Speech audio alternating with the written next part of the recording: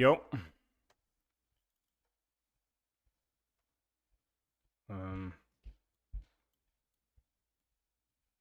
There you go. Ah, frick. No. In chat window, man. Hey, Andrews. Stop. Frick. Like, dude. This one's so stupid. Okay,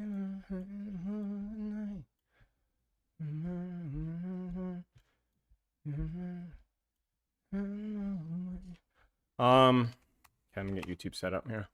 Sorry we're late today. A couple of my sessions ran over and I spent a longer time training today than normal.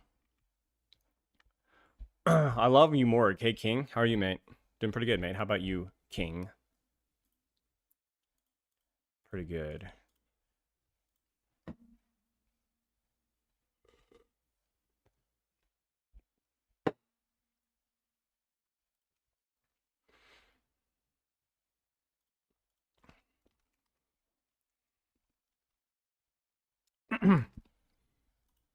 Dude, I'm so freaking stoked. I think we have... I think we have replay codes. I was not expecting us to have replay codes. Or I was. And then I wasn't. And then now I am again. So. That's pretty exciting. Preliminary reviews of the map reworks? No. I'll wait until everybody gets here and I'll give you my 2 cents, by the way. Because I have been approved to give my 2 cents. Not 3 or 4, but 2 cents. Or 6 or 7. Comedy. It's just like a normal thing. Like, it's not, it's more than a few. Basically, 6, 7 is like more than a few. Like, nobody ever says 5 or 6, you know? Or nobody ever says 4 or 5. Like, 4 or 5 has to be so random, you know what I'm saying? Like, nobody freaking says 4 or 5. It's just like that sweet spot, you know? So let me double check to make sure the codes work before I cry. Sup, Lobster? 4 years. You will be pleased to know, Queenie, that next week I'm getting microneedling again on Friday. So Saturday will indeed be Revenge of the Lobster. And I'm planning, so it's going to be a, well, yeah, it should still, yeah, it'll be Revenge of the Lobster. Hello, Abby.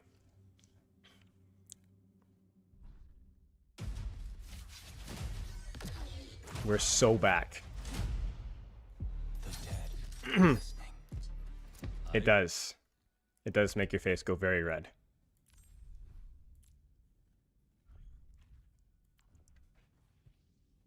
Yeah, so we're so freaking back. Oh no, no, no, no, no, no, no. You can't do this to me. No, wait. Wait. No, wait. No, maybe it's live. Maybe it's live. Oh, I'm on the wrong. Hang on. I was on the wrong thing. Hang on. It's the same punk tank top. I only have like 3 tank tops. I've like 1 or 2 black ones and the pink one, and that's basically it. Same tank top, different day. I have more than that, but it just... What is this thing tweaking out on, man? What the frick? You guys see that? The frick is that? Okay, come on. Yes! Yes! Ready for battle. Dude, we're so freaking back. We are so freaking back. We got it. Oh, sorry, Nodlin. I don't have the audio turned up. Who subbed? Redstorm, thank you for the sub. Did I miss anybody else? Nodlin as well, 4 years. Thank you. Did I miss anybody else? I'm sorry. Yeah, thank you, Onron Feetgoon. I appreciate the kind words. Dude. Yes. Did I miss anything important?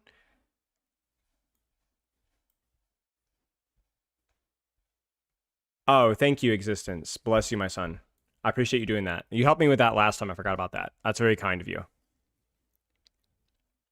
We'll pull that up and keep that in the back pocket. Is there anything? Okay, so honestly, guys, I skipped. I'm not gonna lie with you guys. I skipped the Demon review. Is there anything worth looking at?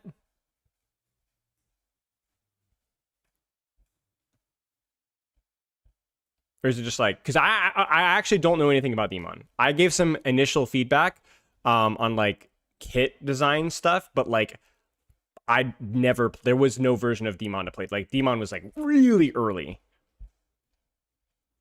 She is a girl. Okay. There's no Demon reveal. Okay. Because I want to look. Like, this isn't like, oh, I can tell you guys all the playtest material. Because I literally don't know anything. I don't know anything about Demon.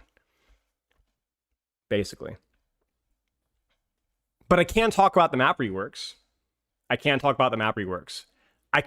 So, basically, I've known about these map reworks. Okay, so you guys want to hear something really funny. I have a funny little anecdote that I can share with you guys now. You guys ready? Buckle up. So, once upon a time, a very bright, happy young man went to the Blizzard campus for a content thing. And he was very handsome and wise. And he went home and he was on his phone on the airplane. And he went to type his name in the YouTube search bar because he was trying to look up a video on Spylo coaching for a note. He looked up Spylo. I forget, it was like a Moira review or something I was trying to look up. So I typed in Spylo and I was going to type in Moira and I saw Spylo Potter ESO. And I'm like, what? Shut the frick up, Jacob. Not everybody knows this. And I was like, Spylo Potter ESO, and I clicked on it. And the video that I had just kind of thrown away on Spylo, etc. at the time, had 95,000 views in one day. All right? Come on, guys. Like, I'll pretend you haven't heard this, okay? And I was like, what the heck? So I was blown away. It was like the most the videos ever popped off for me and something like that. And I was sitting there and it was like, I was like dying because the day the video posted, I'm pretty sure like the day before, like right around there, was when I was shown the Potter ESO rework. I was like, I could not believe the odds. Literally the same, like within a day, I found out that Potter ESO was being freaking reworked. I was like, are you freaking kidding me? So I have seen the rework. I don't know if they've made any tweaks since the rework. It's been a long time. Oh yeah, remind me, PopCorp. Remind me, I'll tell you another story. So it's been a long time. But then PopCorp reached out to me, you guys know PopCorp, the big YouTuber guy, right? Makes a lot of really cool videos. PopCorp reached out to me like a few months ago, after I came back. And he's like, dude, I saw your Power ESO thing popped off. We should do like a Power ESO rework. And I'm just like, yeah, sure. Let's do that thing. Yeah. So we did it. And he was like, yeah, I don't know if I'm gonna have the time to like get this done. I'm like, yeah, I would like to see it out soon. You know, like really hurry that project along there. I don't think it ever happened. I don't even know whatever to happen to it, but it just like never happened. So yeah, Power ESO is getting reworked. I don't remember all of the things, but I'd say like a good 75-80%, if not more, of the pain points that I gripe and complain about are fixed. The one thing that when I did the rework, the only thing that I could complain about was that I still am pretty sure that this, at least when I initially saw it, this flank over here on the right is still a dead end to my knowledge. I think it's more accessible, but it's still a bit of a dead end. I don't know if that's changed or not, but overall it is. I didn't really play test it a lot, but I've seen it pretty thoroughly. It is a lot better. It is a lot better. So keep that in mind. Got overwhelmed with it, but it makes sense. I have not seen the Busan one at all, although I'm glad to see that Busan is getting reworked because it's one of the worst King of the Hill maps, I think. It's, I think, only second to Nepal, in my opinion. So that's awesome. Good stuff. I know they're like thematically like, oh, it's being assaulted or whatever. But whenever that happens, they make the map better, right? They make the map better. The second map rework, the elephant here, is Ike. And I agree with like a lot of the critiques of like the jump pad being kind of like out of place. Like you don't really need the jump pad there. Let me actually pull up a custom game really quick to show you guys. So again, I didn't really do extensive anything with the map reworks. I didn't even play them. I just saw the reworks. But I do want to highlight something. I think they did this is definitely a coach complaint, right? This is not a community complaint, but I do want to highlight this because I saw a lot of people online complaining about it a lot. So I figured it was worth mentioning them. I think they did a pretty bad job of explaining what the map reworks did. It was like, it just wasn't enough. They needed to at least showcase more of what they changed. I agree with the jump pad critiques. I think it looks ugly, and I also don't think it's needed. But there's more that they did on Ike than they didn't show. So a couple of little quick things. Again, I haven't play tested. I don't know how useful it is. This little plank walks around, like allows you to be more impactful here safely, which is like whatever. But the most important thing to note here is that this area of the map is better. It's better. Like they didn't really showcase it. I'm pretty sure there's like a high ground that you can access from here now. Like there's a staircase. I'm 95% certain that there's a staircase that can get you to the bridge now from right side. So they showcase all the meaningless crap, like the little platform thing, which is not that, it's like whatever. And then, I can flank around more easy and coast. Okay, but hello, the most important change, they just skipped. They just skipped it. Like it makes this choke like 50% easier to break. And then the other thing is like they showcased a lot of like, the goofy fun things in here, but I'm like 90% certain there was a lot of work done, as my latency spikes, on like this side of the map too. Like overall, I don't remember all the details, but I can promise you guys that my impression of Ike second was, oh wow, it's so much easier to attack now. And they could have showcased some of the stuff they did in third too. But I want to say that like, I don't think Ike will be like, okay, I don't know. I don't know if Ike is going to be a B tier map or a C tier map or a D tier map, but it's not going to be an F tier map. I can almost guaranteed. Fingers crossed, just the eye check, which I saw very little, so just keep that in mind. But the thing that annoyed me is that like they did themselves really no favors with the trailer for the competitive community anyway, because they didn't showcase the biggest pain points being improved. They just like showcased random crap. So like I was like, come on, man, like you guys did good work, and the map team is getting freaking violated for good work. So, whoa, big thunder. So kind of a bummer. So keep that in mind. Like, I don't know how perfect all the changes were. And again, I do agree with the jump pad changes kind of looked goofy. I'm not going to lie. But they did address like most, or at least attempt to address a lot of issues with Ike. And I thought, and it also, I will say, looking at the map, it looked pretty good. Like visually, like it looked, they kind of, I think they did like a pass over some of the coloring stuff. I'm pretty sure. But it looked saucy. It looked saucy, like it looked classy, you know what I'm saying?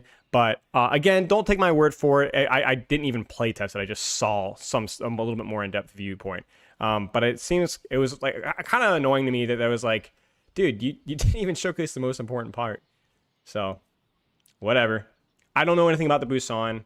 But yeah, long story short, be more optimistic about the Powder ESO and definitely the Ike rework than maybe it was initially shown. But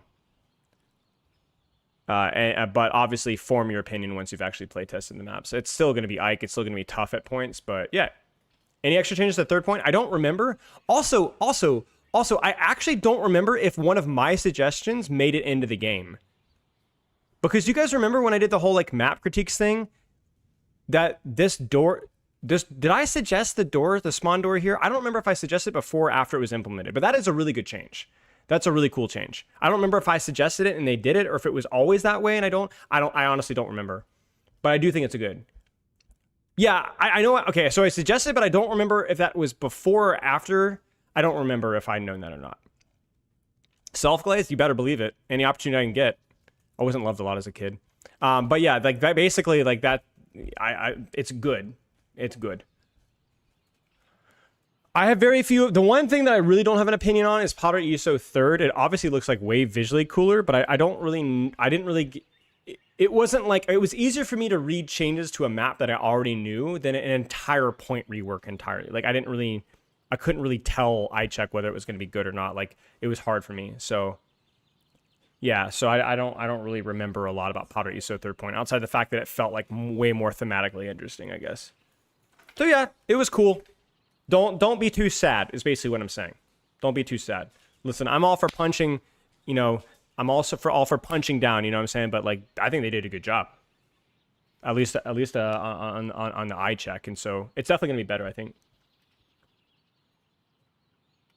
I know. Anyway, that's all. I don't want to go off and on about that, but I do think that was worth highlighting here. When does the update arrive? I have no idea. I have no idea. That might be like the last thing that I know about. Like the last secret sauce. There hasn't been as much. They've been busy. They basically have cranked out content so fast that being in the know even a few months ago means that you don't know anything anymore. So like you're just so I have no idea. So ready for battle. But yeah, I don't want to go down the rework train anymore. We're gonna try to focus on the finals here.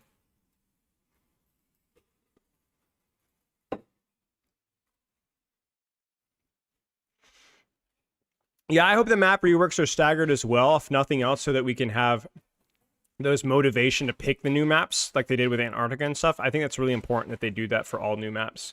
They don't really need it for Ike. People will vote for Ike anyway, but they should do it anyway. So I got these codes. Shout out to Commander X for leaking the codes because the sheet wasn't updated for whatever reason to the final. So it was updated to like the quarterfinals or something stupid. So shout out to Commander X. Thank you, Commander X. Also, shout out to OBS Sojourn, who tried to help me to get in contact with the guy who runs this. Also, shout out to Blizzard for giving me an OPR account like a month ago, even though I'm not technically with it. So they allow me to use it. Obviously, I can't. So that's very generous of Blizzard for giving me the OPR account, and nice of Commander X to help me out with this a lot. So shout out to those guys. Huge help. It's nice to look at replay codes. I've done so many finals reviews with VODs. It sucks. It's really frustrating.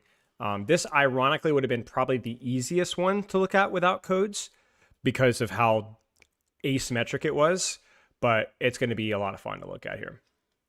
An OPR account is basically where you can go back in previous versions of the game. So like it ignores the patch, basically.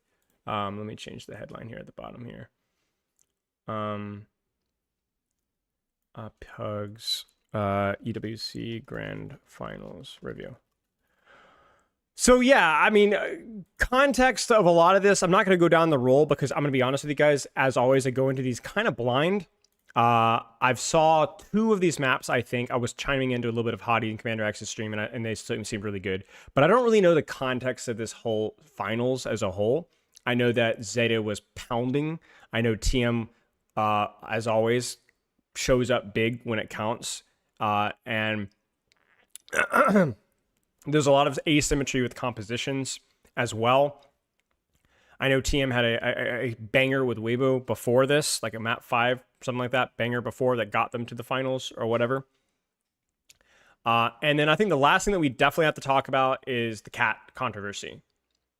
So there was a lot of controversy. I think the coach for T1, Rush, longtime coach in OWL, posted a clip where cat strafing appeared to be broken.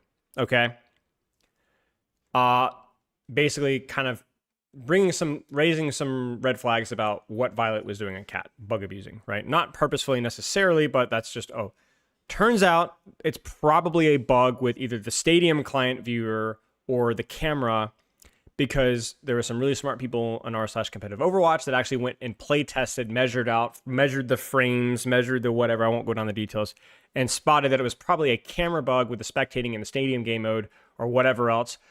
It's still broken movement, but it's no different than it was before live. It's just cat. And so that's sucky, honestly. And to my knowledge, Violet's getting exposed for bug abusing when he wasn't bug abusing.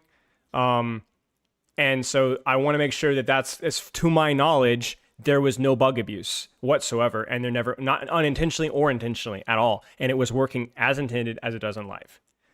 So I want that to be said here because there's nothing that takes the wind out of the sails of a really exciting series like controversy. And I think it's kind of cringe of Rush. I mean, I understand it's frustrating to lose and if you feel like you're being a bug abused, But man, you got to be really careful about that stuff. You got to be really careful about that stuff because, okay, Russia's post an apology, good. Because people are like, the problem is that people, not everybody's going to see the apology. You know what I'm saying? Like everyone, it's not Russia's fault, but not everyone's going to see the apology. So in my little way, I want to bring awareness to the fact that, to my knowledge, it appears that there's just no bug abuse, so that's all. Yeah, so kind of a bummer. Kind of a bummer that we have that, like, that's going to hang over some people. So yeah, it wasn't a problem. Now, the other thing to highlight here is that TM working uphill, punching versus a lot of compositions have just, as always, locked in for the grand finals. Zed is insane. Knife, who I initially met Knife, got to know Knife when playing with Vegas Eternal and being the only Korean player on a horrible team who played pretty well. Guy's been up and coming for a while, had an amazing series, obviously proper Violet shoe. These guys don't even need introductions. Arguably best in slot, certainly top 2 or 3 in their role. Not just right now, but ever. I think there's a good argument that Shu might be the best. Shu and Violet are 2 of the best support players of all time. Certainly in the conversation for top 3 or 4. For me, I'd probably say Shu, Violet, Shorong. Probably my top 3. Those would be my personal top 3 of all time. And they are playing insanely well. Violet's going to slap on Kat. Shu's going to slap on Ana. Bernard, in my opinion, has had many remarkable performances on mediocre teams, going all the way back to 2021 and 2022. I've always been impressed by his Sigma, by his Diva, and also by his Orisa at times, going way back. So this was his first, maybe not his first finals appearance to my knowledge, but spoiler alert here, first finals victory. And so shout out to Bernard, very well earned. I think he's been a phenomenal player for a long time. I think Fielder is definitely in the conversation, but I've never been as big of a fan of Fielder in comparison to Violet and Shu. More of a personal preference, more of a bias on my end. But yeah, he certainly deserves to be in that conversation. Yeah, this is it. Wait, how do you already know who won? I watched the last map. Or 2. Yeah, but I have not seen this one. And yeah, that's all there really is to it. It's basically, can Zeta find a way to beat the sim comp? Like, you basically know Diva Sim is some variation of speed, basically at all times. You basically know at all times, and you have to kind of figure out what kind of composition are you playing. Right now, meta-wise, I don't really know what the meta is. We've seen a lot of Malgo, we've seen a lot of Ram. There's been a little bit of a return to form in terms of brawl tanks, but I don't think that those heroes are near as dominant as they have been in years past, where it's been basically ran OTPs, Malgo OTPs. They're good, but they're not oppressively good. There's more like you can make Diva work. You can make other tanks work depending on the situation. Meta is pretty flexible right now. We've talked about balance recently. Like, balance is okay right now. Obviously, pro players will still find a way to abuse any sort of push-pull, speed, mobility, whatever else. There's going to be a heavy bias towards that, and that's all there is to it. Okay. Last thing we'll talk about bans. And to my knowledge, I think Zeta map and ban pick starts with Zeta. Zeta bans in this situation after here, thanks to Existence for pulling this up. Zeta bans Lucio, which makes sense. These guys really, really enjoy playing Lucio compositions, a lot of rotational stuff. Funny Aster is an insane Lucio. And anything that involves rotating, controlling the map through both speed boost and teleport, that's basically what Trusted Minds does. That's how they control the angles, they control the map through teleports and speed boost, which allows them to flood angles very quickly, and then kind of mid-fight, take a rotation, take an angle with quartz on hit scan, okay? TM bans Tracer, which I think is more of a map ban. I don't think Tracer is super, super strong in the meta right now. She's decent, she's good, but it's definitely, I think, a pretty solid ban, not only considering it's proper on Tracer, but Busan, specifically on Sanctuary, but also on Downtown and to a lesser extent Mecha Base. Tracer is a good hero for proper to play in these situations. It's just a wide open map, so you want to deny proper one of his comfort picks, and I think both of the bans for both teams make sense here. That's all really there is to it. In terms of compositional stuff, there's really not a whole lot to explain here with the exception of the Emre. Basically, the concept here is that the Cat Ana is the backbone of this composition. And what Ana does is Ana is a long sightline pressure anchor angle that is enabled by the Cat. Because without Cat, Ana gets teleported on and run down. But With Cat, you have your own mini teleport to rotate your angles around to prevent Ana from being a point of vulnerability. And then if we've seen Speed Ring, if we've seen Teleporter, then you're in a situation to where you can actually leave your Ana and Cat can go play tank mode. Spoiler alert, I think Violet deserved player of the game. I just think he deserved an MVP. I think that even fights where he was feeding his brains out, he created more space than even like a Tracer would, or a Reaper, or he created so much distraction. He was either keeping Shu alive, rotating him around, or hard angling, hard inting, forcing resources and dying, and enabling his teammates to get pressure. He's basically tanking the entire series. Now, the challenge here is it's not easy to know when Shu is under threat and you can and when you need to kind of teleport him around, or when you need to be flanking and angling as the Cat. That's the hardest part of Cat. Cat's pretty good at doing both because she's so quick. She can quickly teleport and teleport. Notice I'm saying teleport here. We're just going to say teleport. Okay, you guys know what I mean. Pick up the Ana, move the Ana. It's basically it's kind of two of the similar playstyles here of repositioning and repositioning, you know? But doing that versus the flank maxing, DPS maxing mindset here. The theory of the other details, we'll quickly go through this. We're going to see some Xian, we're going to see some Tracer. That's the flanker, the skirmish DPS, the flex DPS, if you want to call it. The more short to medium range, taking deeper angles, taking deeper flanks, disrupting the rotations, harassing from the side, deeper flanks. Xian is not Tracer level at doing that, but she's pretty good up close. She's got a lot of mobility. She's got decent sustain. She's like a budget Tracer in many ways. Totally fine. The other aspect of it is the gun guy, the poke character. Emre here, Sojourn in other situations. We'll talk about why Emre in a moment.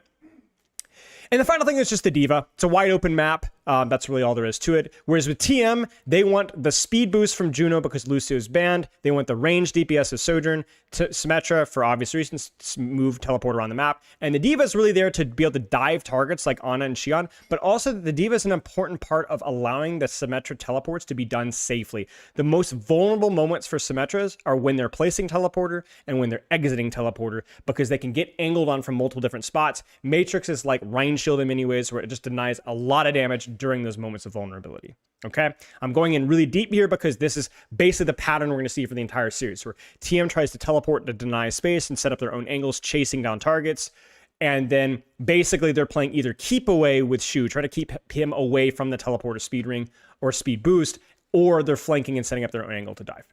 Now, the reason why we see Emre here, because I was asked this yesterday, actually. There's two reasons why. Emre has a very good matchup versus Cat. So if there's any of a threat of a Cat matchup, then you're going to play Cat here. Now, there's no Cat here, obviously. But the other thing about Emre is that generally on maps where there's very, very, very, very, very long sight lines and you don't need to slide around or move around a lot, this is probably the most open point of any Koth, then Emre can provide a little bit more consistent range pressure. In this particular series, you're not going to see as much Emre because there's just not really any threat of being Cat being played. But one of the questions I got is like, why is there so much Emre? It's the Cat matchup. It's the open sight line. That's probably why you want to run Emre. Now here, I just think it's the long sightlines. I just think it's the long sightlines in the matchup. I don't think there's any other reason why. Maybe if they were running Lucio, maybe they'd be on Sojourn because they'd be too scared of the push-pull. Juno is just a lot less scary in that regard. Why Soldier just never picked? I'm not going to go down the details. Basically, TLDR Soldier bad in pro play. That's all. Just we can't answer every single question. That's a great question, but it would take too long to answer. But the defensibility of Emre is not quite as good as Sojourn in terms of slide versus the sustain, but it's good enough to compete. Okay. Yeah, he can also burst the TP with nades. Exactly. Yeah, exactly. So okay, let's take a look here.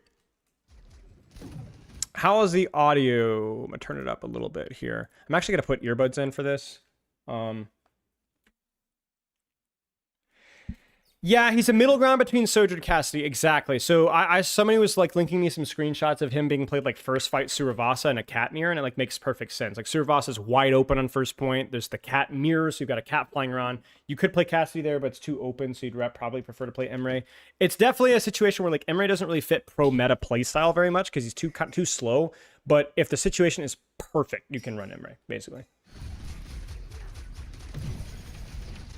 Okay. Praying my internet doesn't explode here. I might need to pause a second here.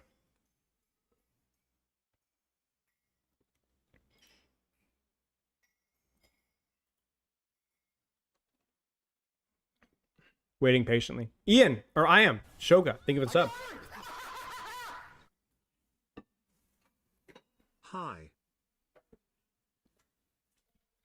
Okay, we are good. Wish me luck, y'all. You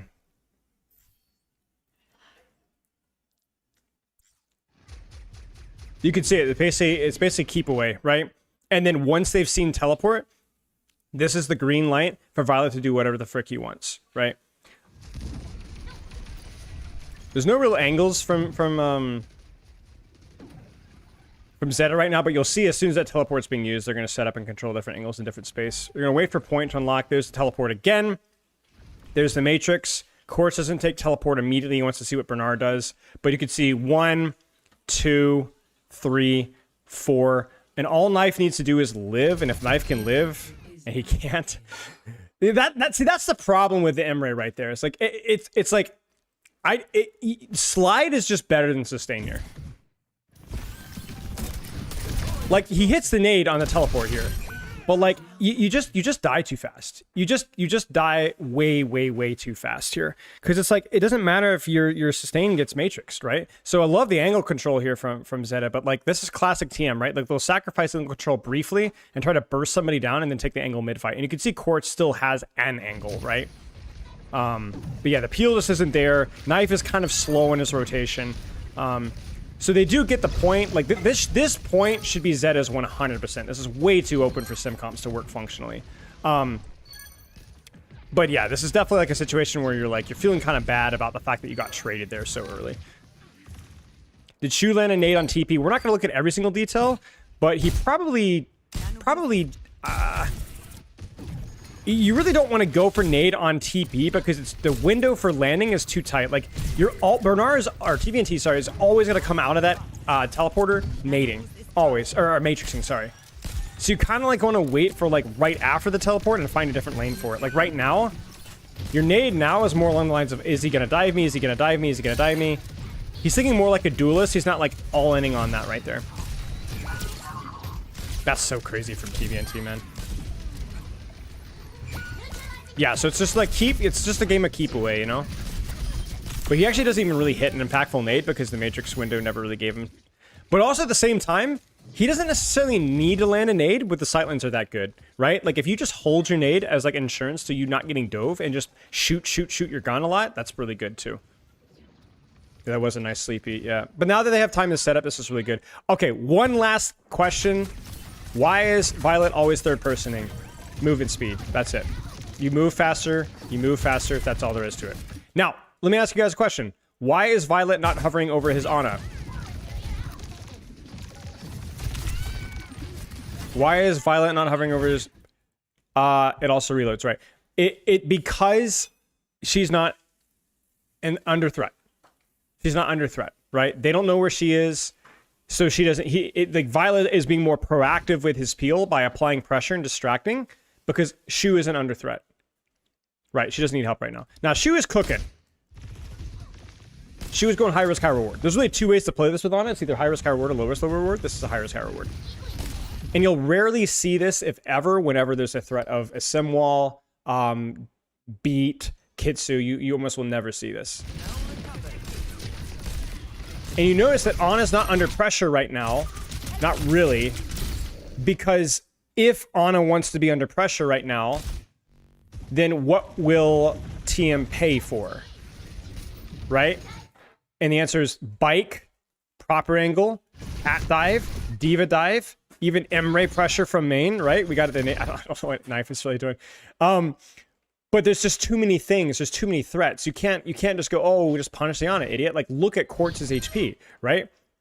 Look at the cat angle. Look at Bernard. So TVNT goes after Shu, which I think is fine here, but there's opportunity costs, right? Because the timing is too good. The timing is too good, right? So it's like, the problem is Shu is vulnerable if his team isn't set up. But yeah, he's just going to sleep and walk away and then hide. But yeah, he doesn't get away with it. I think this is really where, like, my criticism here has to be on the DPS, I think. This is where you're really happy about the... I mean, that's an insane rail from Quartz because Proper now can't do anything. Knife really needs to change what he's doing here. I don't mind this angle from Knife. This is a really good angle. I don't love the grenade. But now that he's seen the teleport, he really should be moving forward right now. There's just a lot. There's just not enough punish here at all. Like, there's just no punish whatsoever, right? So, like, we're gonna get the trade, but like both Proper and Knife just honestly don't really do enough here, right? Like, Shu's under so much pressure, Violet's under so much pressure, Bernard is getting smoked, and both DPS are just kind of like existing. And this is why that Tracer ban hurts really bad, right? It's why it really hurts really bad. And this is why it's really important to not fumble your nades, you know, and not fumble your shots. Because right now, both DPS have been almost completely ornamental this fight. I really don't think the criticism lies there on either Violet, Shu, or Bernard. And this is why it's so important that why we have replay codes. Because you look at that and you're like, oh man, freaking Bernard exploded. Why is he feeding, right? Like, what was Shu doing on that flank there? Like, are they trolling, you know? It was good. The DPS just did nothing. Like, the DPS just did almost literally nothing right there. The nades weren't there. The punishment. I don't necessarily blame Proper. Proper hit the bike that forced the Suzu with the nade combo. It was cool, but like Knife just did air there. Like, absolutely air. And honestly, crazy stuff from TM there to like not only survive that pressure, but to hit the Suzu on the bike and the nade to allow Quartz to live just long enough to hit the rail on Proper, which then meant Proper couldn't do anything. And then the wherewithal of TVNT to go find Shu afterwards and finish him off. It's a good play there. It was honestly pretty well done. This is, again, not a point that you'd expect TM to compete on. And again, I don't know the result of this map. Okay, so let me explain to you what cues this. Thank you for the sub, Bomb.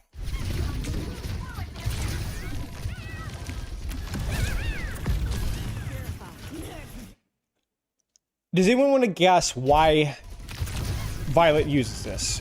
First off, I would be surprised if he expects... Well, he might expect Bomb here, but like, let's just say he doesn't. Does anyone want to guess? Yep, partly speed ring. There's been some CDs used for sure, absolutely. Suzu's late again. By the way, that's gonna be a point of focus here. Simple did not have the experience playing versus Cat. He did not have the experience. One of maybe the biggest storyline of this entire series, if you want a storyline, is Simple Suzu. Simple Suzu. And not hitting the Cat ults. But yeah, the big thing here, I want you to look at from Team Blue's composition. Even just from a ranked environment, right? Ana, double hit scan. Kind of double hit scan, okay? Double poke, okay? Do you think... how on earth is Zeta going to retake this space? How are they going to get out of this choke? Versus a composition like this. You see what I'm saying? Like, it's just impossible, right? Like, it's going to be so incredibly hard. I'm not literally impossible, but very, very incredibly hard. So this is what's happening here. Violet knows that it's like, okay, we're down one here, but we kind of need something to just like open this up. And so we just need to do something. He has an active purr, first off. That's very important for this to work. So he's an active HOT. And it's like, well, maybe I can get the DMAC, or maybe we can get the force a cooldown, or force him to overextend. He's just playing for RNG. He's just playing for RNG. And yeah, exactly. Like, he's probably aiming for something other than the Diva, but it doesn't matter. Like, he's just trying to pull chaos into it. It's a good ult, and it's a really good response from TVNT as well. Because it's a good try, but nothing happens. Angle maxing. It is a little scary, because in theory, they could teleport here. And Shu is not in a great angle here. But this is a good Kitsune rush. Okay, so there's the Cat ult. Here's the Kitsu. Let's see what happens. I'm going to slow it down a little bit here. There. Oh, jeez, man. Just like, I'm telling you, man. Emre is a liability here. I understand why it's being run, but no shift. And even if he had shift now, he might still be dead. I mean, that's just ridiculous. This guy is insane. Is TVNT the best Steve in the world? Or am I crazy? He might. He has to be in that conversation, right? Like, has to be. Like, has to be. Just insane. Like, just insane. Bad hero, bad situation. Not enough angles set up from besides Violet and Bernard to a lesser extent. And I like the response from Proper. This nano ult is really good. This could be what they need. But if the Suzu's there and it looks like it is...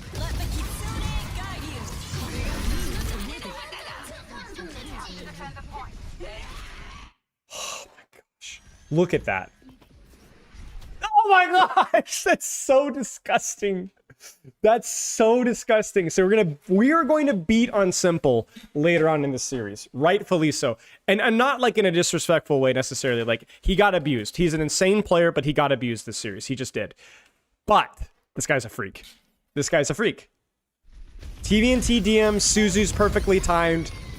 Hitsu is also really well done. I like Astro layering the ultimate on top of it as well, because they've matched their layers and gone +1. So let's just freaking win this fight, and they do. So TVNT DM, Suzu, teleport there from Yubi to disengage, and all of that being used, and we've made 0 progress. Well done. Yeah, we're going to miss a lot of details, guys, just a heads up, so I apologize if I miss anything really important that you'd like me to look at. We're looking more at macro and occasionally micro. I want to focus a little bit more on the Violet micro, if anything. They're going to back off here. I really don't understand why they backed off here.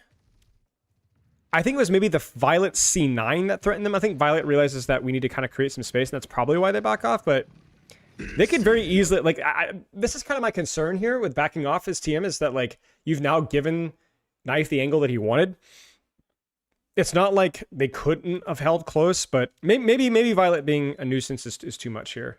But yeah, Violet goes in for the kill, gets out, third person peeks. There's the ult from Knife, hammering afterwards. Sim wall's used, Knife explodes again.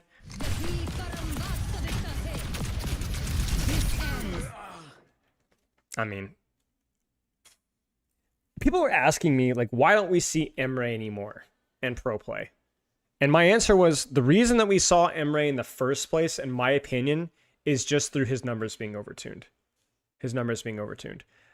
Emre's shift is strong. Emre's nades are strong. Emre's ult is quite strong. But in terms of, like, the push-pull and the consistency of the burst, Emre just doesn't make sense as a pro meta Overwatch hero.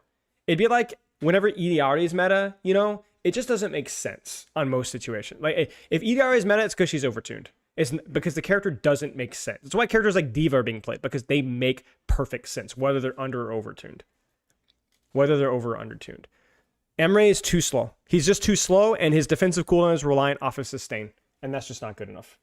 The burst isn't there. But yeah, you have more reliable damage, but rail. So even on a map like this, where it feels great, we'll look at Quartz here in a second, because of how open the sightline is. I mean, you just can't compete with that, you know?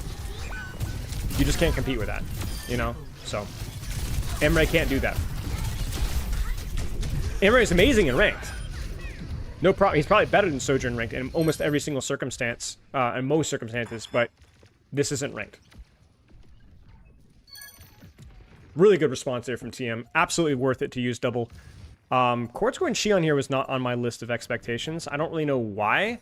I know he gets back a bit faster. That has to be the reason why. But I don't think the Soj is bad here with how much space that you have. I do like how TM is kind of controlling space here. Xion controlling the right angle, with Funny Aster controlling the main angle with the anchor on point. Quartz gets cleared by Proper, which is a bit of a bummer. They need to kind of rotate to the left side now. They can't give up the map entirely. And they don't. Yubi's charged up. TVNT is just disgusting. Watch this TP. You see that? So there's the TP. And then...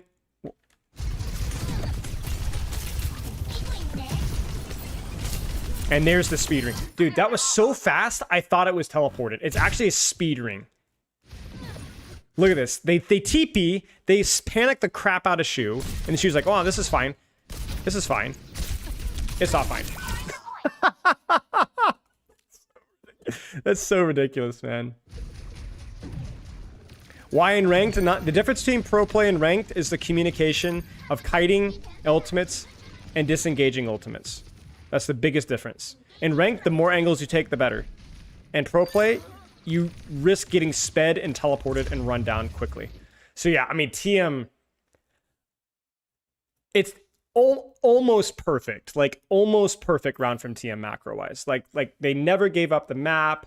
They were so good with their ultimate layering. I don't really think Zeta played it that badly. Like, it was just all like, it just was insanely good. It just was insanely good. Insanely good play from TM here, like in terms of their push and their pull and their ults and their layering and the angling, the whole 9 yards. Really, really well done. And that's such a sweaty one too, because that's really where you're really scared about the Ana cat. You're really scared. So, okay, we'll keep going here.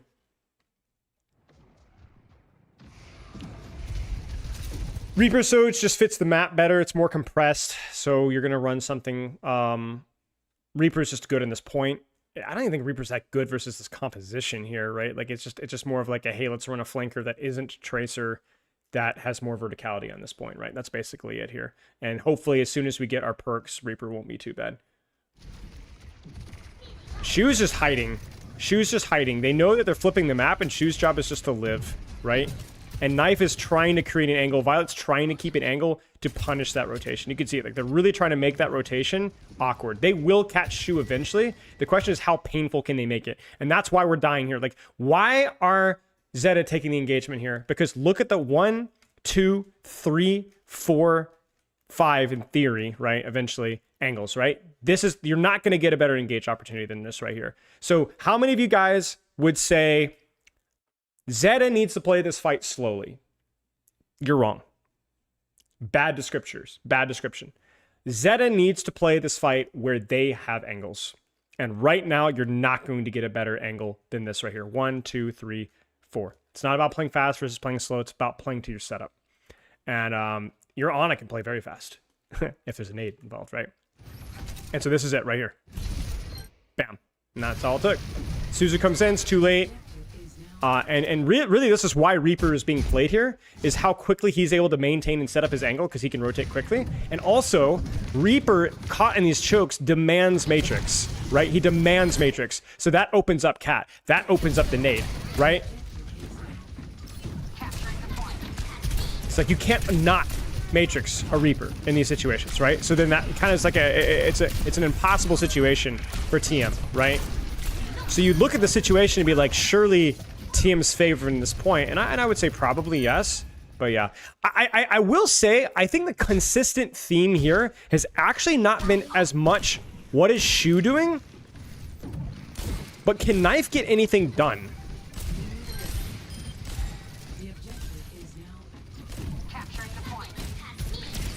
Like, that's an unfortunate boop there, and yeah, he has to drop. So maybe it's a bit of a misplay from Shu, but it really feels like the difficulty here, I don't really like Knife dropping, guys. Like, I'm not...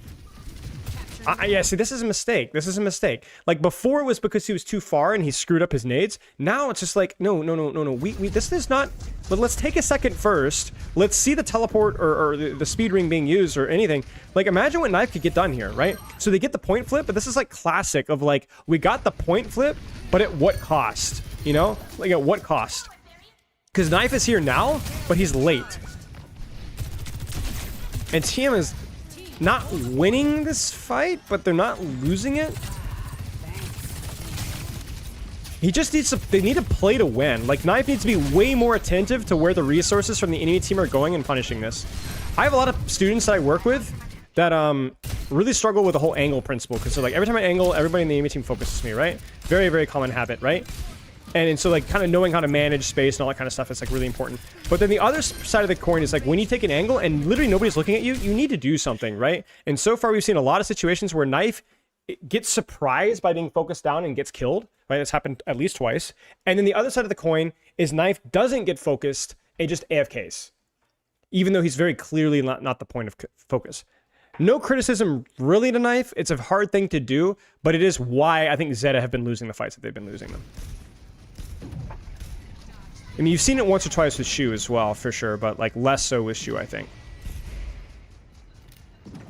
Mat flip. They're just basically regrouping here and probably playing for Kitsu, and then teleport Kitsu, and then try to use that teleport Kitsu as a way to set up either A, TVNT dive, or B, a quartz angle. Shu's just playing hide and seek, man. Like, look at how far away this is. Thank you very much. You need a speed boost teleporter to get to him at all times. And again, look at how aggressive we're seeing pressure from Knife here and for Bernard and Violet. This is well done. Proper's kind of lurking here because he knows if he were to angle here, it would be pointless because they're going to teleport past him. As soon as they use teleport, though, we should see Proper move forward and try to stuff this choke. Let's see what he does. Let's see what Proper does. Yeah, you see, immediately. He sees teleport. That means now I can angle here. Bam. Right? Perfect. 1, 2, 3. This time Knife actually has a great sightline. 4. I mean, this is like textbook staging right here. Textbook staging. So unfortunately, Yubi's teleport is to flip the map, but they don't really get much space out of this. So unless somebody from Zeta like screws up badly, you're fricked. You're fricked. Like you're kind of fricked because you don't have like any spacing right now. Like they're kind of stuck. You notice this? Which means like there's no angle from Quartz. There's no opportunity for TVNT to set up a dive. Violet's just going to respond with his catnap. He needs to be careful. Does he have an active purr? He does. Okay, so he's okay, but he still needs to be careful. Am I absurd? Is this guy BSing in communication to this review? Yes, for sure. Absolutely. And also power spike on Scratch. But yeah, you can see it from TVNT. Like, right, TVNT is thinking about it, right? Like, look at him. He's like, oh, let's go, let's go. It's just too far now. This is too far. Good response. And in the chaos, Proper, everybody else cleans it up.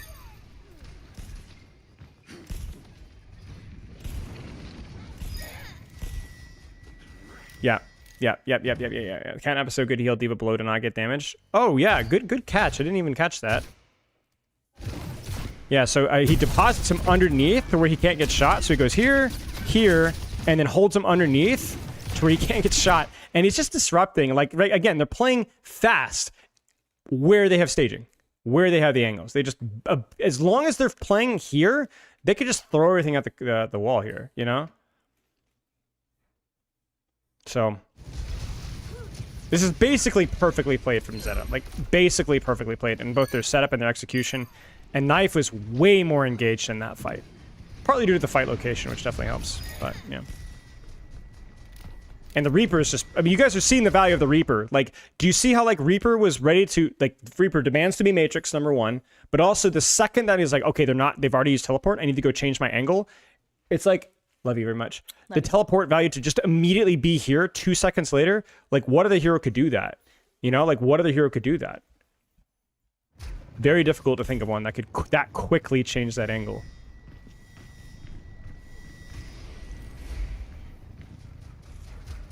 Vendetta? Yeah, true. Yeah, Vendetta could do that, or Tracer to a lesser extent. But Tracer demands having blinks once she's here. Like, Tracer needs the blinks to fight. So you don't really want to use your blinks to rotate. I mean, you'd have to, but yeah. Yeah, there's not many heroes that could do it. How do you play versus that many angles when you're attacking there? Well, that was my problem, right? The way that you play versus that many angles is that TM really needed to wait until they had teleport again and then teleport and go for the Kitsu, where they can screw up the setup, right? The problem was that once they teleported and committed the Kitsu, they didn't really change their angle that much. So it made it, that's why Proper, Knife, Shu, Violet, they all knew the Symmetra teleport makes it very difficult to know where to set up your angles because you don't know where the fight location is going. The Kitsu was just running it down, right? They needed to probably teleport if they're going to flip the map, or maybe not even teleport. Just go behind here and they do a little bit fake dodge, teleport across and come this way. Or do the exact same thing but across high ground. Or do it something like going from here and then assaulting this way, you know? Exactly, like Kitsu just didn't give them any space. Do they have the setup here? I don't think Proper's set up. Proper needs to hurry. Proper needs to get his butt in gear. He needs to go. Go. Oh, he's so late. It may not matter. Yeah, TM just doesn't have anything. And honestly, Proper's late, but everybody else is here. Violet's here. Knife is here. Bernard is here. They've got the setup again. And once again, they like the difference between sustain here and the burst, like, just slides away. And TM doesn't have anything, man. They didn't build Ray. They didn't build Wall. They didn't build Sojul. This is just King of the Hill moment. The fights were too slow. How would you compare Sim now back to when London were playing it? I don't really know. I don't think it changes that much. Maybe more perk-wise, like with solo Sim flanks being better, because because of the major perk, but I don't really know. Yeah, I mean, that was like, we talked about like TM putting on a masterclass. Dude, freaking Zeta. Wow, that was insane. That was insane. So, okay. Any questions so far? So far, pretty straightforward. Really great play from both teams. This is a nice review so far. I've not been like, normally I look at these and I'm like, I'm expecting to be kind of disappointed occasionally, but this has been like really good play from both teams. Very reasonable decisions. Cat Bastion here makes sense because of the verticality cover. Like this is why right here, why we play Cat Bastion is like this right here, by the way. This is why we play Cat Bastion. I don't think Cat Bastion is even not necessarily good in the matchup. I think like you have Sojourn, Suzu, Diva, like that's pretty good versus Cat Bastion in a lot of situations. But the reality is that like if the point, at this point in time, like they put so much time on Cat Bastion that it's like when you one trick a comp for a long time, you don't just understand like how to play the comp, but you understand when and where the comp is just good. Like not even meta, just good. Just good, you know? I think how they play after the TP has changed a lot now that the Kiri is being played to Sim now more than BAP. I say they push the comp a lot. Oh, true. Yeah. I didn't even think about BAP in the comp. Yeah, because you're right. They did. There was a lot more like static rotations. With Kiri, it's played a lot like more like they TP rotate and then they spread. They TP rotate and then they spread, you know? That's true. That's true. But it's been a long time since the 2022 London days. I feel like London played more for the objective and more for like turtling. That's just so classic, Christopher. Whereas with TM, it feels like they cheat the macros sometimes, but I never like look at TM and be like, oh yeah, they're giving up all the angles. Like that almost never do I feel like the case. I feel like TM plays a more traditional map control based Overwatch just with the teleport, you know? But yeah, Cat Bastion, probably see probably Xi'an here. I actually don't really know. Something that's more self-sufficient on the angle, because a lot of resources are going to go into on a Cat Bastion, so you want something that doesn't demand a lot of resources.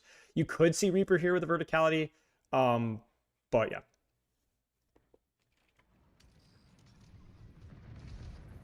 Yeah, okay, so Reaper.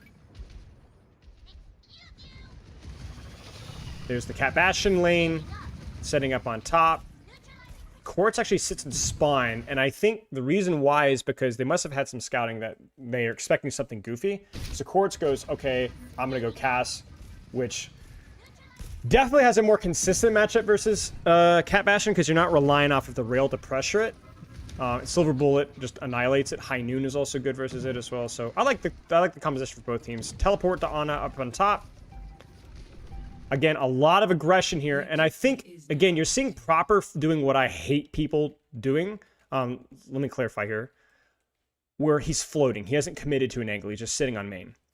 The reason why is because Reaper is going to do what we talked about earlier, where he's going to wait till he sees teleport and choose his angle the second he sees teleport. So he's sitting, he's waiting, he's waiting, he's waiting. I'm actually curious if he chooses... Yeah, I was going to say, if he chooses the Dire Trigger perk, because I don't think you want the shorter teleport here. Even though it's a really good perk, usually in pro play, I don't think you want to reduce the range in your teleport, because the longer your teleporter is, the more flexible you are with where you're going. In addition, Dire Trigger is just really useful at range when you don't know where you're going. So I think these perks make a lot of sense from Proper. Yeah, cool. That's a cool little detail there. So he's waiting to see, right? And so okay, there he goes. So then now, I was gonna say, now we're gonna teleport here. We're gonna see Cat Bastion here. Bernard's probably just gonna fly an all in, and we might even see Shu drop. What's Shu's sightlines looking like? No, Shu's sightlines are perfect. Shu won't drop. But yeah, this looks really good. What is Tim gonna do here? Like, because their map control is terrible. Like, they're forcing point, but Quartz, I'm curious to see what they do. They've got to spread out some way. So yeah, Quartz backs up, which is good. Aster backs up, which is good. TVNT denies the Cat Bastion. Proper doesn't actually teleport. He thinks about it, but he chooses not to. Yeah, he thinks about it. Instead, he rotates over top, which I like as well. Still close. Again, this setup looks really nice. This setup looks really nice. And I don't know, man. This looks bad for TM. This looks really bad. Yeah, I don't really know. Violet catch. Oh man, Quartz is a freak, man. What happens here? So he just drops the Bastion and decides to solo angle, but he doesn't have Per. So it's kind of a misplay from Violet there. Like, that was unnecessary risk there without really much of a reward. Which, I'm going to be critical of any risks that don't really pay off rewards. But yeah, I was like... I don't know. Like, TM... I don't know what the plan was there. I don't know what the plan was there. Like, that was just, I feel like, a misread of Zeta's setup. I think they needed to do something different. Maybe you TP to height... and then drop your, you know, your I don't know, your sim or something. I have no idea. Like, you can't throw yourself here where Cat, literally Bastion, Reaper, literally everything has an angle on you. You have to try to assault one of the angles with Teleporter.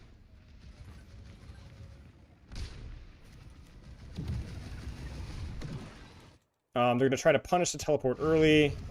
They don't really have a very good setup for it. It's kind of late, so Simple should be able to get out here. But once again, we have, like, Reaper, Ana. Why is Shu 1 HP? Oh my gosh. Those Sim Orbs? That's really bad. Yeah, those are Sim Orbs. That's actually insane. That's so valuable. That's really important. So the nade's there. Reaper's there. And again, it just feels like we're just kind of teleporting to point. And, like, Violet's gonna die, but... I guess it's enough. Like, I guess it's enough, guys. Like, I don't really know. I guess the main thing to highlight here is that, you know, Violet goes all the way in. Why does Proper not have Wraith? He floats. I really don't like the drop. This just, okay, like, I'm looking at this, and more so than the previous 2 rounds, I'm just seeing mechanical errors from Zeta, but Team is not really earning this one like they have with the other ones. So just teleporting to point. Violet goes in and feeds without Purr, which is dumb. You just need to play this one patiently. Bernard will stall point for 6 years. Proper, for some reason, drops here when he has dire triggers. He just needs to wait and then go in later, which causes his Wraith to be forced. Shu loses so much HP, which means he's not able to aggro his angle as well as he should. And he doesn't hit the sleep. So I'm looking at this, I'm also curious, like, what did Knife do with his stuff here? Because, like, something stinks. This shouldn't work, is kind of my point. I mean, that sucks too, right? So it's like, I don't feel like Team has earned this. I feel like Zeta has kind of thrown this away with individual ints. I don't feel like, and this is really bad too, because TM didn't earn this fight. But the problem now is that with Kitsu, with Simwall, with even something like Juno, they are going to be able to just earn rotating the point whenever they want to. Because you can do this when you have Simwall. You can do this more when you have Kitsu. You know what I'm saying? So it's a question of, like, mechanics and timing there from Zeta that just felt really poorly done. And their ults are so much more consistent, right? Like, Cat ults, like, whatever, Bastion, Death Blossom, Diva Bomb, I mean, these are not great ultimates. And TM will not only set up and have the map, yes, but also if any fight does break out on a point, you have like 3 support ults, right? This is for if Quartz gets pressured, Quartz teleports outs and angles, right? There's the Cat Bastion staging. It's good staging. TVNT is matrixing his backline. Why? What does he see? Is it the Cat Bastion? What does he see? Is it the nade? You see, he's matrixing nade. I don't think he's just. I don't actually think this is a matrix onto Bastion. I'm curious if TVNT were here, what he would say. I'm pretty sure this is a matrix on nade, because he realized his backline's kind of in the open there, and anti-nade is really, really bad there. It's not. I don't think this is just Cat Bastion. It might be just Cat Bastion, but I wonder if that's nade as well, because the angle's there. There's the nano. There's a nade. The Simwall's potentially perfect. It is. Wow, incredible. And this is where, like, if you are Zeta right now, you're like, dude, if something doesn't die in like the next 2 seconds, we've lost this fight. Perfect sim wall there from TM. Well done by UB. Teleports there. There's the Bastion ult, the Kitsu layer on top. And that's going to be, if Simple can get his Suzu back, I think we win this. Oh no, 1 second. That's insane. So they lose a little bit of space there. Zeta just throws everything at it. They throw nano, they throw Bastion ult, they throw everything. TVNT is getting a little overwhelmed here. The staging, again, from Zeta is pretty darn good. And then right there, proper, man. Oh my gosh, look at that stun. Honestly, I'm trying to look here. Is there any major critiques I have here on TM?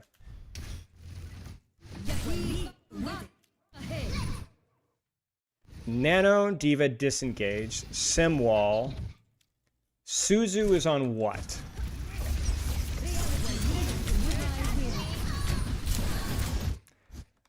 Why does he not have his teleport?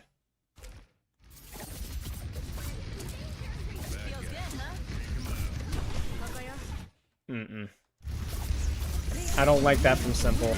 Because we're in a situation now where we should be able to easily teleport out from our angle being pressured and then just go Suzu this. And if we Suzu this, then I think we're in a situation where Yubi can kind of handle it, right?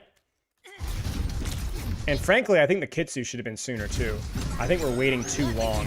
Like, we shouldn't be waiting for the Bastional. You've won for one, but you've lost space. So the Kitsu from Simple, I think, is late. And the Suzu is also, like, this is a situation where it's like, we just needed to win the fight. Yeah, not great from Simple. Not a good fight from Simple. Because other than that, I like, maybe we're, if I look at Quartz's POV here, like,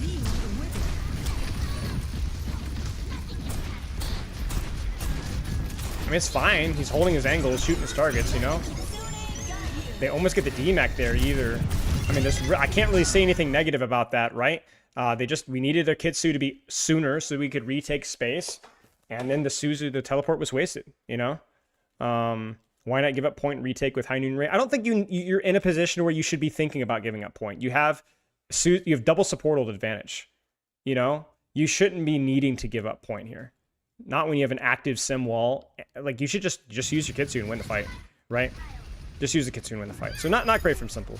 And honestly, really well done from Zeta, all things considered there. Like, that should not have been. So we've now had kind of back-to-back fights where, like, Zeta should not have lost the previous one, and Zeta should not have won that one. So it's like poor execution from TM, or from Zeta the first fight, and then poor execution from TM that last fight. But to give credit to the other, it was punishable because they played it really well. Again, the staging is really good here. We got early pressure. Like, again, the setup is just perfect here. I really do think for Zeta, they cannot let them teleport the point. I think at this point in time, like, once they have ults, it's like your ults are so bad, you kind of have to gamble. So let's see here. To Shu, he gets it. He gets it. He gets it. That's huge. Insane. You can't matrix everything, man. You just can't matrix everything. So what is Shu? What is TV and Team? Oh, man. Okay. I know I've been glazing TVNT here, and I cannot understate how good this guy is. But I can't help but feel that nade is the most important thing you can matrix right now. I can't help but feel that nade is the most important thing you need to be matrixing. More important than Reaper right now. And I think that's demonstrated by how badly this hurts. Like, this right here, forcing Suzu that quickly kind of sucks. Kind of sucks. Yeah, every single mistake. There's just too many angles. There's too many angles. What's the strategy here? Is it a delayed teleport? No, I don't think Proper kills everyone. They're definitely tracking Death Blossom here, but no, Proper can't just go in and shoot everybody, right? But I don't know.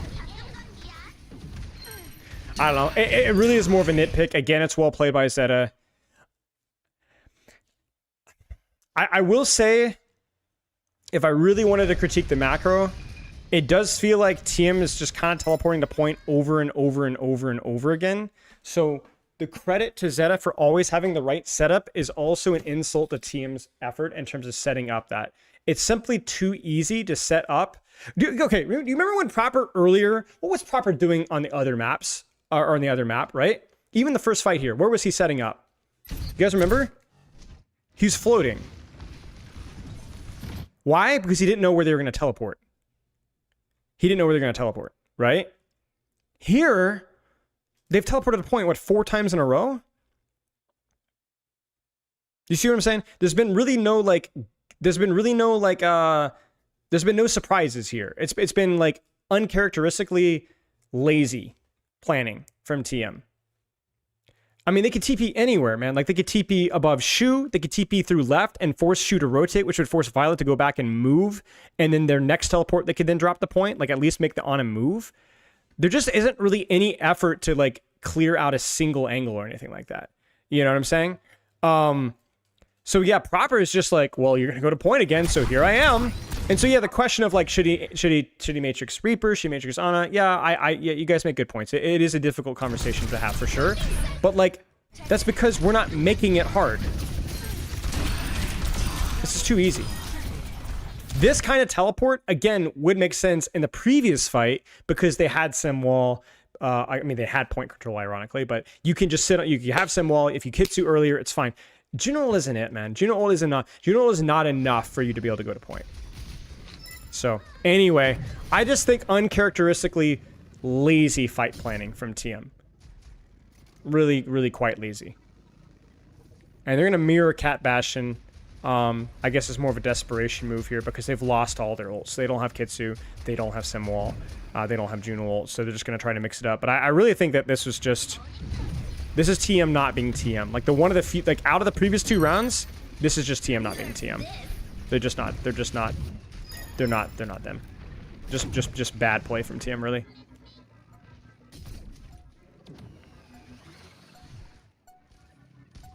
Yeah. It's just too late. Violet just gets murked. Does it matter? Kind of matters. What happens to Violet here? What is Violet doing? That's just mechanics. He just kind of feeds and TVNT murks him. Well played by TVNT.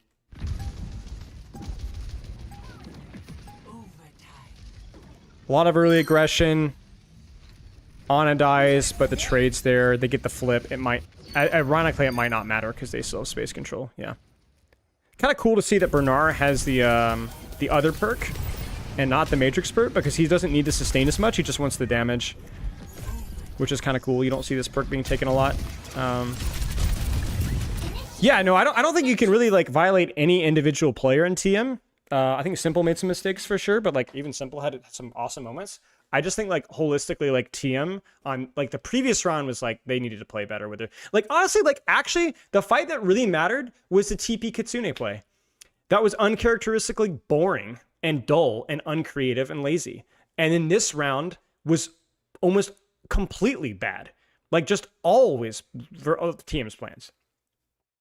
I really credit their first point. Their first round, like they had no business winning that first round. They played exceptionally well. And I think Zeta, to Zeta's credit, played so well on second point that they really only had one chance, TM did, to win that, and they flubbed it, right?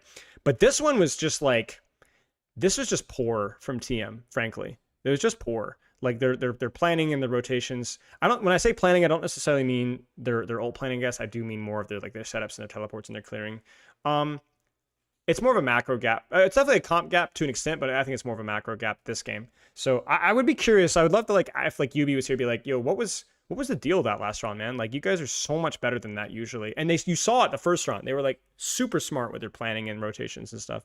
So I don't know if they just have like less experience with the matchup, or maybe they misread the situation, or they I don't know. There could be like a lot of reasons. It's not like laziness, obviously. Like that's just so ironically a lazy way of me describing it. But it definitely like, for our expectations of what TM can do with their rotations and teleports, this was like by far their worst showing. But yeah, that's a big one for Zeta, because that very easily could have gone poorly. Like they are, I'm sure, very unhappy with how that first round went, and TM was probably thrilled. And so the fact that like TM Zeta squeezes that one out after that not horrendous showing, but exceptional performance from TM on the first round, like Sanctuary, like you normally don't get away with that, man. Like you do not get away, like you don't give away with giving away that one. So ready for battle. But yeah, credit goes to Zeta there for clutching that one out. Good series so far. First 2 rounds I think were really pretty well played from both teams. Third round was a little sloppy from both of them, to be honest.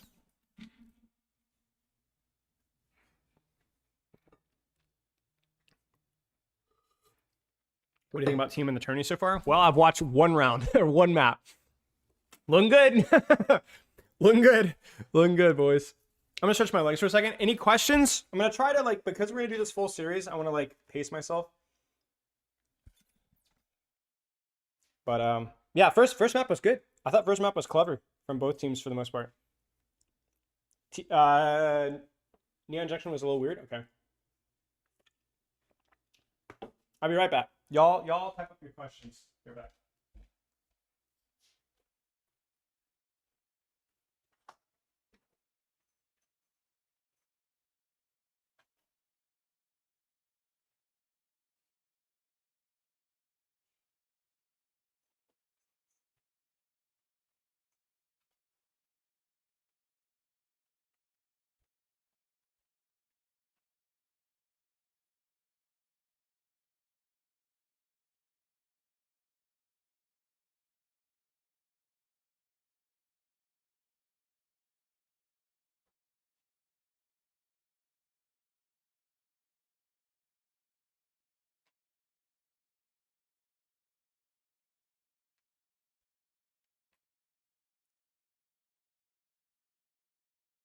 You think Shu's position on high to open up the cache in the last one? I mean, yeah. I mean, everything is calculated here, clearly. Like, they're always making it a question of, like, who do you matrix? What angle do you clear?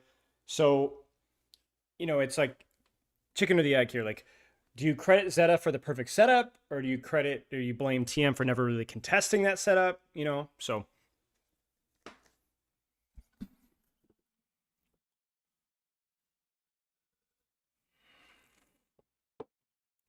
Do you work with any players who struggle with match nerves? Yeah, many. That's very, very common. I've worked with a lot of sports psychologists. We work on one of the things that we did, really fun little exercise we did back with London back in the day, is we did workout scrims where before every single map, we put a lot of physical pressure on the players, like literally had them doing push-ups and jumping jacks and whatever else, and then having to play the map a little heart rate kind of elevated, and then they had to like kind of like calm themselves down. Fun exercise, actually. I do think it helped. But yeah, it's a conversation we'd have to have. Like it's a long conversation, basically. So.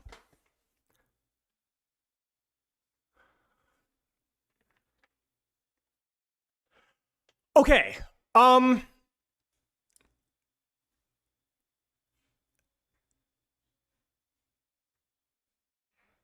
Imre is weird. Imre is weird. This first point is not terrible for Imre, but we've kind of already seen what TM can do versus Imre with Matrix and Teleport, and how we just wish you had a slide. I see no world in which TM would be running Cat here. And I don't think the sightlines here are as forgiving as they are in Busan's Sanctuary, and that didn't go well. I don't understand this, to be perfectly honest with you guys. So if you look at the bans really fast here, I'll pull this up really fast. So thank you, Exing Existence. TM picked this map, makes sense. There's a lot of teleport opportunities. It is a very compressed map, when and where you take engagements if you'd like to, especially on third point. They defer the ban to Zeta, which means that they think that like if we let Zeta get their ban first, then we can strategize around that ban. And you can see it here. The Rein ban is really smart because we've seen TM utilize the Sim TP with Reinhardt a great deal. They're very good at that, especially in this map. Basically, Reinhardt does the exact same thing that D.Va does, but just a little bit less mobility, but a little bit more beef, you know? And then Zeta goes, or TM goes, okay, well then you're going to ban Reinhardt, which means we can play D.Va now.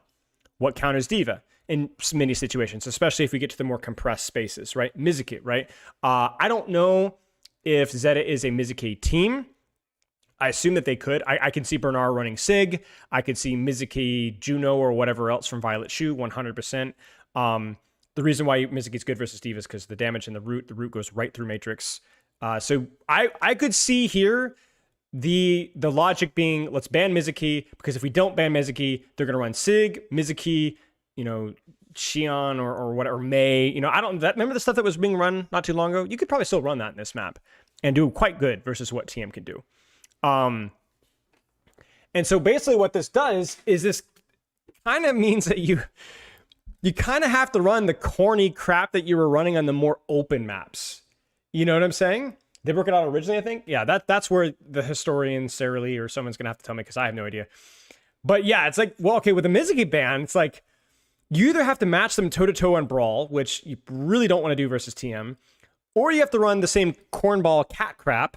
But frankly, guys, this composition I don't think is as good in this map. It's way more compressed, and there's not a lot of verticality, especially when you get, like, there's just not a lot of angle options on second and third, especially. And so for me, I like this a lot from TM, because TM is probably not terrified of the Mizuki on other maps. It's just this particular map where things could be difficult. So what they did is they dared them to ban Ryan, and they said, okay, we're going to still play what we want anyway. We can play whatever we want anyway. So I don't know, man. Like, in terms of like what Zeta is running here, I really don't love the Emre for reasons I already clarified. The Orisa's fine.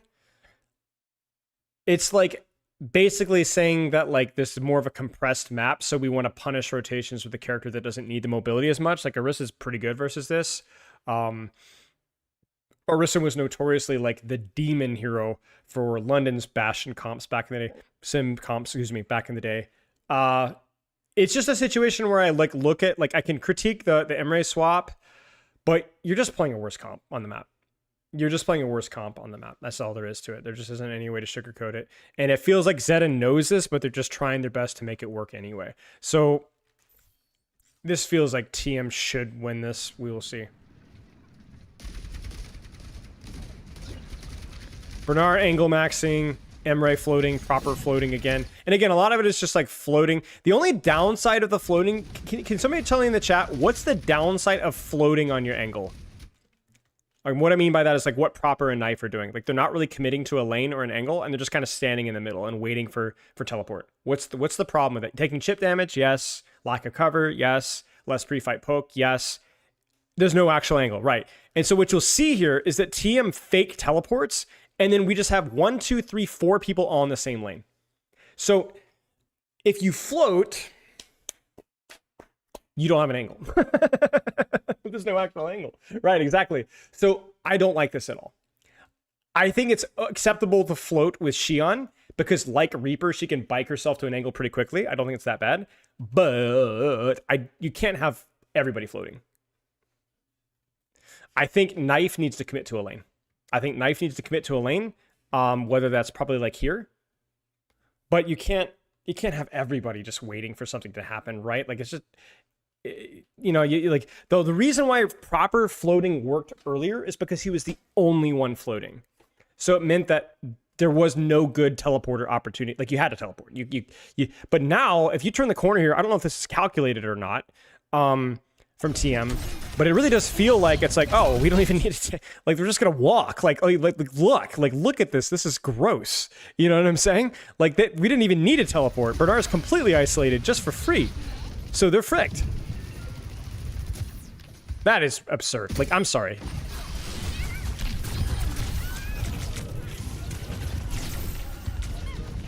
That's just insane. That's insane. We have not seen cat players do this before. And by the way, if you want to talk about like cat value, okay, that's what cat does. Cat disrupts the symmetric teleport. Cat disrupts the backline. Cat teleports your team around, and it just gets out. Insane. It's not a cat bug. You've already talked about the first start of stream. It's not a bug. It's how it works on live. Yeah, Proper's trying to take an angle here. Unfortunately, there's just been zero punished from Zeta on a TM, so now they can actually teleport or fake teleport again. And they just like if Proper gets, yeah, Proper's dead. Proper's dead, right? Somebody should be dead. Wow, what? That seems like okay. So missed kill on the Violet. Let's go back a little bit here.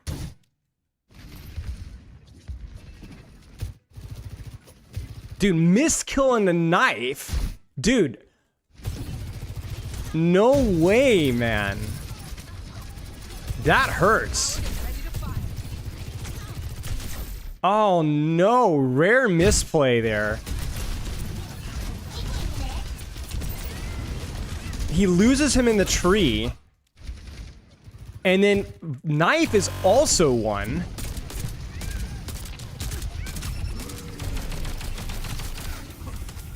Oh man, you can't do that if you're TM. Oh man, you can't do that. I really think the teleport here should have been taken by at least TVNT. I don't know what was happened communicationally here, but this is a wide open kill here. So TM just fails it. TM just fails it. And then Proper, I mean, Proper needs to die, man. There's no Matrix here, man. There's no Matrix. There's no Matrix. Rare mechanical misplays from TM. They had the plays, they had the space, they had the setup, and like 3 members of Zeta who should have died don't die. Insane. I don't know why they weren't taking TM there, Michael. I don't understand. At least 1 or 2 of them should have taken them there, 100%. So, well played by Zeta, I guess, but strange. They do get a trade. Violet's teleporting back, but they're going to have to give up the point because they're not going to be there in time. And then, what are we going to do here? What are we going to do?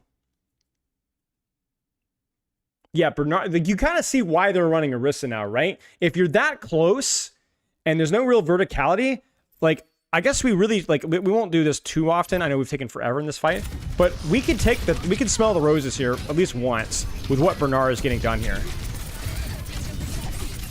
I mean, he's just inside. You know? Like, it's really hard to think of a hero that could do that much damage while being invulnerable off of that burst window. That's what Orisa does. Orisa, if she can get close to you, has the strongest tempo of any Brawl tank, I think, in the game. More than Malga, more than Ram, more than Zarya, more than anybody. And by tempo, I mean those 5 to 6 seconds, you literally are almost unkillable and also do damage, right? Malga can be matrixed, right? As in, like, that denies his mitigation. Ram, you just shoot him, he has to block, right? Winston does a lot, but the bubble breaks really fast. He has to disengage, right? It's the CC resistance, it's the fortify, and then the shooting also, and then the javelin also. Pomegranate, thank you for the sub. It just, that if you can get your Orisa to that position at that timing, then she's insane. And that's exactly why she's being played here. Like if Ram was blocking and punching at once, exactly. Right? Fortify like bubble? A little bit, yeah, in terms of like doing damage and mitigating at the same time, yes. So, yeah. So the trade from Proper there is huge. That allows them to set up. We'll probably see a Kitsu at some point here. And I'm curious to see what does Violet do about it. Violet just doesn't give a frick, man. He's thinking about it. He's looking for Suzu. He's looking for Suzu. You see it, right? He's looking for it. No, doesn't work. Doesn't work. Yeah. Again. Violet's got the angle. I don't know what he's trying to do here. This is like the worst timed engage I've ever seen in the history of the universe. Violet's feeding. Because you need to do that off of your team's tempo. Like right now, Bernard could go in, and then Violet could go in, and he'd be like 2 seconds on per. I don't know what he was trying to do there. I don't know what he was trying to do. Like you're clearly disengaging this, right? Like you're clearly not fighting right now, and Proper's got the angle here. Like this is a good setup if Violet was alive. Oh my gosh. Simple? No. Not enough. Not enough. Not without the cat. That sucks. That sucks. I think if I'm being charitable, I think Violet thought he could get out and then try to approach the angle maybe from here. Maybe there was like a community. Maybe they were trying to, like, I'm not even joking, chat. They might have been trying to do a flying Orisa. Like, I don't even know. Like, I don't see any other reason why he'd want to leave there, right? I just don't know. I think he just thought he could get out. I don't think he was trying to go in. I think he was trying to get out, but I think he was stuck. He just needed to admit the fact that he was stuck. Ran about the map changes? I was more positive about the map changes. My TLDR on the map changes is that I've known about the map changes, and I've seen the map changes, and the preview didn't really do them justice to an extent. So they're not as bad as you think.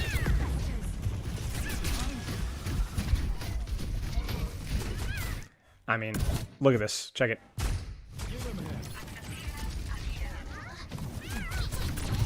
Per, boop, stun, And I don't know, man. This is what I was thinking about Simple. It's like, it's not easy to do. I'm going to be very clear. But like, you gotta try, right? You gotta try, you know? And there it is. He just hands his team a fight win. And TVNT bombs there, he dies anyway, right? So the Malga's fine. The Malga just because the space of second point's like a little bit more open, right? So you value the rotation more, so. Yeah. I'm gonna be critical of Simple on that, as I've said, but I'm doing so because my expectations are Simple are really, really, really high. Like, let's not lie, guys. Like, that is insanely hard to do if you're Kiriko. So, proper goes Tracer. I don't know, man. Now, let me ask you guys a question. Why is my Emre being flown around by Cat when he already has flight? You guys should know the answer to this after what we saw in first round, right? Speed? Well, yes, but why? Why is that needed?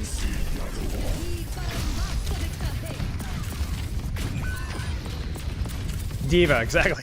We saw what happened last time. D.Va freaking melts and just murdered him. So yeah, it's literally to get away from the D.Va just in case. Yeah. Good Simwall response. I like the Tracer angle here, but Tracer's good here, I guess, but it's just like, it's just too compressed, man. Like freaking turrets everywhere, and like Lucio's booping you, and like, and then Quartz is just a monster. And the other thing with too about the Malga swap is it just means that like Quartz is always gonna have a rail now. He's always gonna have a rail now. So good luck, have fun, Merry Christmas. And this is what I was saying about like I can't be too critical of what Zed is trying to do, but Team just has the better composition on the map. They're just playing the map better, man. Just Quartz is just ridiculous, man. It's crazy that they even get trades there. Bernard needs to play Ram? No, because if they play Ram, that completely changes up the entire style of the composition. You're playing to match the brawl there, right? Like if you play Ram, you're not playing Cat and hit scan. You know, you're completely changing what you're doing, right? This is chaos. This is ganking. This is 5 different angles. You need. If you're playing Ram, you swap Tracer, you get speed, and you probably lose.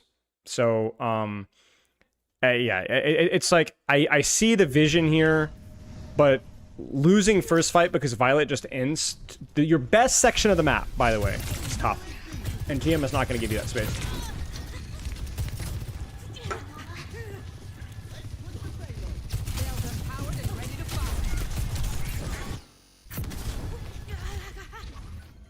Tracer angle is good. Cat angle is also good. Kiriko Sojourn angle is good. I mean, this is fine from Zeta. We'll probably just see a Kitsu. Violet, yeah.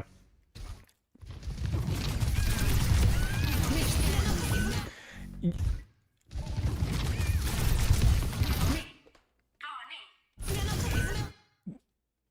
anybody tell me why this doesn't work?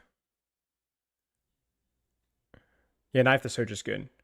Because let's be honest, like that sounds like such a stupid question, right? But this did work on the previous round. Partly timing, yeah. I have another suspicion though.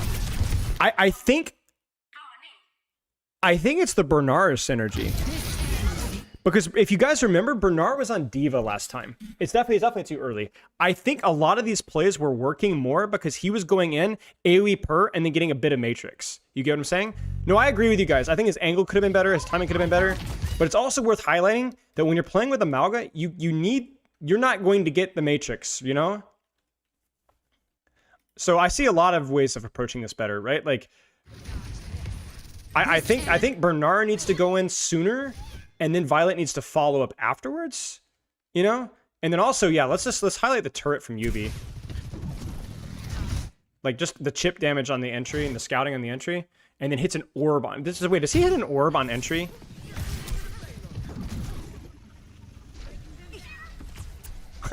That's crazy. That's unreal. I mean, that's just disgusting. That's really good. That's really, really good. So yeah, the timing was off. He doesn't get Matrix. Yeah, I mean, there's really nothing else to say.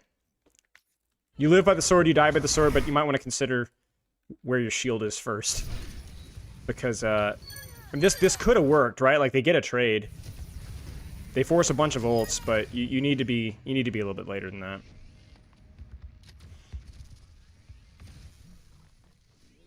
Proper trying to live. Proper does live, which is actually really important.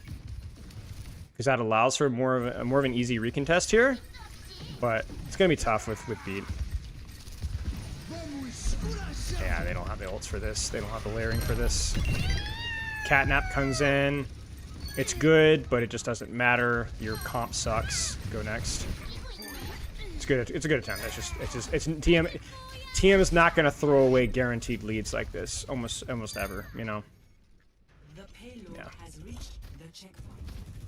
And now it just gets worse, man. Like Violet's going to swap Brig, which is fine. You're not going to find the same flight angles, and the Brig is fine versus this. I frankly like.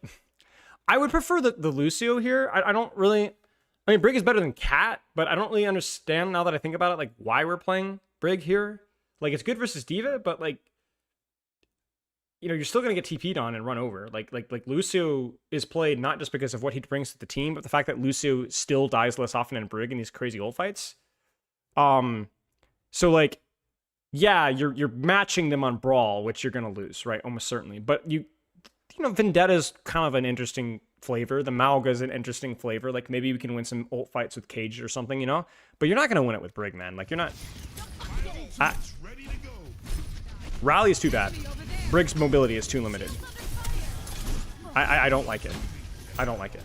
I like the way Violet's playing this, controlling the angle, proccing Inspire, proccing his DPS. Like this is correct. It's just not gonna work unless TM screws this up, you know?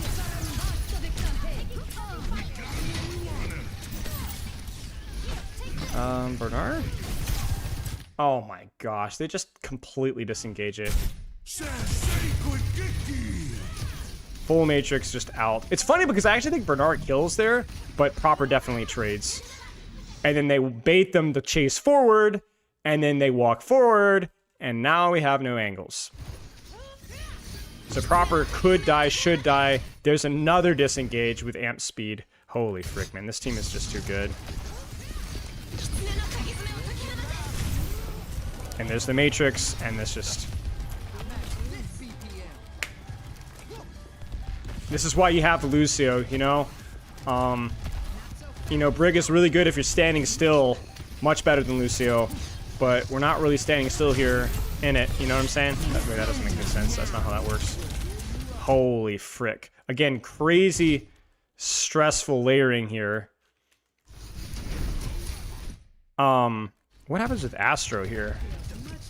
He's gonna swing the angle wide. Oh yeah, he gets railed. And then the Vendetta engage goes hard. Yeah, they're trying to Ajax. They're tracking beat there, and they're trying to Ajax. It's a little sloppy from Astro, because Astro... This sounds dumb, but Astro needs to remember that he's close to beat. And remember that that's why he's being focused here. You know, like when you're 80% of beat, you are going to be focused as Lucio. And so you can tell, like look at the inting that's happening here, right? So it's a good play from TM or from Zeta, but they need to remember that's insane Suzu, by the way. But yeah, they live it, and that should be a fight win just off of this setup alone from Zeta, because they're definitely all inning more for the trade, and so somebody should die here from Zeta for that. Doesn't happen. Okay, well, they layer the beat on top. That'll be enough. And that's where your Brig is really bad. No disengage, no speed. Violet's gonna... Wait, what is... I mean, Violet's insane. Like, I actually cannot believe he's still alive here.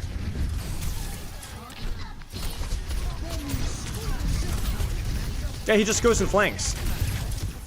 I mean, guys, I can't stress to you guys of, like, how impressive it is that he kited this direction and has lived as long as he has. Like, it's so easy to be like, what a feeder Violet is, but like there is no better space. There was nowhere else for him to go with this character. This is the best thing that he could have done. All he needed to do here is shield a little bit longer, because Rally is a fraud support ult. It's a terrible support ult, right? But like the fact that this is even as stressful as it is on this hero is unbelievable. Like, it really is unbelievable. Like, TM has to be like, what is going on? They have to be like, how are we getting traded here? Like, there's absolutely no world that this should be happening right there. Like, it's just unbelievable. What?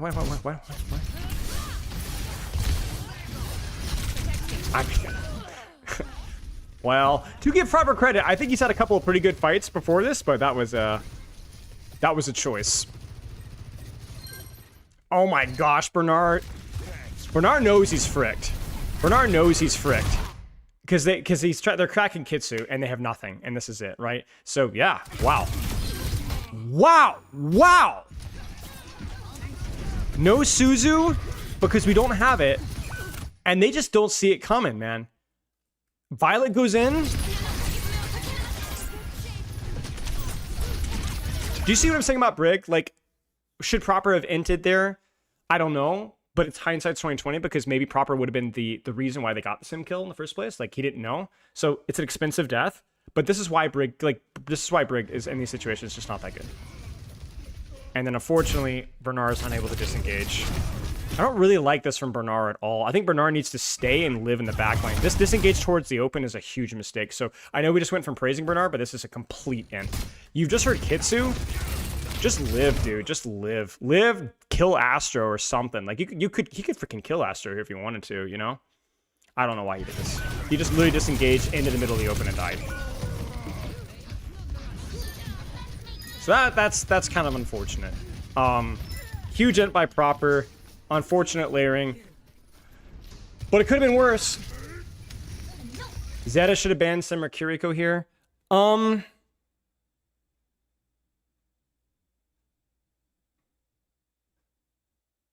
Yeah, I mean, hindsight's 2020, right?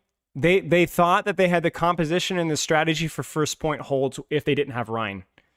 And you can't necessarily completely disagree with that. Like they had a strategy for first point, right? So maybe they're like, well, I think we have a chance on Neon Junction if we can just ban Rhine, you know, and then we can like W say they could save the sim ban for later, right? But I think hindsight's 2020 here. I think force like blowing out Rhine and finding a way to make your composition work on a technical hybrid map. I mean, there's a chance here. There's a chance. So, but yeah, if you get to this situation here, like, I mean, we don't even need to see, right? It's over. Whoa. What? My apologies.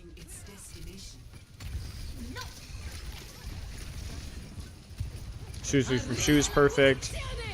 Violet's again managing aggression really well. They get the DMAC. They get the kill on Tvent. Is it Tvent or TVNT? I feel stupid when I say either one. I don't really know which one it is. And Yubi gets traded, man. That's unfortunate. TVNT really should not have been hit by that. That's kind of an int from TVNT. Because he gets DMAC'd, bombs, and dies. That's just terrible. So, wow, that was insane. It's Tvent. Well, now I've got two different messages here. Which one is it? Believe it's either? Okay. Venture just to get back faster, but Venture's like fine here too. Like double TP punish, I guess. There's no way, right? Oh, I don't know about that. Well, maybe. Yeah, just too many layers. Yeah, it's freaking GG's there. All right. It's a good try. Like, again, all things considering, like, there was a lot of situations where, like, Zeta had no business winning fights. Like, no business. Just none. TM players call him to vent? Okay. Well, I will call him to vent, too.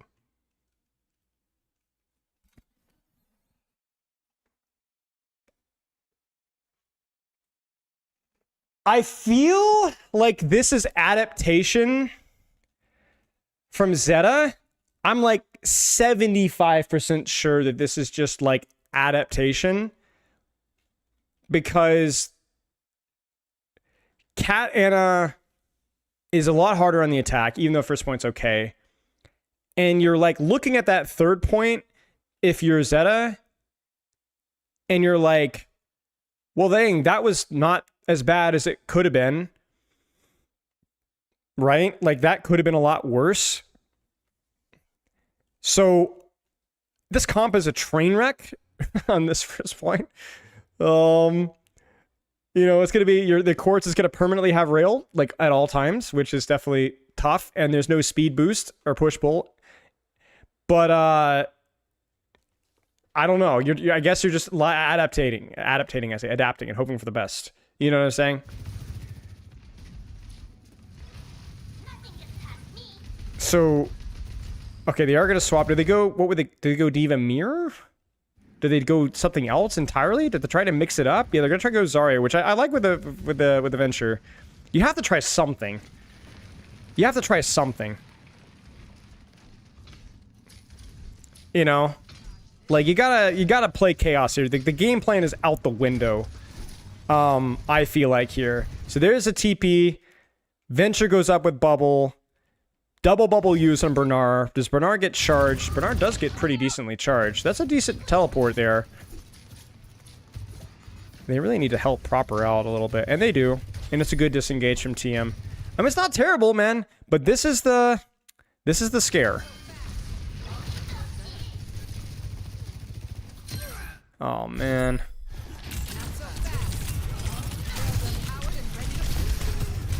It just isn't good. It just isn't good. And this is where it's like, we can be really critical of Zeta's execution here. Because, first things first, I think proper setup's fine. But, it's really important that we don't have positioning like this, man, versus TM. This makes it way too easy to teleport on an angle. When you TP, you force instant teleport, instant Suzu, slide, everybody's all in the same giant clump. Yeah, they're just standing in a straight line.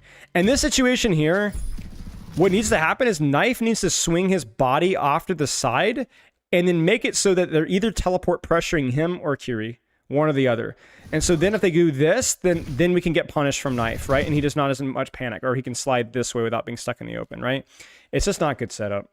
He's floating again, exactly. I think Knife has been a bit of a weak point this series.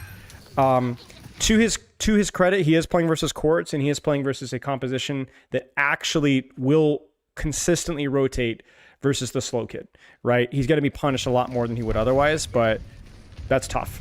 Well done by TM. Great flip. Great chase. Great punish.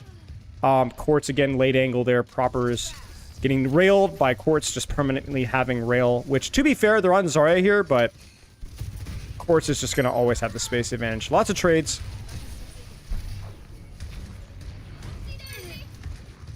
And yeah, it's just, it's rough.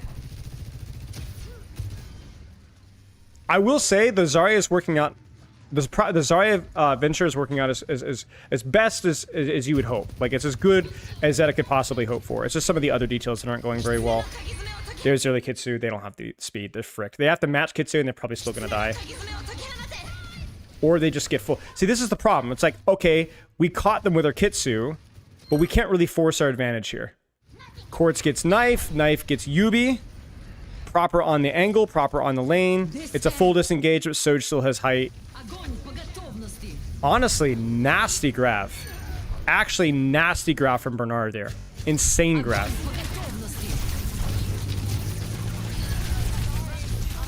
I really feel like Proper and Bernard are just carrying this right now. Into a... Like, it's just insane mechanical plays.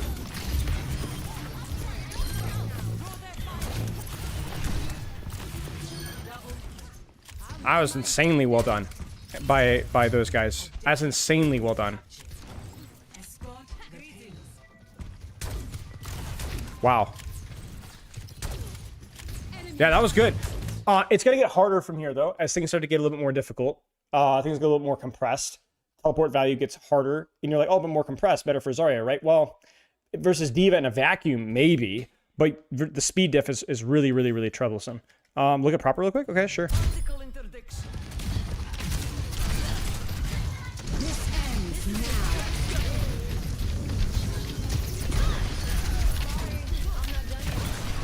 Like this fight?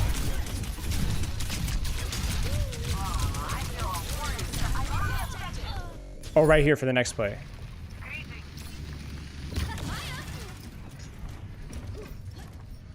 Yeah, Proper's flexibility, Bernard's flexibility is like the only reason that they even have remotely have a chance here. Into a lesser extent, Violet. I say that and criticize them for not playing Lucio. That doesn't make a lot of sense. You see, this is what I talked about. One person floating, not 5. Oh.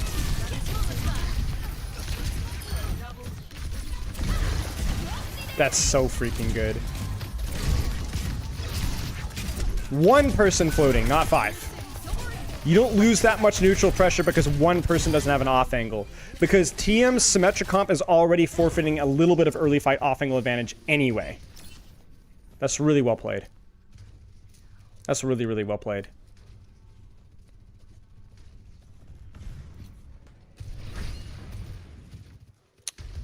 This is the fight. Double support ult.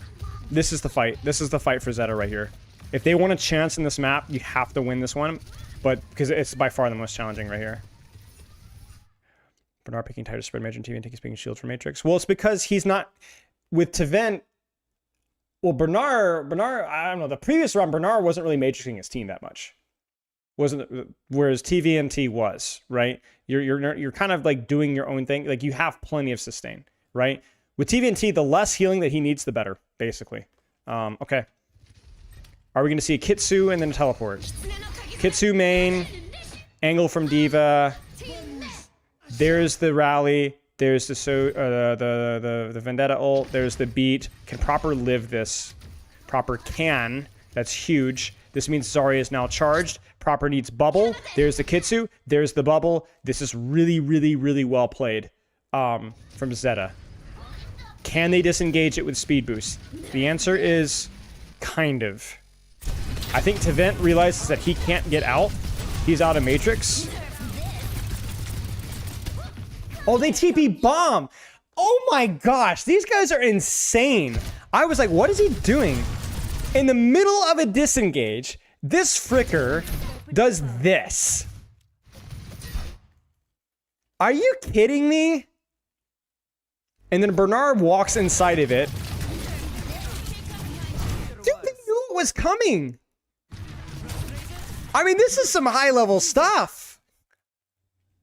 This is some high-level stuff, man. Tell you what. Oh, and then Yubi gets popped.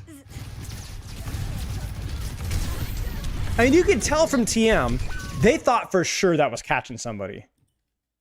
They thought for sure that that was catching somebody. And I don't blame them, man. That's ridiculous to be speed disengaging and then just turn and TP bomb. Great grab. And they just guarantee it. I mean, that's insane. That's insane. Wow. From both teams, really. From both teams. Okay, wow.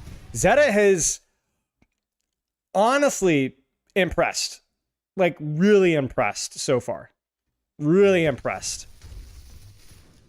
Zero chance that this should be going as well. And I am... They've probably played maybe something similar to this. Maybe they theory crafted something similar like this. I don't know. My guess is that they don't have a lot of practice on this comp. At the very least, that would be my prediction for Zeta. They don't have a lot of practice. Proper's gonna go Pharah. It's more for the... Why does he go Pharah? Oh, Ram. I think it's the Ram. I think it's the Ram swap. But still, yeah. I mean, it could just be greedy, but... This ends now. This ends now. Because Venture could still do well here. Yeah, I don't know.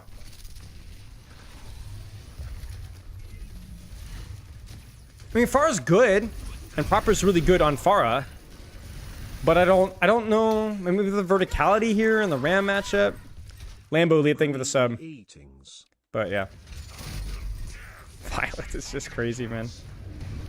I will say the Brig feels a bit better with the Zarya because you can always catch any engage that they throw down at your Brigitte. There's the Kitsu. Does Bernard have bubbles? He does. He gets the trade. They disengage it. Proper dies again. And this is the problem with Pharah. It's just the map doesn't feel open enough for Pharah to make this work. You know? So, I don't know, guys. I feel a little less stupid at being surprised by the Pharah. Feel better about myself a little bit. Like, sure, like, they're off Diva, but the point space is, if anything, better for Venture. Like, it's even better. And so, yeah, he's gonna go Vendetta, which is good. I have no idea. I have no idea.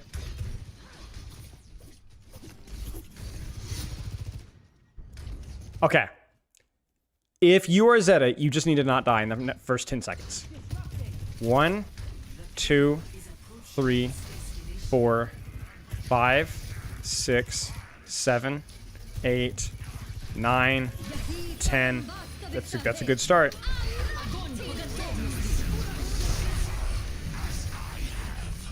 I have no idea where we were grabbing. Why are we grabbing the ram? Oh no. Oh no. Oh no.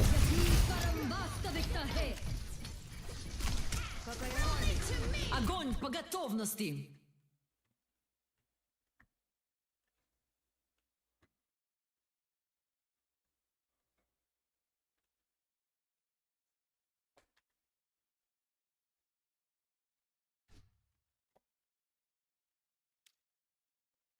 I don't want to hear. That's just ridiculous.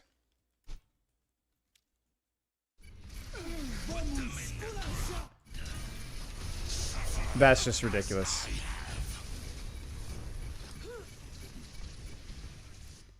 Rally to me.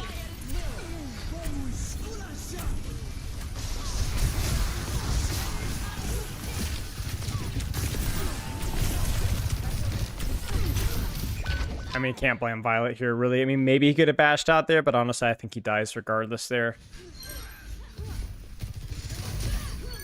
Can we do a perks check? No comment.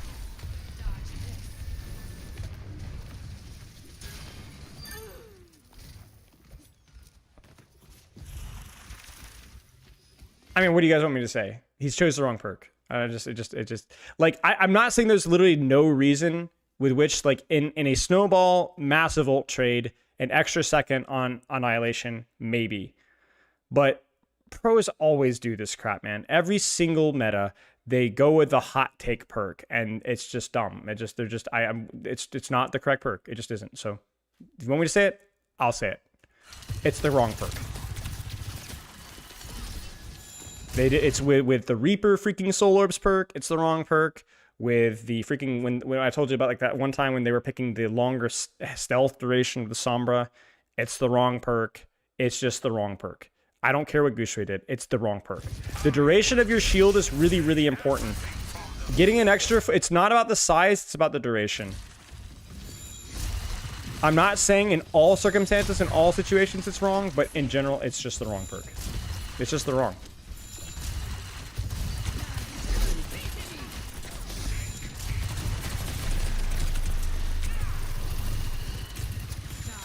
They do this all the time. I mean, it literally since perks were released. I remember in dive mirrors, there was a brief dive meta around when Winston's perks were released. And everybody was choosing Chain Lightning and the dive mirror and not choosing Heal Bubble.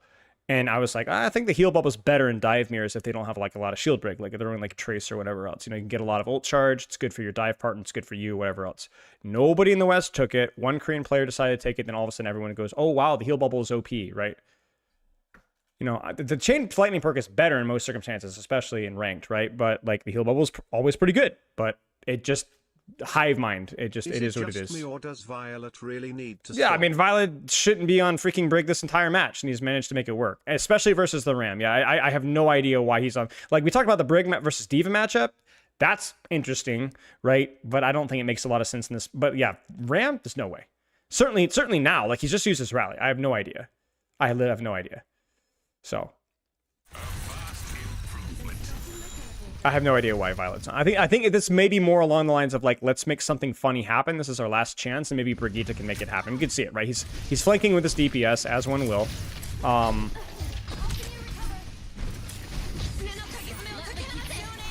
yeah, it's just like, yeah, it just, I don't know. There's the speed boost. Brig is on the angle, but because it's Brig, she's too slow to leverage her value before Astro gets his value on main. And then just bam. And they just run down Knife, who has ult. And so even if they lose to angle trades, the Suzu Kitsu is enough for it to work. UB with the extra turret perk. I can understand the extra turret perk a little bit more situationally if you have time to set up. if you're not doing a lot of beaming, then I can understand the extra turret perk more so than other ones. I think in most situations in ranked, it's a really bad perk.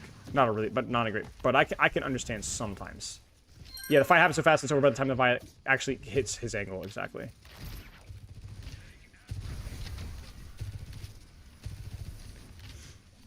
And they don't have the layers here, man.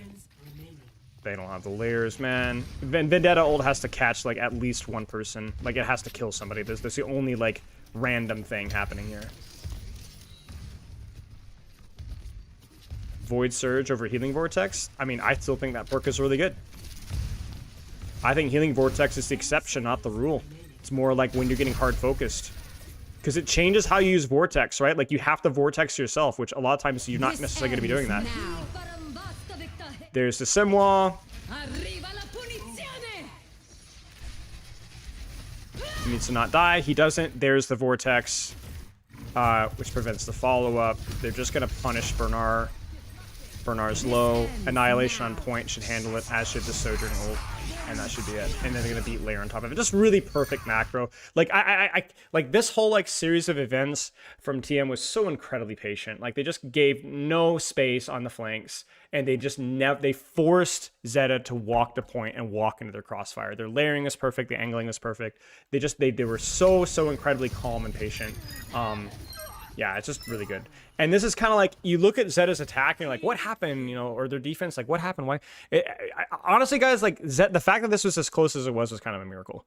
Like, TM is just so much better in this comps on these areas of the maps. The fact that they got there, it's just insane. Yes, the Brig swap didn't make a whole lot of sense, or staying the Brig swap. Yes, I feel like Knife struggled a little bit here. But I mean, TM, like, this is just a perfect situation for TM, and like the fact that they lost first point, or were able to capture first point as fast as they were versus Zeta is it's just rough. So no, I didn't watch this map. I didn't watch a lot of these maps live. I did not watch the first two. So okay, we'll move on to map 3 here. I'll get the codes.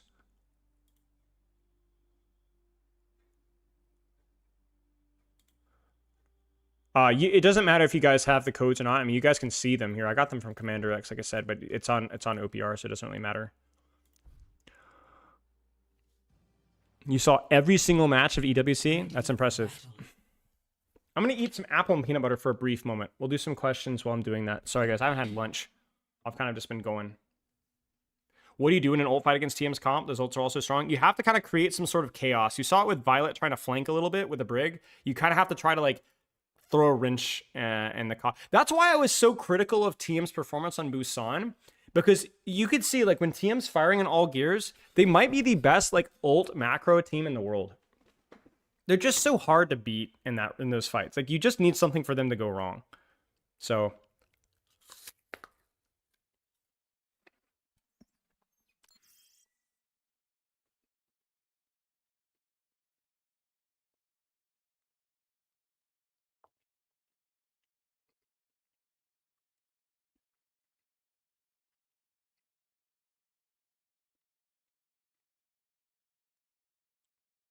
the plan is for it to be on YouTube. Yeah, it probably won't be edited up too much, but sure.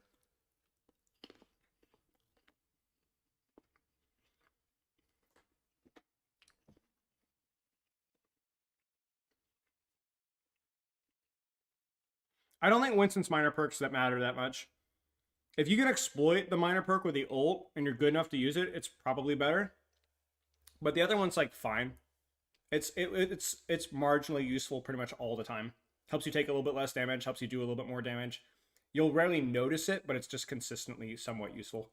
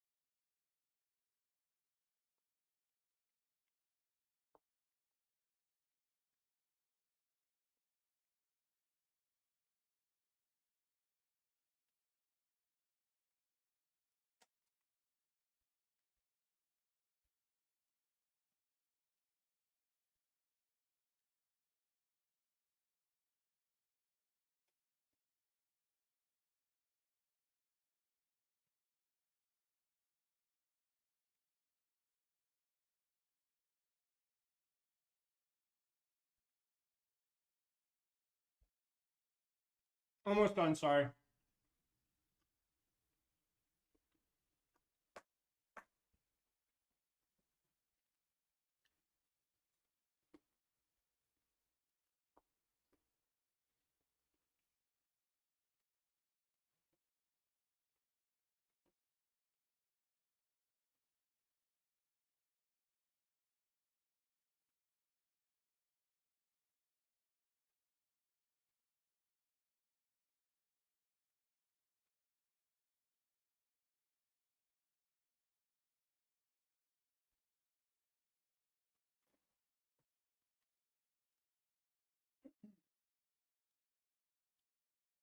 Do you guys reckon if I were to go like YouTube mode for a map, this should be the one? Like on CAT or something? Yeah, I think the primal perk is more about break points with getting kills.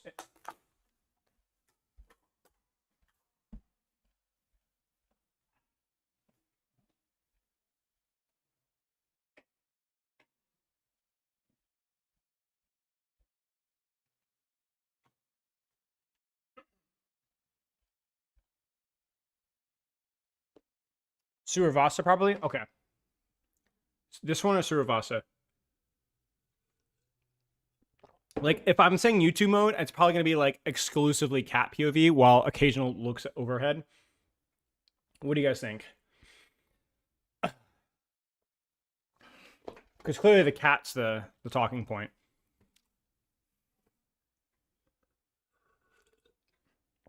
All right, we'll do Suravasa for cat then. Did I miss any questions? Important ones?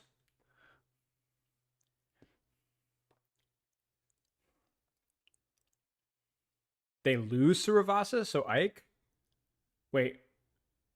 TM wins Suravasa? Well, then which one? So we're like talking Suravasa, but yeah, it needs to be a win, because otherwise it's like the casuals won't understand.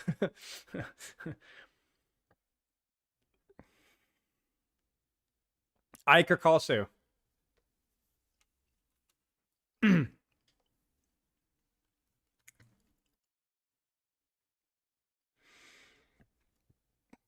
All right, Kalsu it is.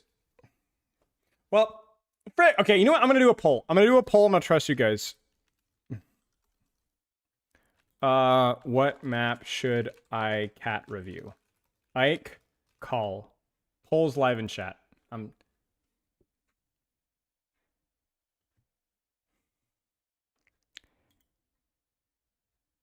If you're going YouTube up, I think no Symmetra is good. Yeah, that's true. There's no sim on.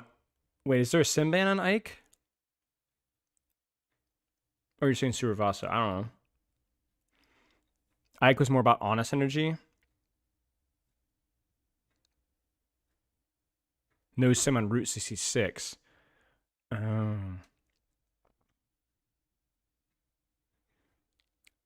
But did TM win Route 66?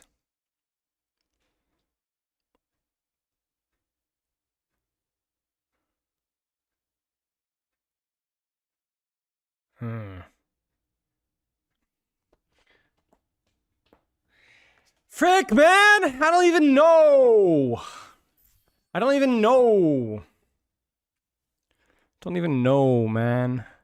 So Ike clearly wins. But then if Route 66... Sarah, I need your help here, mate.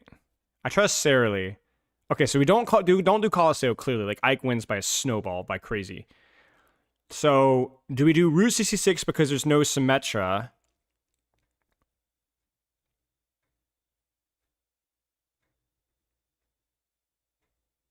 I should trust you. Yeah, exactly. Well, I'm going to do all of them, obviously, but cat POV focus. I don't want to do cat POV for, the last 4 maps. All right, tell you what. We're going to do this one right now. If I have energy, we'll do Ike, and we'll consider Root. You know what? Frick it. I'm locking in. We're doing Ike. That's it. I've signed up. We're doing Ike. Full on. I'm just going to pray to goodness that the Symmetra doesn't change too much of it. and Rio doesn't like sit there and laugh at me and point fingers. Okay. So let's look at our bans here. Map and ban pick is Zeta. Map pick is Colosseo. More open spaces. They feel more confident with the sim stuff. Okay, cool. Zeta bans Kiriko. Makes sense. Because Kiriko like is the lifeblood that like really allows, kind of like the Matrix, but even more consistent, that allows not just the old economy, but allows the rotations to work. Makes total sense. TM bans Malga.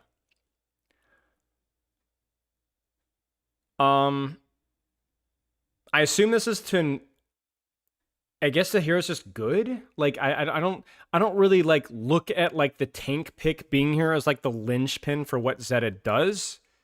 Like they could just play like, oh. I think it's because of the Rhine Bastion. I think it's the Rhine Bastion. With a Kiriko ban. Right, exactly. Because they'll Suzu the slam. But with this comp, Malga goes in here, slams and cardiacs, and dies, but everything explodes, I think. I think everything explodes. That makes sense. That makes sense. So you just throw your Malga in there, right? He angles all over Colosseo, and then he just finds times to commit.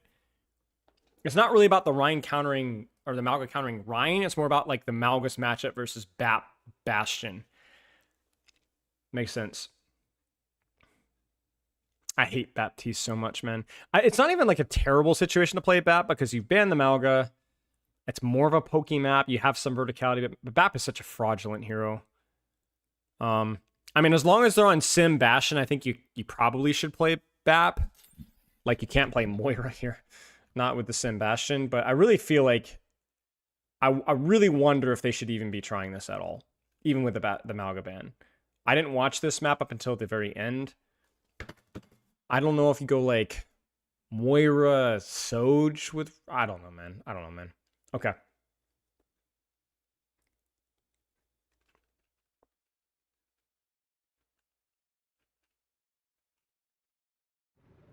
Okay. This is just Angle Max spam. I from what the bans are here, and the fact that we're running out in Sigma, I feel like they must know that Sim Bastion's coming. Otherwise, you wouldn't be running Sigma, who's like not great versus Rhine, yeah, but like I think Xion more angle maxing poke stuff like this. Just, I mean, look at the number of angles that we have here, right?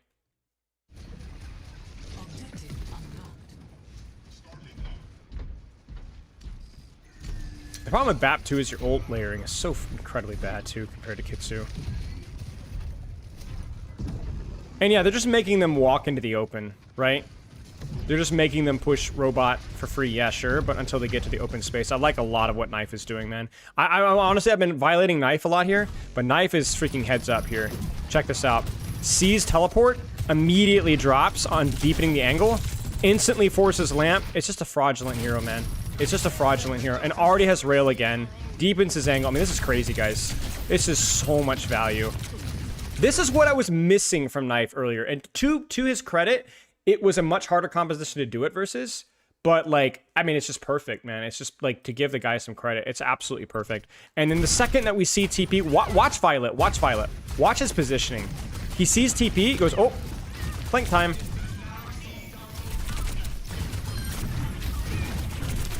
Yeah, it's just disgusting. Really, really well played. I don't even know why they use TP. Does anybody know why? What is UBC?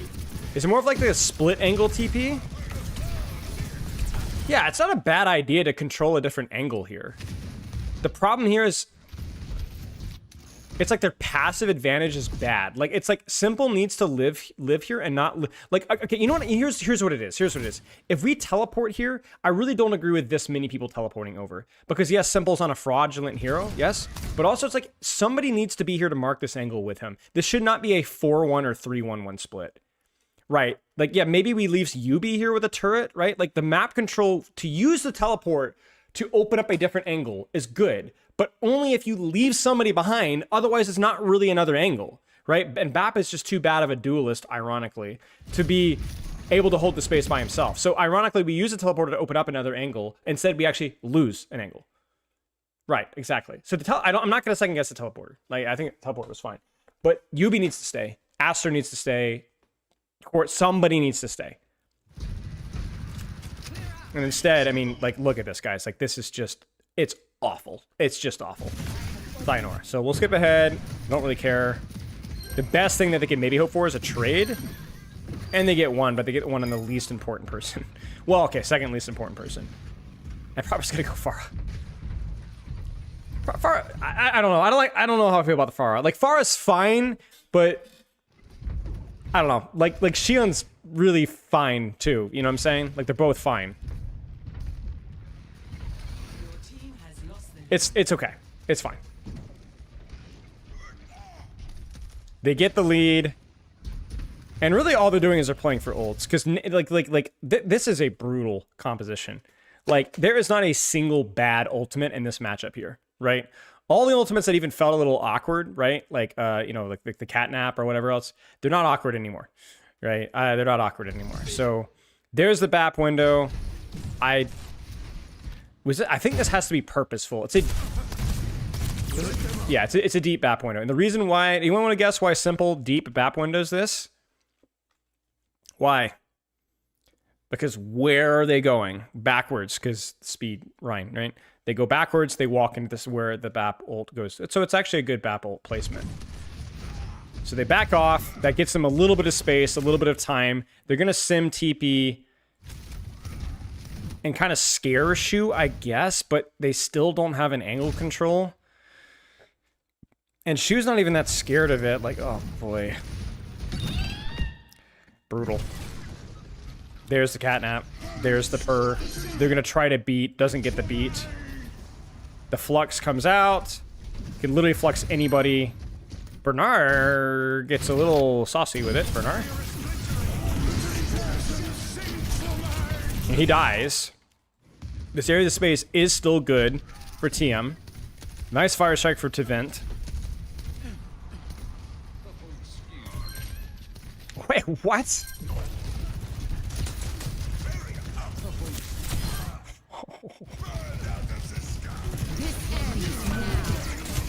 Oh, he thought about it. Oh, no.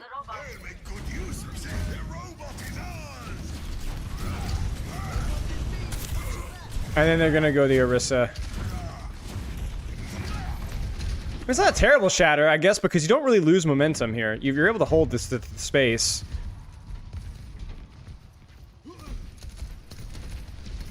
As long as the fights happen in this location, team has a slight advantage, especially once they have ultimates. But as soon as these fights get into open space, it gets pretty brutal.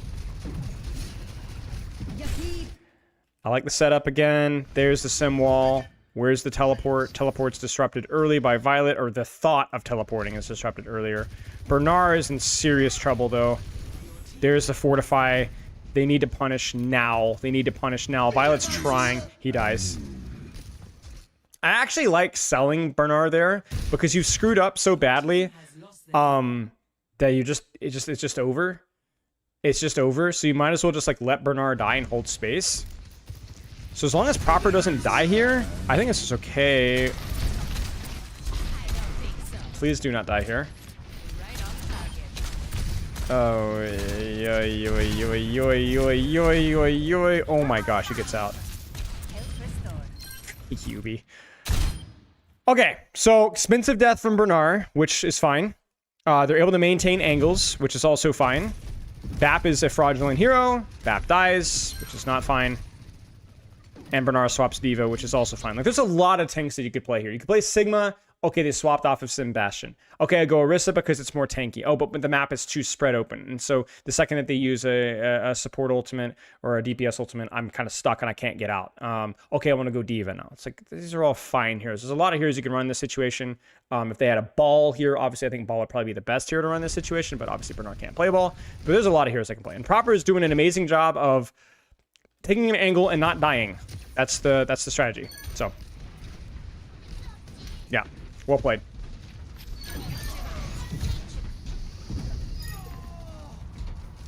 I think the Diva was because they didn't love the Diva's matchup on neutral fight in this space versus Sim Bastion. Okay, I think as this map evolves, and certainly after they get off of Sim Bastion, I think D.Va's great. I think D.Va's actually great in Sim Bastion, to be honest with you guys, but probably not here. Does that make sense? So now that we've had the seesaws kind of loosened up the joints, do you get what I'm saying? Now all of a sudden you're like, oh, D.Va, yeah, I can play D.Va here. Does that make sense? I think it's the same logic of why we saw Orisa there.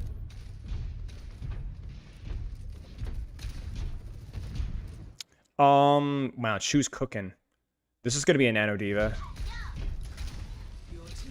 Oh, Nano Pharah. Okay.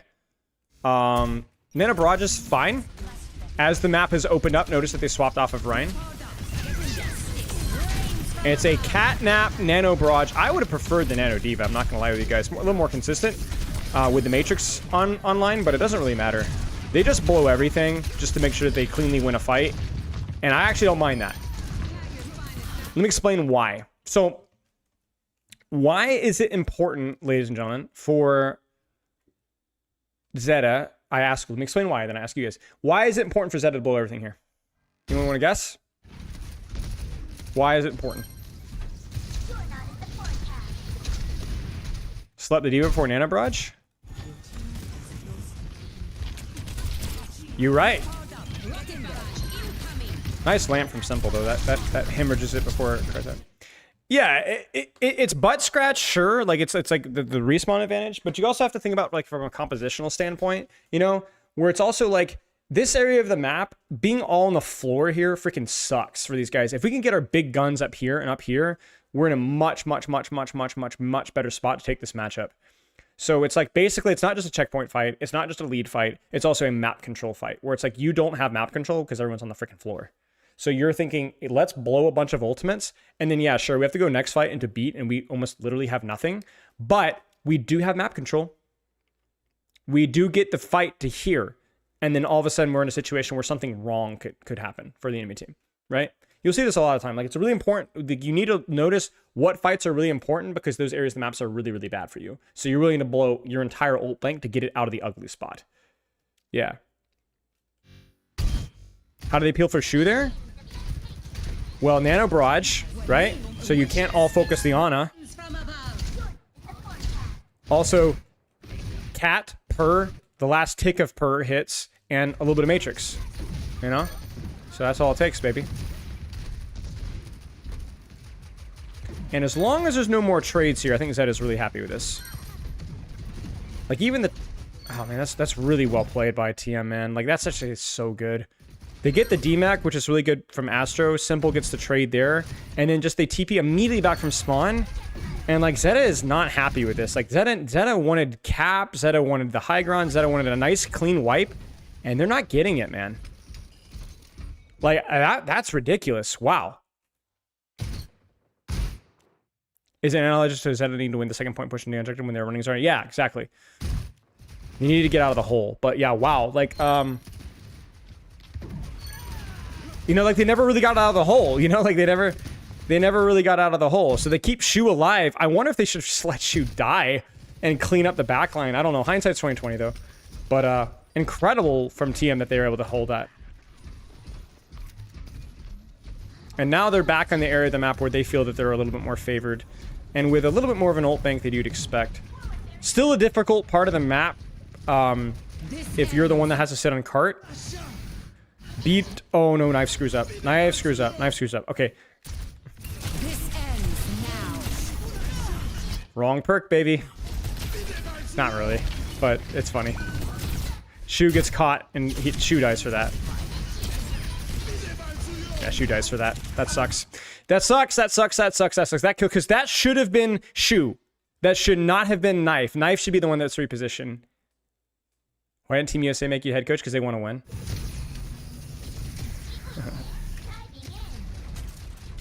No, Pharah angle, D.Va angle, retaking height, Shu dies for that.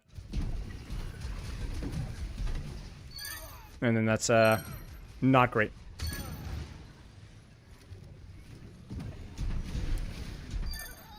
Yeah, Violet does save Knife, it looks like, but it's just not enough. No, I think both perks in Sojourn, both minors are good. I like the slow perk in certain map situations, but I think obviously if you have the aim of quartz, just being able to one-shot is really, really important. I think both perks are good. I'd favor the ult perk in pro play generally. I was more referring to the double slide, which obviously is really good in pro play, but it's funny to see occasionally there are situations where it'll bite you in the butt. There's the Xion. I like the Xion better, honestly. I like... Opens those flat angles more, a little bit more self-sufficiency, a little bit more speed. It's hot. Oof. And Violet is just ridiculous. Like, Violet is like, you are not going to get this off.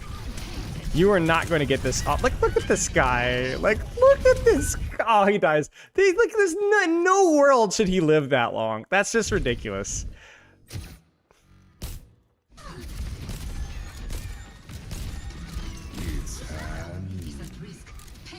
Look at the respect they give to these TP High Noon plays. You will never see High Noon get that much value. Never. That's just unbelievable. Yeah, it's just... I don't know, man. Like, I feel like the space control here could be a wee bit better. I'd like to see Proper deeper. I don't know why Proper's playing too passive. He's floating, I guess, but, like, I think this whole concern of, like, the TP High Noon means that Shu's on the floor, Bernard's AFK, Violet's going in by himself. It's not great. It's not great. Yeah, I don't think Shu should be underneath. Even with the TP, I don't think Shu should be underneath. I think the reason why he's underneath is he's hiding so that Violet can disrupt the High Noon. But if Violet's disrupting the High Noon, then we're not punishing the High Noon. Like right now, we could be sleeping the Diva here and hitting an 8 on backline, but what is Shu doing instead? He's hiding. It feels like there's like a miscommunication about like whether we're playing to punish the High Noon or disengage the High Noon. And so one person disengages it. Or actually, 2 people disengage it, 3 people disengage it, but 2 people don't, you know?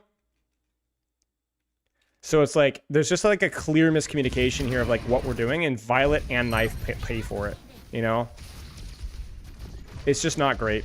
Because you could do either. You could easily disengage that, no problem. Or you could play to punish it. Like there's an easy sleep into Vent, there's a nade, Diva dives, Sojourn, Xion goes in, easy peasy. Or you could disengage it, but they just didn't either. So just poor team play there from Zeta. And TM slams them for doing it.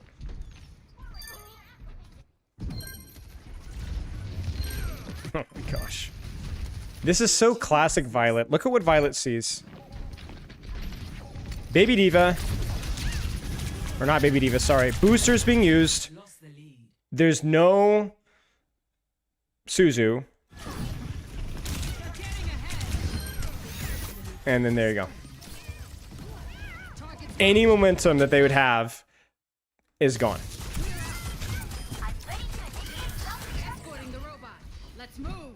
This one play won the map. I mean, I don't know. You could say that about a lot of situations, you know. But I hear you. It was an important play, yes. It was an important play.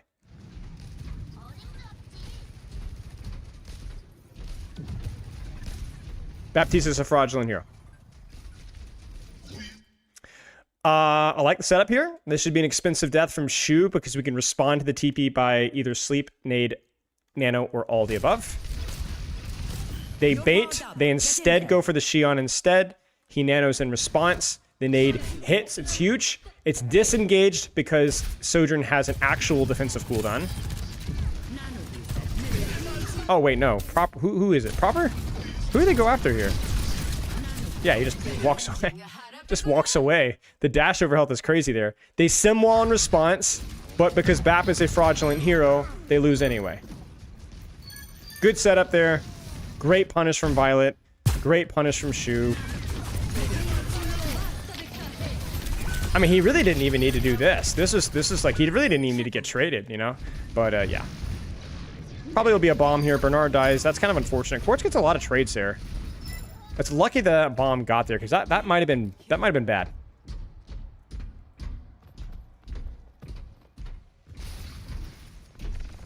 He is not fraud. He's just worse Curie. That means fraud. That's a fraudulent hero. Baptiste is, I would say, one of the worst heroes in pro play that we still see occasionally in pro play. I honestly, like, I want to be like empathetic here. Like, I really don't think there's an easy solution for Simple in this situation. Like, the reason why you're running BAP here and not swapping is because you're thinking, okay, like, I have static targets I can pocket. It's more of an open map with verticality. Kiriko's banned. I don't think Simple's stupid. I don't think Simple's stupid, okay? Like, I'm going to be very... That's a weird sentence if you think about it. It's like, I don't even know if Moira makes sense here either. Not with the composition that you're running with the Cassidy. There just isn't really a good choice here. I don't think Ana's a good choice either. I think Ana gets a lot of her CDs eat and she gets outflanked here. I think, like, I mean, when I worked with Landon for a long time, like during the Rhine days, like Landon was in a very similar situation where like BAP was the only thing that we could run, and that there was no Kiriko at the time. And BAP's job was just basically to die as expensively as he possibly could. Right? And TM have the lead here, right?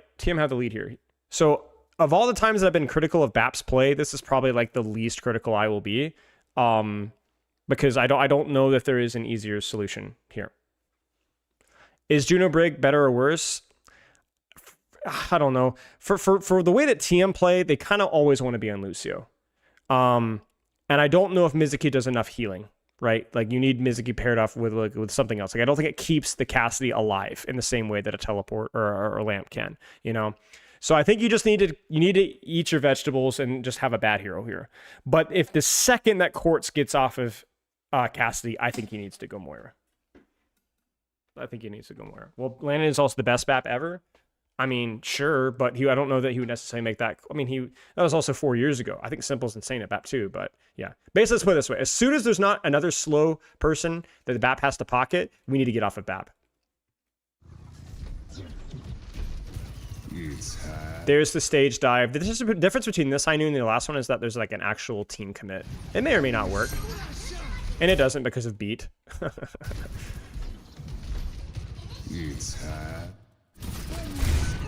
I want to highlight something as well. I don't know if you guys have noticed this. Do you guys notice what Violet's doing consistently? Watch carefully. Watch carefully. Look at Violet's perk usage. Look what he does.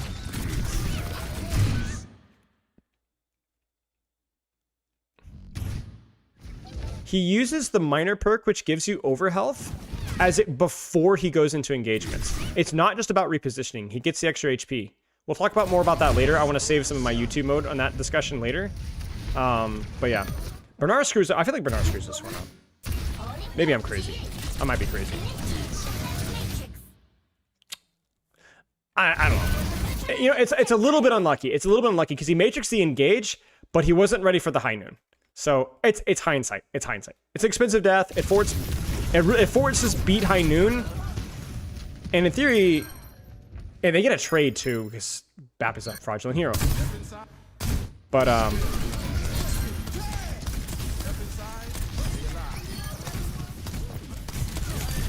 maybe he could have saved his shift there, but I don't know, man. What a rough hero. But yeah, that's like one of those moments where Violet feeds, but like I don't know, man. Like if you're Zeta, you are not unhappy with that result at all. I don't think. Because you could go back right now. You're regrouped faster or just as fast as they are, and you just got 2 for 1, and the fight location's the exact same spot. Right? Good response from Astro and Quartz, because I think 100% if they don't beat there, they die. Good peel. Nice response. I like the Sojourn ult if Knife can live. Let's see what happens here. This ends now. Man, that is trusting right there. Let's fix that. Nicely played.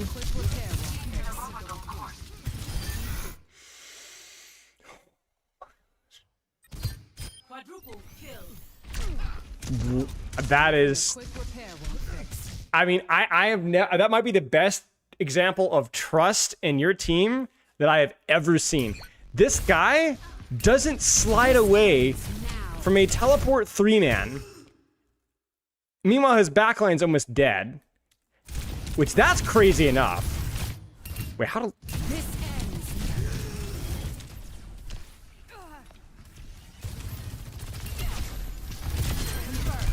And then I think he drops to 4 HP when they called a stagger Baptiste.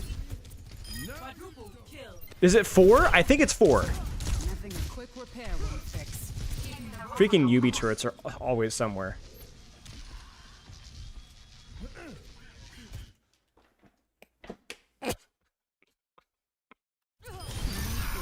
Wait.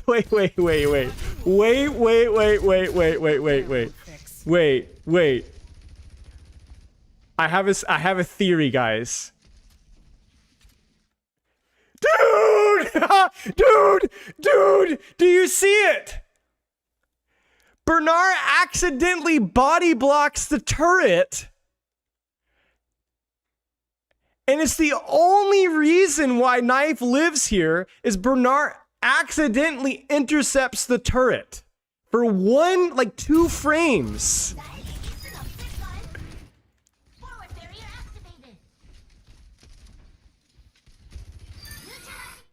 That's unbelievable, bro. There's no way that would have killed him right there. I mean, I don't think it matters that much. I think Violet would have probably taxied. But no, man, I don't know, man. He would have missed wave. He would have missed wave, which meant Violet would have had to wait another 8 or 9 seconds. So let's actually time that out. I'm actually really curious how much of an impact that would have had. So that would have been 2 minutes right. He would have died to the turret. Right there. Okay, so right there. So 133, let's say what? 10 second spawn? I don't remember exactly how wave. I don't know if it's like 12 seconds.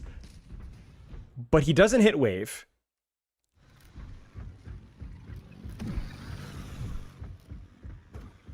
Now, so Cat has to sit in spawn here, pick him up, zoom. I mean, he's not even close, guys. He's nowhere close to being in position now. Because if he dies solo, it removes 2 seconds, right? So at the very least, okay, yeah, it's not even close though.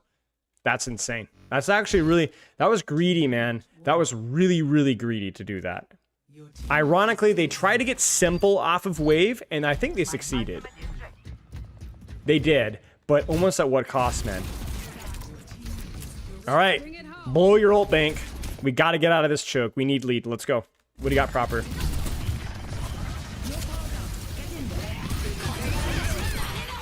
Oof. They just don't have the, they needed beat for that. I don't even know what team does in this situation, man. Like, what do you do? I think they try to flip the map to create space, but they end up ironically giving staging for free to proper because they do that. I don't think the concept of rotating to keep your back to here and the marking here is bad. I think it's actually pretty good, but it was too late. It was too late. Because they're so busy trying to TP out of spawn that they're unable to make the flip in time. Yeah, like, look, right? Right, they're trying really fast, but the problem is that they're, yeah, like, I can't, like, Pap is such a bad hero, man. Like, look at this. He has the shift and lamp just to make the rotation, and it doesn't even matter, man. It just doesn't matter. It's over.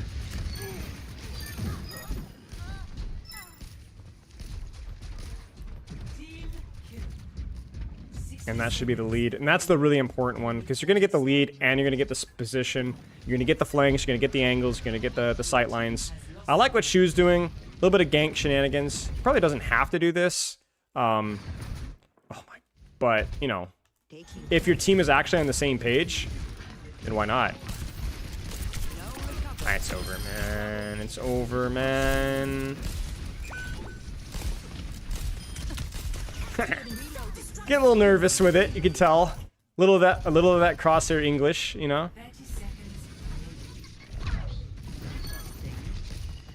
Freaking Bap, man. Freaking Bap. It's tough. You look at that from TM's perspective and you're like, I'm trying to see, like,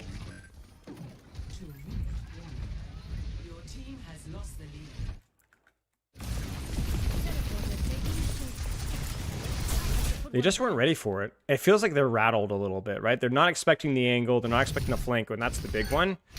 But like, it's just they weren't expecting them to do that. That's like that's an NA hive mind play with two big flanks, right? Well executed by Zeta.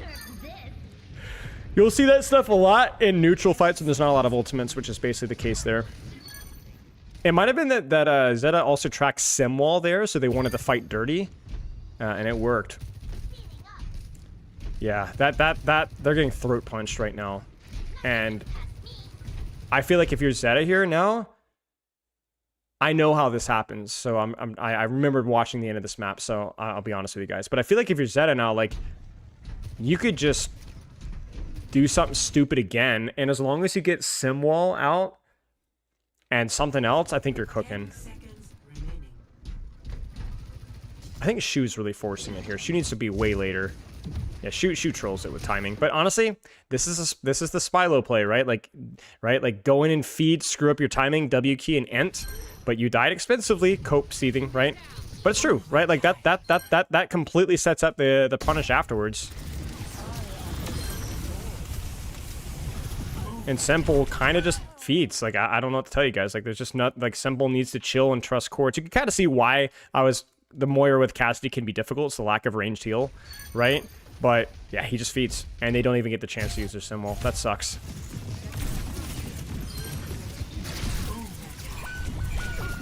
Yeah, hindsight's 2020 there. I think if you are TM there and you just like punish Shu immediately, you really can't be in a position where you Simwall this just to make sure you win it, because if you do, you still have like 2 fights at least that you have to win, probably closer to 3. It will be at least 3 fights. So you can't afford to blow your old economy because you screwed something up. So people that are like, oh, why didn't you be Simwall? If you be Simwalls here, they probably lose the fight anyway, but also they basically guarantee lose the map. They guarantee lose the map. So TM just looks completely lost. TM strategy completely went out the window the second the fight started to migrate outside of the little choke. Yeah. That's it. His hands were shaking. Yeah, you can see it there. But, yeah. GG's. We keep going. Map 4. You could kind of see why people play the BAP there in that last fight, right? Where it's the need to pocket Cassidy from range without throwing your corpse in there if you're playing the Cassidy. You know what I'm saying? So I'm the #1 BAP hater. I think BAP's just a terrible hero in pro level. But I honestly don't think, like, if you're swapping BAP there, the entire strategy needs to change. The entire strategy needs to change. Could they have simply rotated inside, not preemptively used Lamp?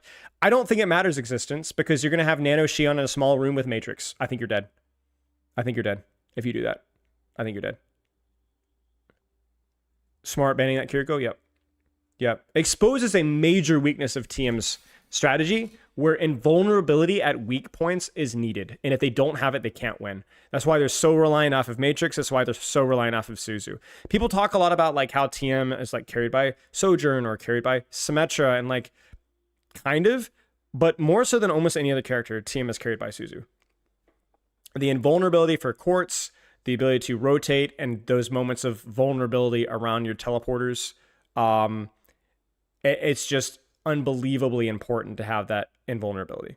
And if you don't have that invulnerability, I honestly think TM would be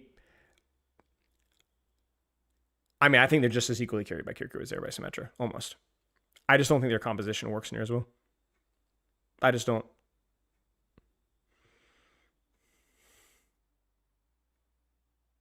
So, okay. Suravasa. Yeah, it's not just weaker supports though. Like, I want to be clear. Like, I don't necessarily think it's exclusively like exposing Simple as being a bad BAP. I don't think it's honestly even that really much at all. Like, sure, there's some moments that we can nitpick Simple. It's just that their composition relies off of it. Like, their entire strategy relies off of that hero. Like, you look at this situation, it's like, if you ban, honestly, you could see the same thing about Zeta and Cat this series. That's why I was not a fan of Shu winning MVP as well as he played, because if they ban Ana, Shu goes Kiriko, and yeah, they're worse, but the theory of what they're trying to do still is the same. It's still going to work. You could run Shu and Kiriko. You could do Shu on freaking Wu Yang on some maps. It would be fine. It wouldn't be optimal, but it'd be fine. But without Cat, you don't have that absurd, ridiculous tank angle that can get away with murder, right? It's the same thing with TM and Kiriko. I think this series came down to TM Kiriko versus Zetacat. That is my, like, if you want, I rarely push narratives, but if you want the narrative, that's I think by far the most important matchup in the entire game. But what is Violet able to do on his angle, and is simple Suzu able to shut down not just the generic, obviously Kiriko, Suzu, very important, everyone knows that, but like to shut down the catnaps and stuff like that. And I think that was the narrative of the story, more so than, Diva, more than the Sojourn knife versus. I think that stuff was relevant, but not nearly important. So, yeah. Anyway, that's my take. Survasa. Twisted Minds picks it. It's a good Flashpoint map. They're very experienced with it. Lots of movement and rotations. NTM chooses to ban first, which they have that luxury, of course. What do you think about the no Ana ban? We'll talk about the certain ban strategy later on, but for right now, they ban Vendetta.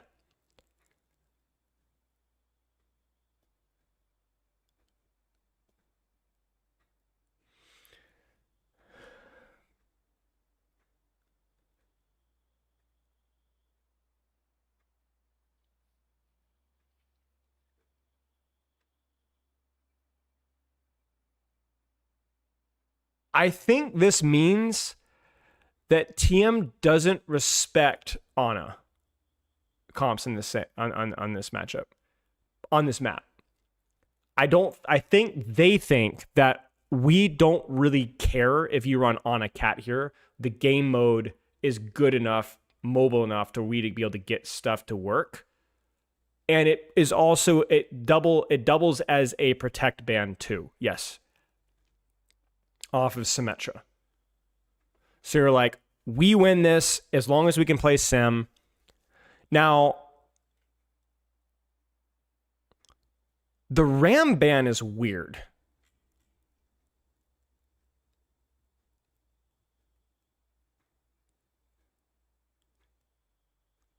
T1 crush TM on a Malga Vendetta comp on Flashpoint. Well, there you go. That has, so yeah, so it's like basically what this looks like is that TM was more scared of Sim getting banned or the Vendetta crap, kind of what we saw in the Unjunction, just no Brig, right? No Brig. It would be like Sojourn Vendetta, right? With probably Malga, like you guys are saying. They're more scared of that than they are of Cat Ana. If that makes sense. So if they ban Vendetta, that protect bans Sim, of course.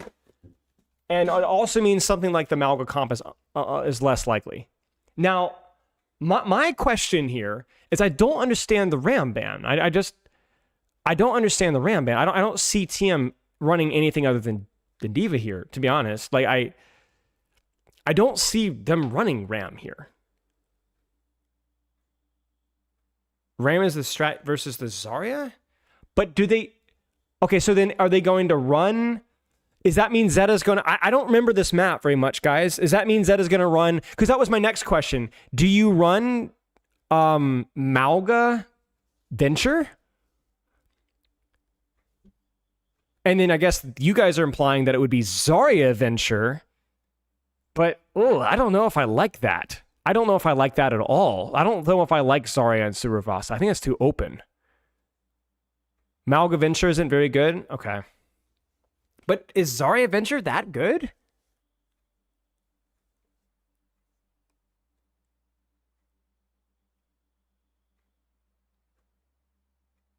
I don't know. This is where my ignorance is showing. The only thing that I can understand is the Vendetta ban, which is to protect Sim and to deny the anti-Sim Flashpoint DPS pick.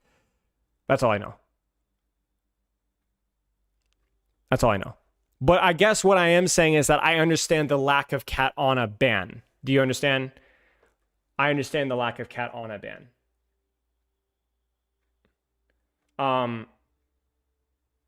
Maybe they should have banned Diva. Yeah, that's what I'm saying. I feel like Zeta should ban Diva.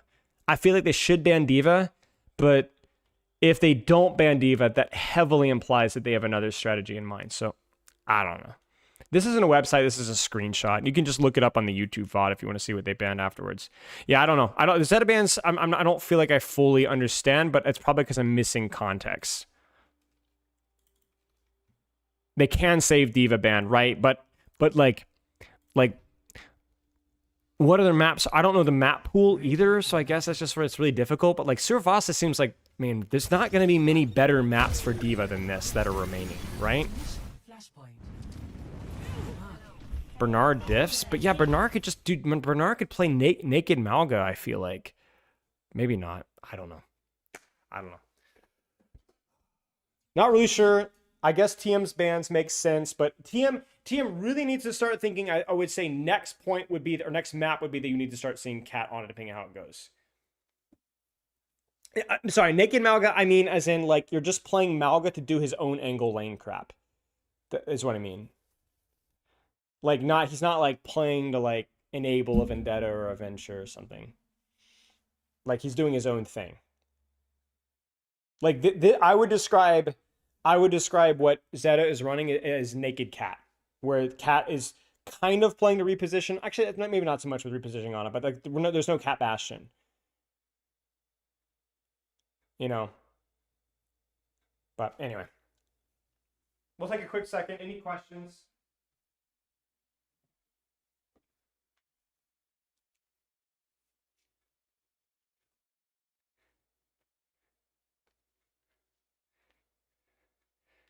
So I guess we could kind of like, well, let's see if you guys have any questions first, because this is interesting to me. This is interesting to me. Oh, I know what it is. Is banning Ram a first fight cheese? Let me explain. Okay, so if you bear with me. If Vendetta's banned, then that means the brawl options for Zeta are limited. Or bad. Or not that threatening. Follow me? So then they're going to play poke options. What's the best poke option on First Point Survasa? Now this one takes some back knowledge. First Point Survasa is very well known for first point being more poke focused than the other points. Because it's a lot more open. So you can run, this, like, that's why we're seeing Sigma here. Okay, that's why we're seeing Sigma here. You will see Bernard swap off of Sigma after like this point. Like it's 100% a swap. Okay. So maybe the logic here is that they know that if Vendetta is banned, TM knows that if Vendetta is banned, then they're gonna have to roll out on a poke comp. So they want to run Ram into that, but yeah, you counter this Sigma, but like you get destroyed by every flank because you don't have Matrix. I don't know. No, my logic. I don't think Sigma being picked here is enough to justify the Ram ban. It has to be something else. Because yeah, you counter the Sigma with your but like Xion on a Cat like just murder you. Like Matrix is so good at the multiple different angles. I don't know. Okay, never mind. Disregard. Forget it. Main logic here is ban even means you have some ban. Yeah. I think Sarah's guess is probably the most accurate, where it's like just like a throwaway ban, and they're saving the big sauce for the later ones. Because I feel like maybe the strategy here, probably the most likely answer, is that Zeta just doesn't feel that any ban they do here is going to really help. Like, there's just nothing that they're going to do that's going to work. So might as well save your, like, this is maybe TM's best map left over. Like this, like that you're just, so they're just like, you know what? Let's not waste our Cat Diva ban right now, because we're not going to freaking win this. Let's just hope for the best and see if we can pull out and then play for the later maps. Yeah, down to sell Flashpoint and play for the wins elsewhere. Yeah, that feels like the most logical guess, but yeah.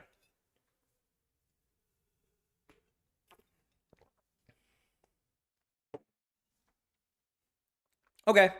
Beyond that, no real surprises for me for anything being played here. Sigma's definitely fun, but not a huge surprise. Xion versus Tracer. I think Xion's, again, more pokey on her deeper angles than Tracer for first point, but I would not be surprised to see Tracer. I don't remember seeing a lot of this until the later ends. I think like the back half of this on Hottie stream. I can't remember. I think Tracer is good here later. Right now, maybe not so much. Yeah. I'm curious what Bernard swaps to. I don't remember. Maybe just Diva Mirror, and then we see Tracer left over. Okay.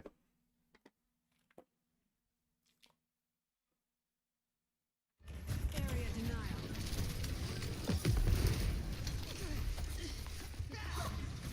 Neutralizing projectile. Flashpoint unlocks in 10 seconds. All right, remind me, and I'll pull it up. Violet flies like heck. Once he sees his honest safe, sets up his hit with a rock. I mean, that's just such a little cool little moment. Look at this. Bam! And then the rock.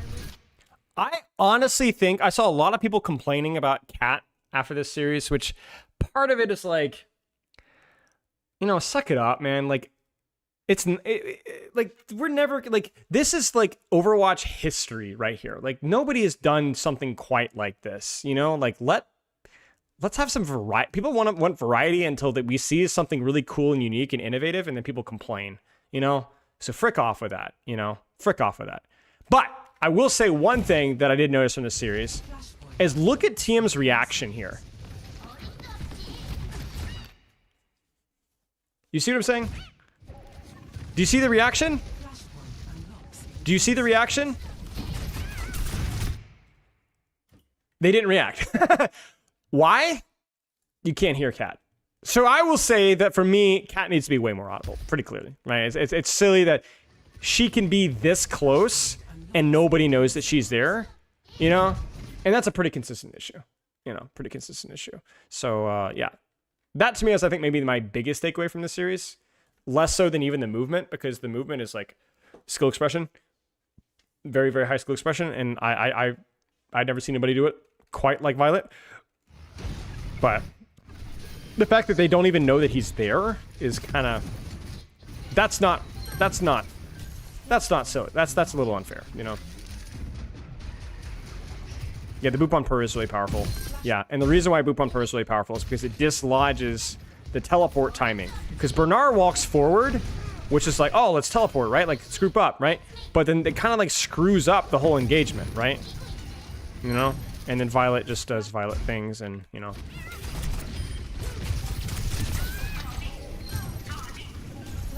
Just insane. Well played. And again, credit to Knife, man. Knife has definitely found his series, right? Like that's such a nice angle from Knife, honestly. And they time it well. That's good.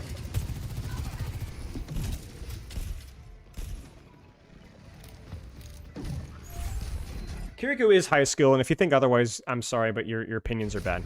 Kiriko is an annoying character, but Kiriko is one of the highest skill ceilings of supports, period.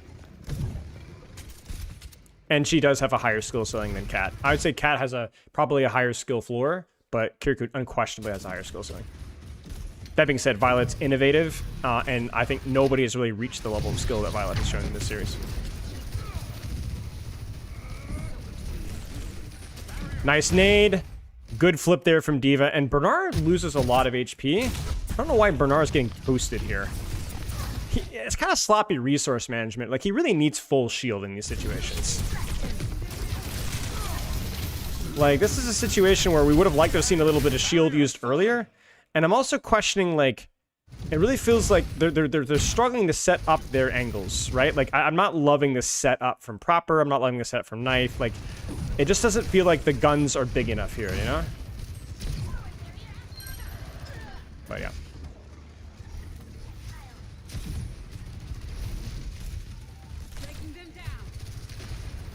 But resources are used, TP's used, Violet's still committing war crimes on the flank. It's like...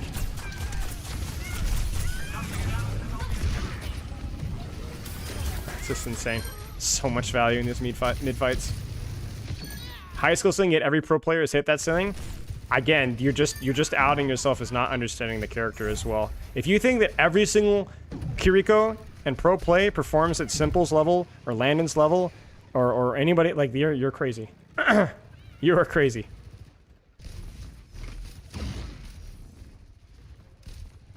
This ends. Taking the early fight, I don't mind that at all. before they build Sim TP, before they build Kitsu, taking it in an open space. I like this. It gets disengaged really well from TM, but that's kind of unlucky. I think that was okay. Yeah, Per does last a long time.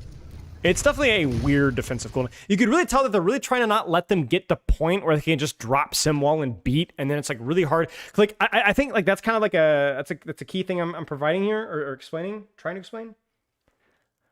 Where it's really difficult to like establish off angles without like being really close. So they're trying to establish their off angles here. It's not just about the TP comp. It's about like any brawl composition. If they get to here, it's really hard to establish flanks on this here. So I oh, Shu. Oh, they caught Shu. Oh no, Shu! Shu! Come on, man.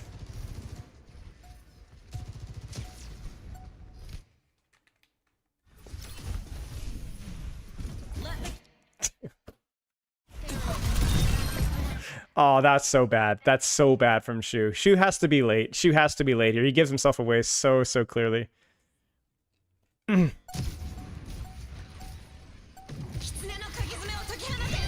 Yeah. And that would have worked, because you could definitely tell that Violet's going for the knockdown and then they could go for the nade afterwards, which I think is a good fight plan, but TM sniffs it out. The argument with Kiriko is... that a lot of her value is less visible around like how she hits her shots, how she uses her Kitsus, and more importantly, how she uses her Suzus at the pro level of play. So I agree with you guys that Suzu as being part of Kiriko's skill ceiling, like Kiriko, this is why I would say Ana has a higher skill ceiling than Kiriko. I would say Lucia probably has a higher skill ceiling than Kiriko too. I agree with you. I just don't think Kiriko has a low skill ceiling. I think Kiriko is better than, I think she's a higher skill ceiling than Kat, frankly. I'd say that she arguably has an equal skill ceiling of Brigitte, who I think is actually one of the higher. I think the thing with the problem with Kiriko is that she's also, a lot of her skill ceiling is not 100% flashy or visible at the pro level either. You know what I'm saying? I think Fielder's a weak Kiriko. I also think Shu is a weak Kiriko.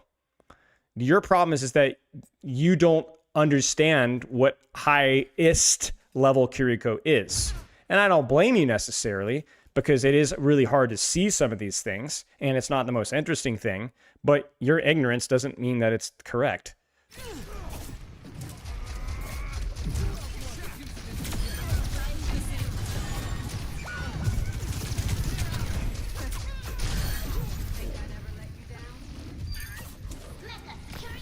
That's a good retake from TM. And it's actually crazy that they just didn't use a single ultimate there too.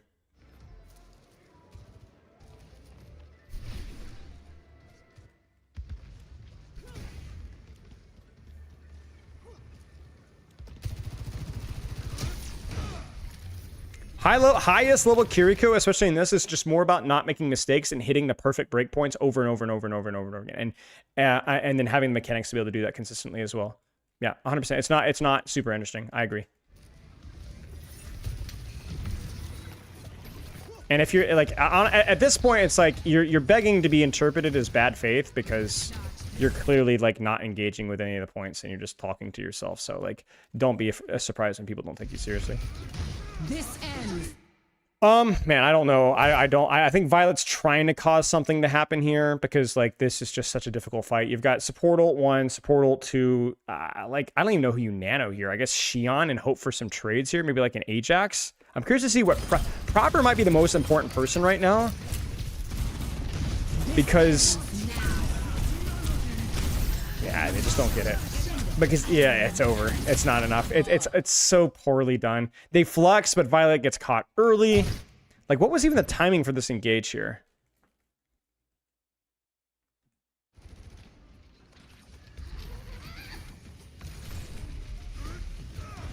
This ends. Yeah, he just sees it and then just gets caught. And they're trying to hit the flux combo, but you're noticing a lot of time Violet is just mistimed with this team a lot. Like, basically the worst Zeta looks usually is when Violet goes in too early, because he sees an opportunity or there's a miscommunication or something like that. And I really don't know who to I don't know who to blame for that. And I also don't know why I'm stuck in a loading screen here. So.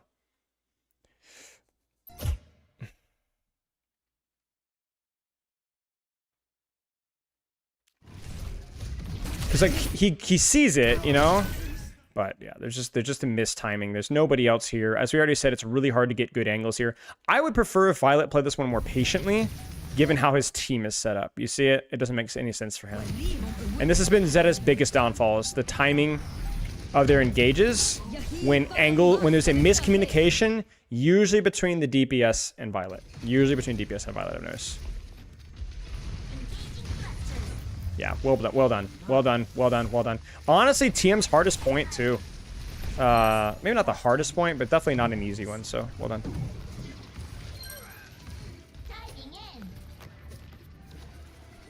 Well, yes and no, Basilisk.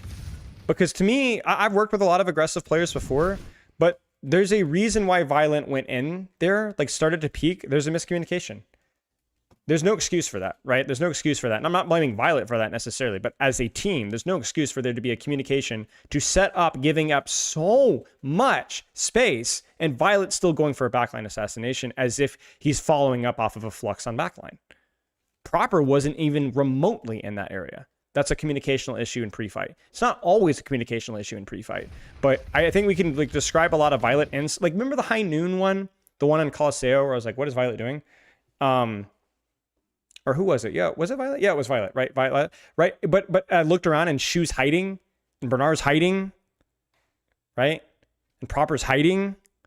So like, well, what was the plan there, guys? Like, were we planning to punish TP or not? Right? So Violet's the one that's dying for those plays, but that's because it's a 2v5.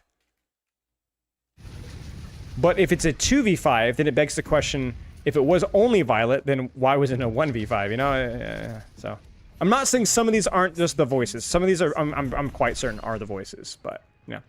Doom Swap is good on this map. A lot of dive stuff, a lot of brawl focus stuff. Yeah, it's good. I always, the reason why Doomfist never works is because he's always put in a situation where the team that's running Doom is at a disadvantage and they're trying to make something work. But the Doom is like, it doesn't make it's a bad swap. It's a good swap. It just might not be good enough. That's all. Oh man, they're gonna win this, but that's an awful commitment. And the point's not even unlocked yet. I think TM's happy with that.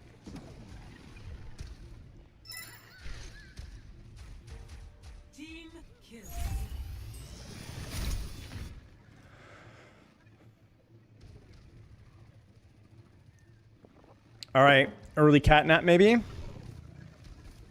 Violet has to be setting up for that. Like,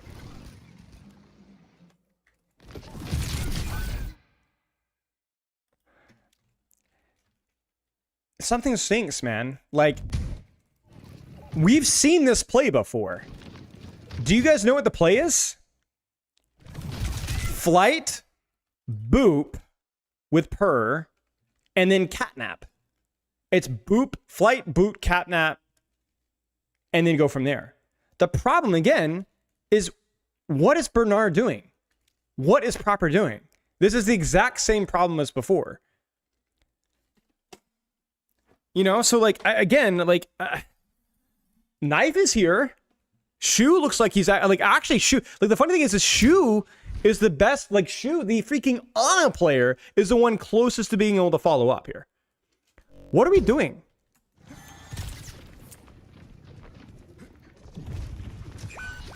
It's like they're waiting to you know what it is? They're waiting. Okay, you see it. Did you just see it? We just solved it. They just solved it. We just solved it. What was the plan? You see it? This is all you need to see.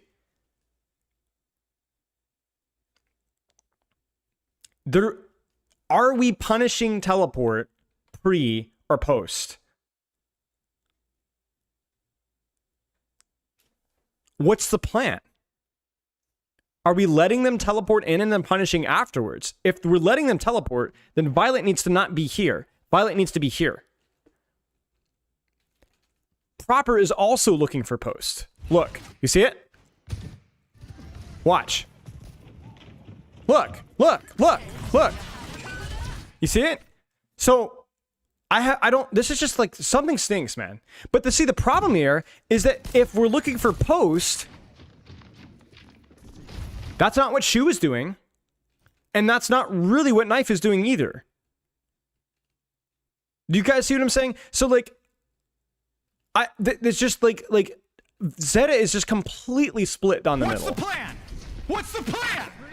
What is the plan? What is the purpose of your existence? Right, like Violet's the one that dies for it, and I know I'm not telling that this isn't an end, but there's like, you could tell it's like Violet dies for it, but Knife, Shu, everyone has a different idea of what we're doing here. So I have no idea what the plan is here. I have no idea what the plan is here. Like, Knife is very clearly punishing the pre-fight, right? Because otherwise he'd be left behind, right? Same thing with Shu. I have no idea. I have no idea. Just really, really badly executed from Zeta. And like, like they get a trade because Knife commits to the plan and then Bernard commits later, but it's just not good enough. We can't do that.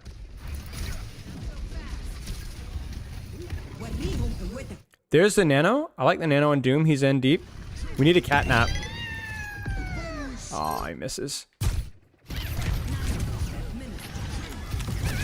That's too far. That's way too far of a catnap. You can't catnap that far. That. Okay, so we've been simping for Violet, right? Like cutting him some slack.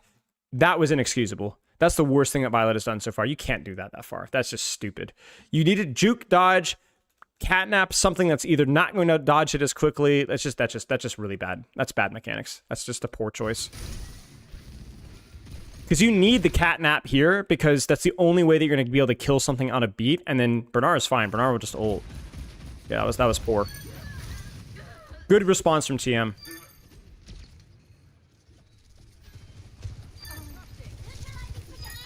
Yeah, it's just too far of a catnap, you know, in the middle of a fight.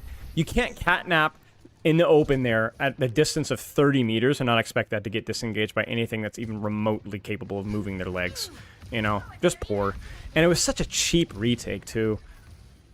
Nano, catnap, these are like relevant ults. Proper's gonna go Tracer. I like Tracer here. It's a better map for Tracer. You don't need to poke stuff as much on the open space now. It's much more compressed. He's gonna, you notice that we did the little, okay, I'm not gonna talk about it. Save it for the YouTube VOD. I'm selling out, guys. I'm selling out. I'm selling out for a video that's gonna get less than 10,000 views. Bad. Walkabilly, thank you for the sub. The setup here is really good. I will say the setup is really good. Good commitment here. Thank you, Sirly. I am no longer the pro Overwatch aficionado. But you know what? I made that choice. So, I don't regret it. Frick Saudi Arabia. The Kingdom of Saudi Arabia. Not the people, I should clarify. Good trades. Really, really good trades.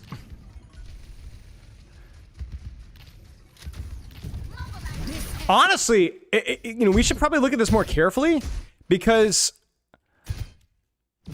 the setup is amazing here, but they have support ults here. I just think the angle max of like, I mean, that's Doomfist, man. That's Doomfist, that's Tracer, that's Sojourn. Yeah, that's a really strong neutral advantage and a good microplay. I mean, it's crazy that he even hits the headshot, you know what I'm saying? But, yeah, I mean, yeah, angle max beats ult economy kind of, sometimes. My question, oh, UB doesn't have Symbol. I'm stupid.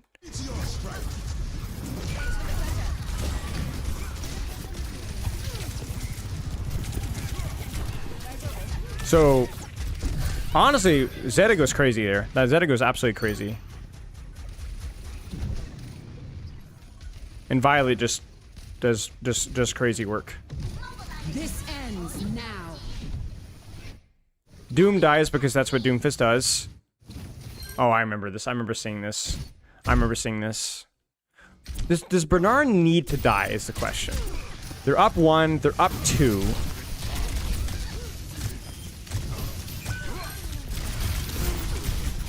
No, he doesn't need to die. This is Bernard's fault. The problem with Doomfist is that the character is very commonly traded.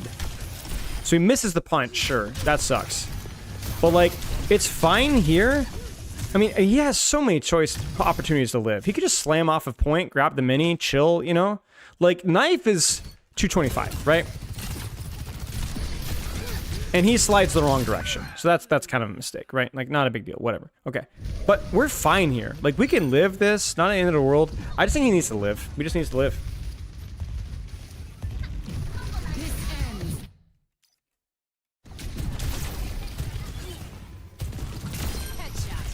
Yeah, he was pinged. But yeah, it's a heads-up play. Yeah. The ult layering ends up being enough, and I just think that the individual plays as the strong point, or at the start, it wasn't enough. So. Next time, think twice. Yeah. Just comp diff, really. Comp diff. And if you're gonna beat comp diff, you can't choke advantages like they did there. Yeah, you can't choke advantages like you did there. It's well played by Zeta, but TM, they run the better comp for the map. I think this is probably their best point, Zetas. Has to be, with the cat. So difficult to establish off angles here with Cat Tracer, or with any other comp other than Cat Tracer. So, like, it's a dream situation to be in this spot here, right? And Simwall may not be enough. Yeah, this is the classic Violet, right? Sets up on the angle, goes in for the per boot, and the melee, Suzu, follow up, and then take it down. Did you notice the difference? The difference was he goes in from a vertical angle, but Proper's already in. Like, Proper has already been here for some time, forcing resources. You see it? That's why this works, and then not a second later, bam, we've already have a punch in Diva. You see it? That's the difference, right? It's obviously a staging thing too, like that whole area of the map's way better for Cat. But no, this adventure wouldn't be better here necessarily because it's way too wide open. You need like big old Tracer. Okay, that was really well played. Ooh. Ooh. Ooh, ooh, ooh. Again, you notice the setup, right? Look at the setup. Knife is coming back from spawn? Yeah, Knife is coming back from spawn, right? But look at the setup, right? Proper's there, Shoes there, Violet's a little late because they weren't sure about punishing, but like, that's why this works. Poor Astra, man, like that's rough. I think ironically, Knife being dead, I say, Knife being dead, it kind of sets this up because I don't think they're expecting the hold close with Knife and spawn. And they're like, just go, right? And then they don't check their corners, and then death appears. And then Simple's Suzu. Aw. Oh, what? How?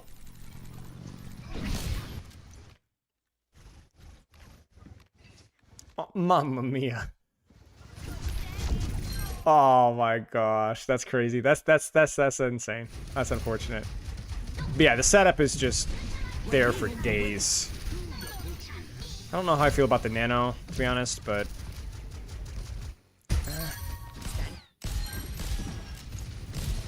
You're powered up. Get in yeah, I think That must sting. no, I disregard. He has ult.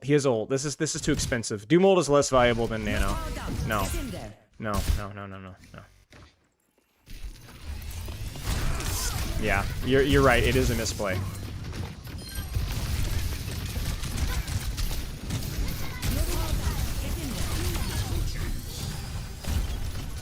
Yeah, that's unfortunate. That's unfortunate.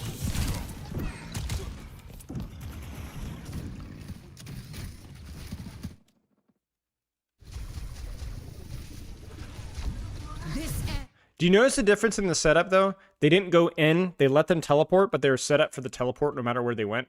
Again, they went early, it worked. This time they're going late. It also looks like it's likely to work.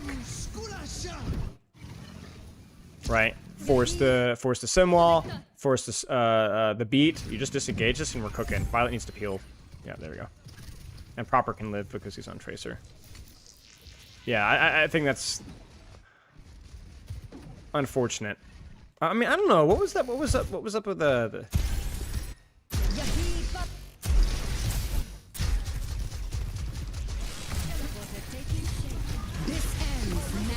objective. Come aid me. This looks so... Okay, so I'm going to be really, really nitpicky here. But if there are any TM fans in chat right now,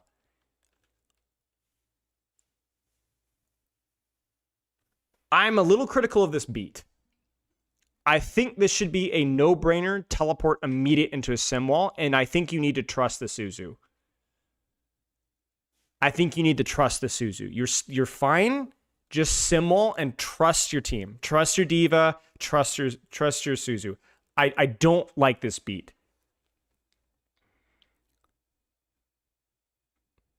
Because you're looking at this and you're like, okay, whatever. But I'm like, TM sets the bar up here. You know what I'm saying? I think most TM games we would not see beat in the sim wall here.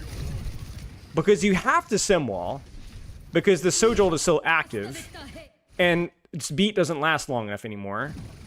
I don't know. I'm not sure what caused that. Maybe a little bit of panic. I'm not really going to conjecture off of that. But that is a little bit uncharacteristic of TM. I think they're expecting a harder hit on TM, or on the TP. I agree with you. But we've seen Disruptor Shot. We know where their angles are. Hindsight's 2020. I think you have to trust the Matrix Suzu wall. I think you just have to do it. And you also know where Doomfist is this time too. Hindsight's 2020. But yeah. I don't think it's a bad beat. Let me be clear. It's not a good beat. It's not a good beat. And yeah, Doom does make this more complicated. That is true.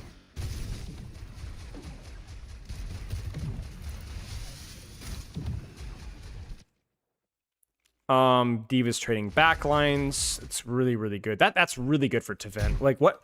Why is this possible? Is it the TP? Has to be the TP, right?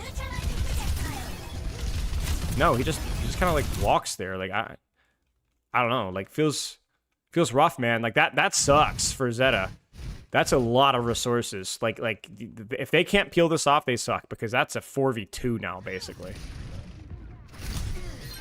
Oh man.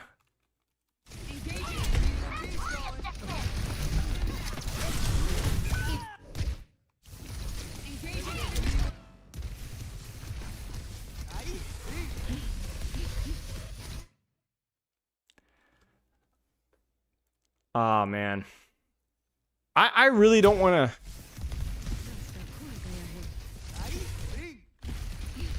to... It ain't good, guys. This ain't good. It's real bad. It's real bad.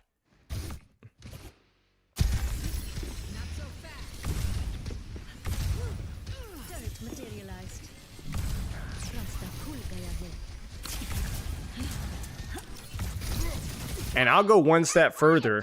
I think this teleporter is a little sus too. I understand what it's trying to accomplish, and maybe it sets up the whole diva play, but it hurts my soul to see this much space given to a backline that doesn't have nano, Sojolt, catnap, nothing. This is TM playing like wimps. This sucks. This is way too much space given right now. And then we just feed punch, and Astro gets killed for it.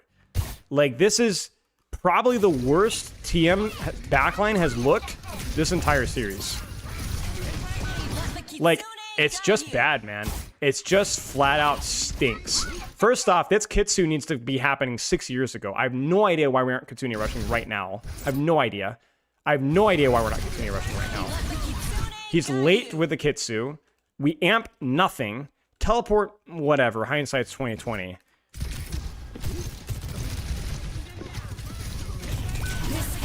And then freaking Yubi, who does no wrong. I mean, who feeds punch? Is it Astro? Somebody feeds punch. Is it Quartz? Is it Symbol? Like who is it? I don't know, man. Somebody freaking feeds punch. Astro and Yubi, it looks like it, yeah. So we feed punch, we amp nothing, we miss the Suzu, we Kitsu late, and we feed punch. All right, just yeah. You can't do this, man. Like, this is just really bad. This ends now. And this is a fight that, like, Zeta has no business winning. Given how well Tvent was able to stage with Bomb. I mean, Tvent is probably like, guys, like, what are we doing, man? Like, no nade, no sleep, no cat. I'm not taking any damage. I also get my 1. Like, what are we doing, man? What are we doing? We had Kitsu. We had Sojol. They had nothing besides Doommold.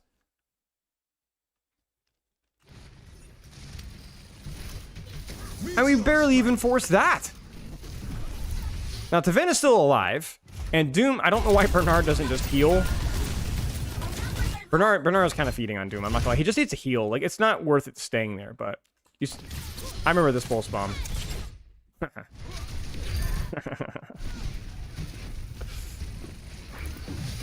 That's crazy.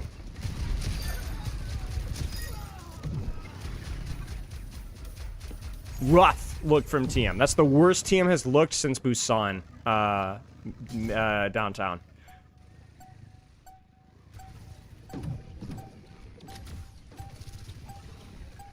Quartz will get the touch. There's the catnap on the... Oh my days, that stun is disgusting. Just stuns like 3 people. And I think it's worth the catnap because you get, I think, more than enough ult charge off of that. And you also get yourself a situation where you're able to set up a little bit faster than TM. So, yeah. Okay.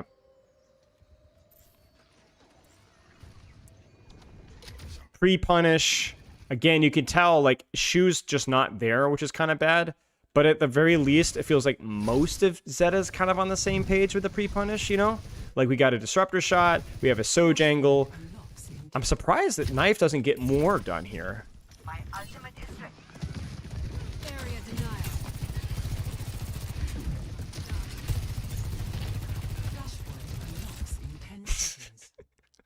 Is he okay? Is he alright? And then he hits that, okay, so just like, whatever, man. But he looked, is he okay? Like, is alright, you know? I mean, and then he just, like, locks in there, but the setup, like, my point being is that, like, Violet goes in and feeds, right? But the difference here is that, look at the follow-up. Look at the Doom, look at the Tracer, look at the Soj, right? Look at this. Poor Astro, man. And now, good. Is there anything TM could have done better there?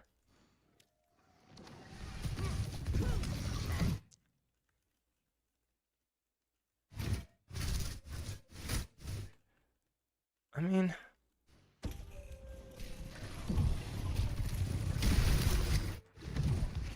Yeah, because what's happening is I think the main thing here is that, like, TM is... Like, to give credit to Zeta, they punished the teleport. TM is not ready for this. Like, TM, like, that's the best thing I can say is that TM does not think that we're fighting here. We're rotating away. So what happens is, like, look at how easy this Suzu is to force. Right? Look at that. They're not ready for that, man. That disruptor shot punch combo, they were not ready for that at all. So while this is all fine and, you know, this is all fine and okay, yeah, cool. The problem here is that I just don't think like TM is ready for this at all. They just weren't ready for it at all. You know, they just weren't ready. The amp's fine. Purr's a little broken for how long it can last. And the shots are decent, but yeah. Better setup. TM just wasn't ready for the setup. The way to beat TM has repeatedly been, can you punish them before they get what they want? Right? And that, like, it's obvious. Everybody knows it. But the problem is it's very difficult to do that sometimes. But the situations where TM loses fights are situations where it's like, wait, what just happened? You know? But that felt like more of a good play from Zeta than a bad play from TM for the most part, so. And I like the Cassidy versus the Doom. You know, it's hard. The reason why I like the Cassidy versus the Doom is that the tempo of these engages, that it's just like bam, and then it's over. You know, there's not these like long drawn out trades, right? And that's because of this. So the problem here is if you go to Quartz's POV, he builds rail after the hit has already happened. Right? Like it's already, the Suzu's already been forced. So now he has rail. So he gets this one. Nice job, Quartz. Well done. What a great player. But it's too late. You know what I'm saying? So you need, the fights are over too quickly. And yeah, Cat. But like we've seen Sojourn versus Cat prior to that. Oh no, replay bug. I hate this bug so much. We're gonna hear Cassidy shots. Frick me, man. I'm just gonna let it play. I can't be bothered. All right, setup from Proper's good. Setup from Violet's good. Knife, everything looks good. Early punish, Nano. The angle setup is great. Again, like I want to highlight how good this setup is from Zeta. And you can't Matrix everything, man. You can't Matrix everything. What does Astro die to?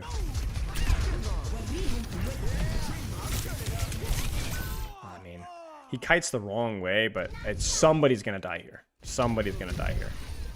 You can't live versus that many angles. Does team rely on too much on Sim? Too much for what? To win every LAN? Sure, but it also wins every LAN. Violet, what are you doing? Wait, Bernard is clearly out. This guy, man. Like, Taven is like, where?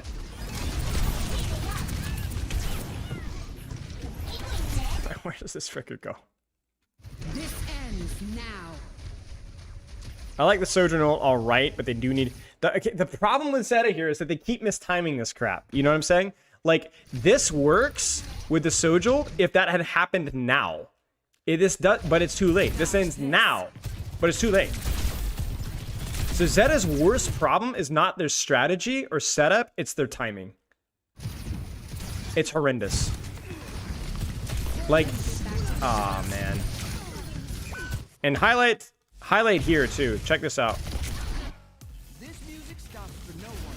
Oh, you want to hear this? Hits the shots on the Tracer. Ends now. This ends now.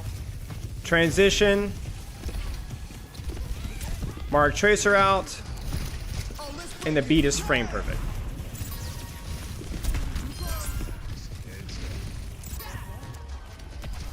The problem with Zeta has been their transitions.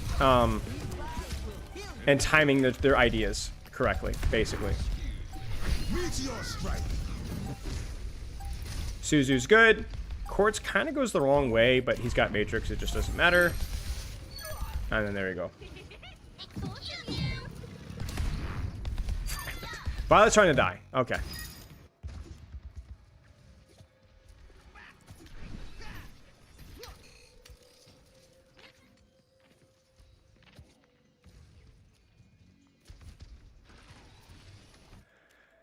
There's a TP flip.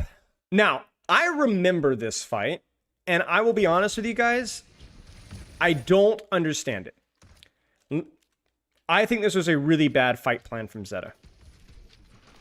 So they're going to TP to flip, and they're doing this to kind of apply a little bit of pressure on the angle on Doom Soj, which works. Soj has to slide out. That makes the hit a lot weaker. I know this is leading the question, but I want you to look at the old economy, guys. What should Zeta's plan be? What do you guys reckon?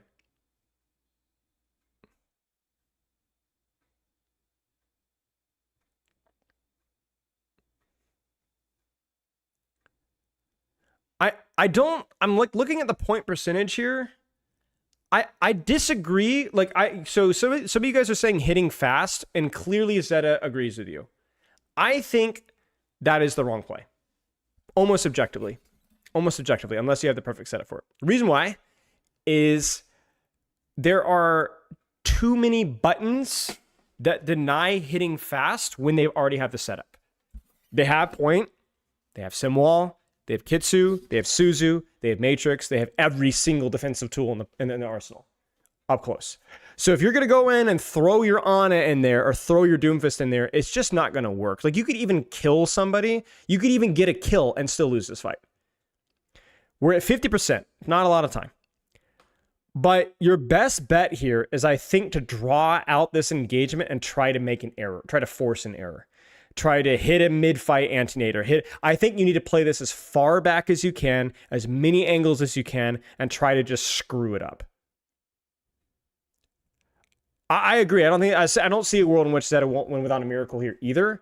I just don't see how on earth this is the fight plan into this situation. This seems just. No, absolutely not. Absolutely not. You're not going to get 2 fights. That's the problem. So you need to make a nice long one fight. Because even if you hit this, it gets instantly Suzu'd Simwall and you die instantaneously. Like basically, because the thing is, the setup isn't even there, right? Like look at where everybody else is. Like this is just never going to work. This is never going to work. The kamikaze play here is just the worst possible thing you could have done in this situation. I think the fight plan here needs to be Violet's up here healing Bernard. Bernard goes in for cycle, disengages. Knife playing like a million miles away. Bernard saving at least one of his CDs. Proper doing exactly what he's doing. I think Shu probably flanking this way and listening for teleport cooldown and trying to do something mid-fight or something like that. You don't really have a choice here, but it's not this. So hindsight's 2020. You know, you shouldn't have blown everything last fight and lost anyway. But yeah, this was really stupid. Like, this is really, really stupid. And this is funny, but the funny thing about this is it literally didn't even matter. Like, it was like, oh, look at how bad Violet is. He's dead. Like, it didn't matter. Like, it's over. Like, as soon as it's over. Like, this fight was over now. This fight was over at this frame right now. Now, I want to highlight something. Keep this in mind. Keep this in mind. Let the Kitsune guide you.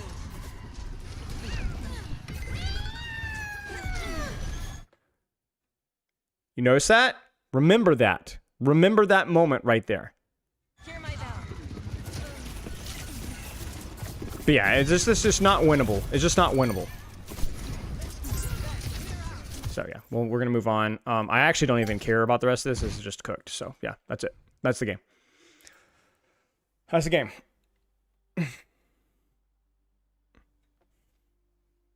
And if you were gonna go for that, then you need Ana to go late. You need Doomfist to go in first. You need Knife to take a gamble with it, or Proper or something. But yeah. Well, the problem with the catnap strategy is, even if you get the kill there, it doesn't matter. Like, it doesn't matter. You have Kitsu, you have Diva Bomb, you have Simwall. Like, you're not going to win that fight off of a cat ult, because the cat will die for that, or somebody else will die for that. You need to draw out the fight to where you can catnap somebody and you're 85% on Nano, but you hit a big nade, so you force the Suzu, you know, and the Diva wasn't in a position to punish the catnap. You get what I'm saying? Like, you needed like a couple of things, not just catnap.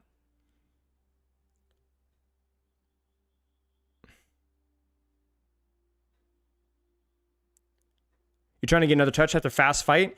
Well, the problem with that logic is that I agree with you if they're going to go for an all-in and force a bunch of ultimates.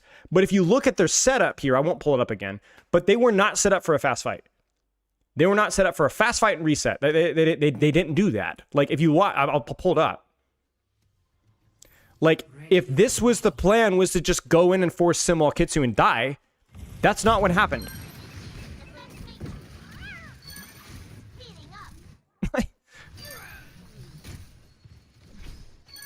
Like, that's not at all what happened. Knife could have gotten out ages ago. Bernard could have gotten out ages ago. Didn't happen. And honestly, I really don't think you can take 2 fights at 52%. I don't think you can I think Flashpoint takes too fast. I think it's too fast. King of the Hill, 100%. Not Flashpoint. It's not possible. It's not possible. So, more of a nitpick. You know, a lot more of the criticisms that happened earlier. But I think it was interesting because there was a lot of conversation around that part of the map. And I think that I kind of disagreed with some of the takes. So, like, you're just not touching there after that fight. That's your only fight. So you need your best, most superior game plan. Oh.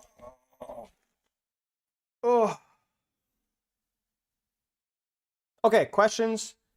I'm like full on endurance moding this. It's been a long day.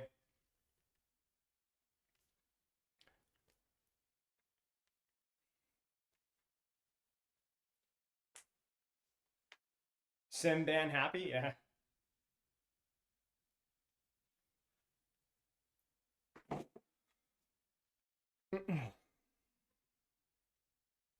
Could they have put in JWoo the last two maps? No, I don't think so. I think you just need to take the L here and hope for the best if you're a TM.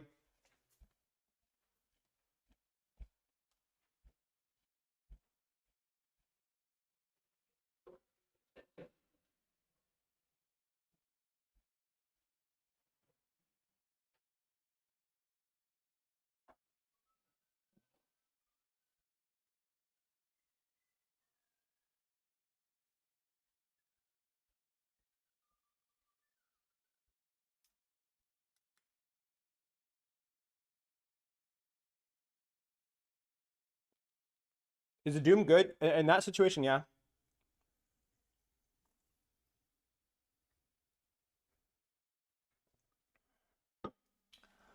Yeah, I think Doom was fine there. Doom's biggest problem is he just gets traded and one fights too often. We kind of talked about it already, but too much of his mitigation can kind of get slammed out, you know? So any questions or we just jump right on in? Again, we're committing to Eichenwald for our YouTube mode here, so we can just kind of chill here.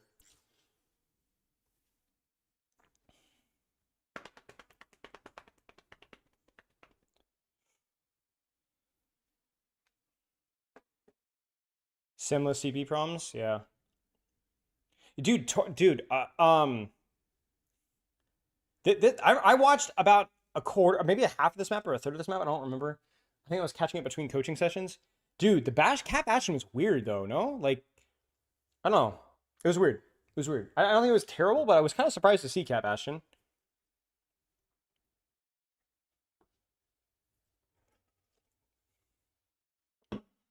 Okay. I guess we just go. Yeah, I'm just trying to stand up for a little bit and sitting. Let's look at the bands. Let's look at the bands. Look at the bands. It is Twisted Minds Zeta map pick. Zeta first band, they banned Symmetra. Not a big surprise. It's more of like a... I think the more interesting thing to me is more along the lines of like using it on an escort map. But to be honest with you, it's not really a big shocker. You could do a lot of really disgusting things with Symmetra on stalling this out on first, on second. And third point's kind of a nightmare with Sim. Like Sim is really good on third point, in my opinion. So makes sense. I think the thing that confuses me, really, really many things. I have no idea why TM doesn't force a ban on like Cat or Ana here. I don't really know why.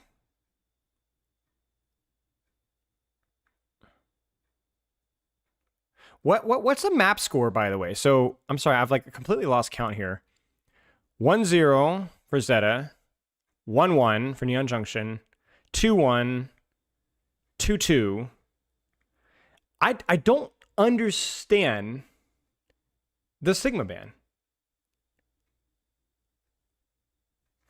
I just don't. Like, I look at this situation here, and I'm like, if you are TM without the Symmetra comp, you are so incredibly vulnerable to off-angle pressure on this point up until third. Sigma Mizuki versus Diva? I just don't buy that, though, you know? Like, I mean, obviously I buy it. Of course I've purchased it. It's in my living room right now. I have to buy it. But, like, no, like, are you really that scared of Sig Mizuki? Are you really that scared of Sigma Mizuki? Like, if you get the third point here, or second point, like, I guess. I don't know, man. But you don't have to play Diva on up until Maybe, okay, maybe you guys are thinking first and second point. You could play Ram May on third, no problem.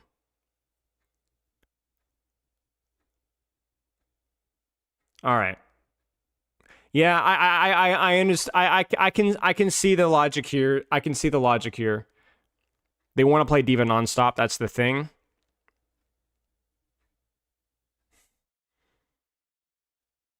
We'll talk about. Okay, so there's one point where I had a big criticism of their bans. It was on Ike. We'll talk about that one a little bit.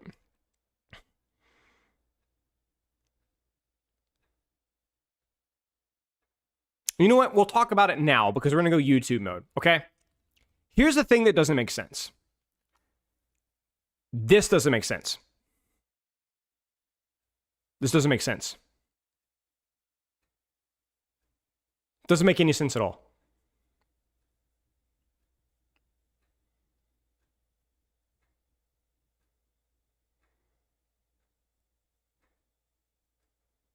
I don't care if it's a D.Va Protect. It doesn't matter if it's a D.Va Protect. Because what do you think Zed is going to do on map 7?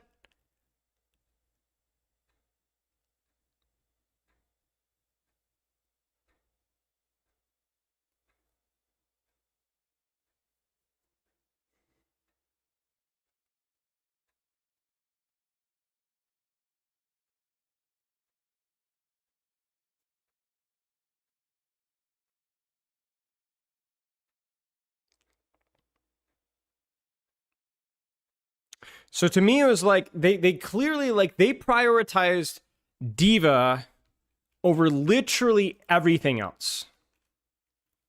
They prioritized D.Va over literally everything else.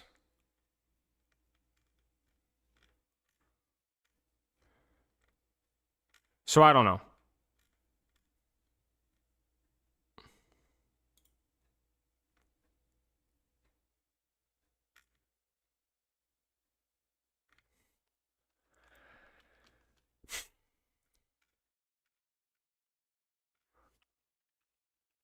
How do you want to win those high grounds without her too? Yeah, I mean, I don't know, man.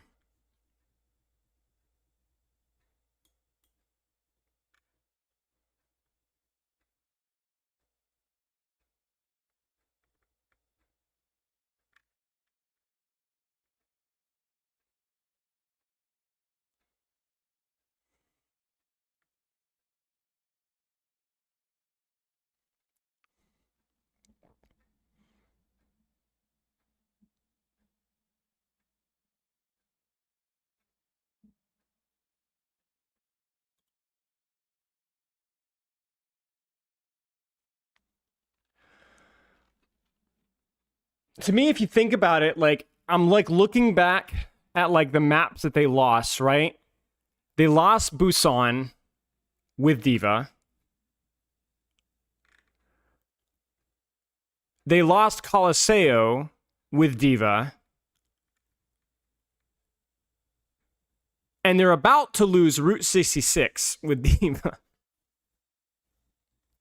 Do you see my problem here? Like, I'm not saying that it but like you've lost 3 maps with D.Va versus Katana. 3 maps. So I don't know. Hindsight's 2020. Hindsight 2020. But do you see what I'm saying? Like the whole concept that we could beat anybody, we can win if we have D.Va. Well, you're now 0 for 3 on that strategy. You're 0 for 3 on that strategy. The maps that they won were map wins, not comp wins. Neon Junction, as we already mentioned, and Suruvasa were map wins. So I don't know.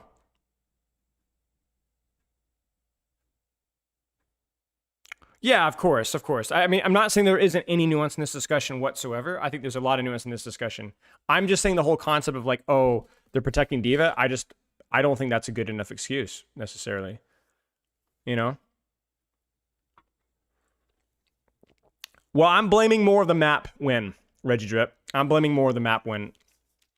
But that's maybe one-dimensional me, so Yeah, they are kind of screwed. They are a little bit screwed. Like Busan Sanctuary, like Busan Downtown has to be coming back to haunt TM at this point in time. So it is what it is. I don't think it's an easy answer. I don't think TM threw with their bans by any means. But it is, you know, you're 0-3. You're 0-3 so far, or you're going to be. Stop the payload.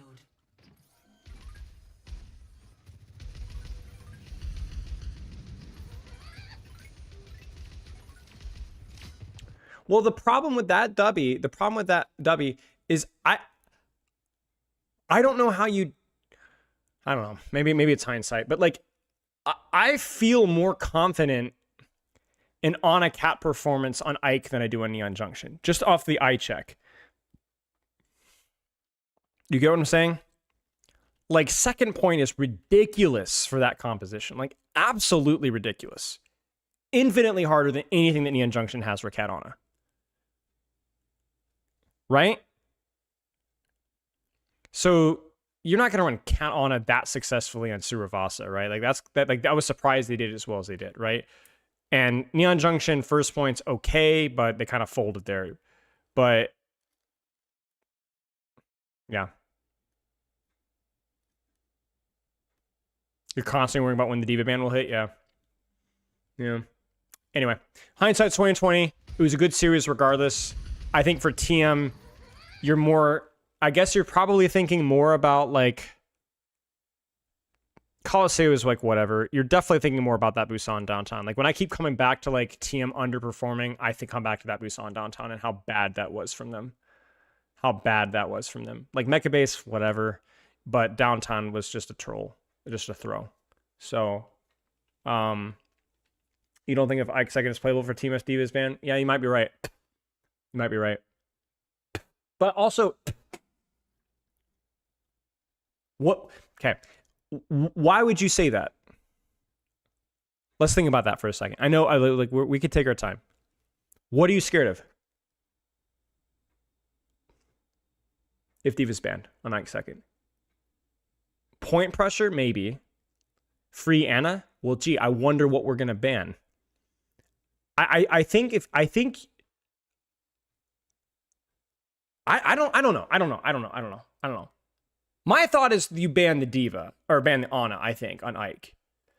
But maybe you're right. Maybe Pharaoh would be a problem. Maybe you're right. I don't think the Diva matchup is that big of a deal with the Cat. Like the per boop is the biggest thing that Cat does in the melee. It's not the damage necessarily. I don't know. You could run Sim T, right? You could run Rhine Sim. Not sure. The fact that we're having this conversation means that it's not like an obvious choice.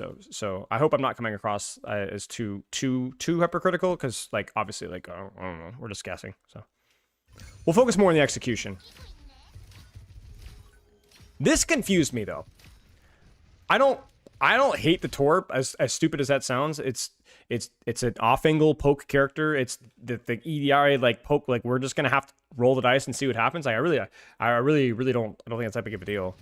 Yeah, that can chase by the way. I understand. And I like the Mizuki swap because it's too poke pilled. This is too poke pilled for Mizuki to really do anything. I think they were expecting some sort of brawl comp, and they're just gonna run like an anti-dive with a Diva. Like they were probably expecting like a Lucio, Kiriko, Diva, you know, the usual trad stuff, you know, but just without the sim. I don't know, UB on Tracer, UB on May, something like that. But then they came out with like actual poke stuff, and they're like, oh well, we're not gonna run Mizuki into that. What I don't fully understand is I don't fully understand the Bastion. I don't know.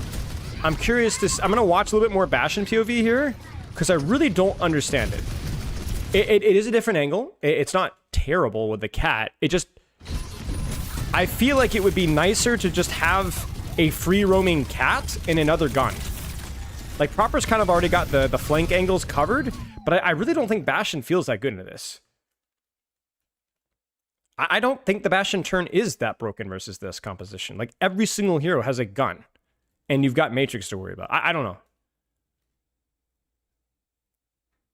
You want to hear something crazy? I wonder if Emre would be good here.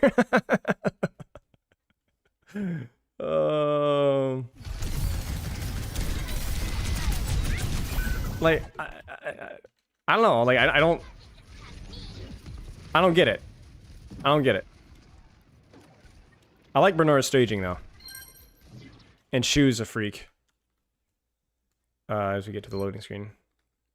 Uh-oh, yeah, my internet's kind of... Oh, no. Frick, no. Okay, hang on. Oh, I love my internet. Hang on. Hang tight.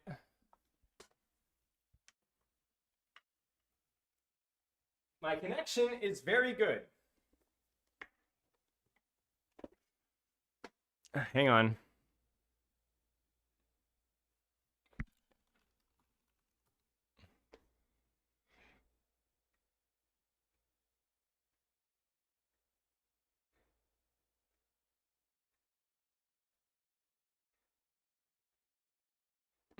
Frick me, man. Why is it doing that? OBS. I don't think it's fine now. It's not fine. We're gonna try unplugging it and replugging. Wait. Wait. Oh my gosh. Dude, no joke. My finger was on the cable. I was literally starting and it came back. That's the strategy, guys. Threaten your internet with physical violence and it will work.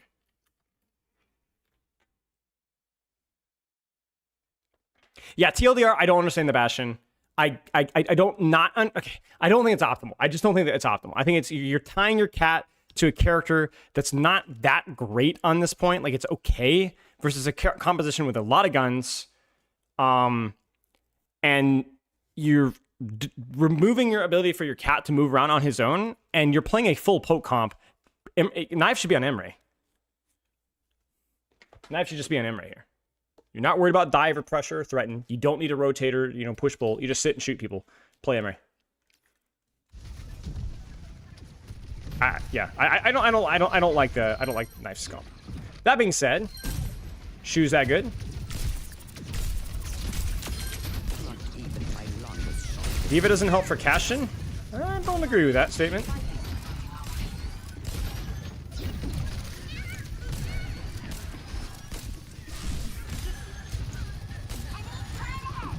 But it's fine. It's more of a nitpick.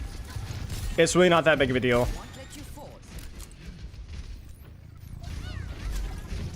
I just think Cat's flexibility and flanking is too important here.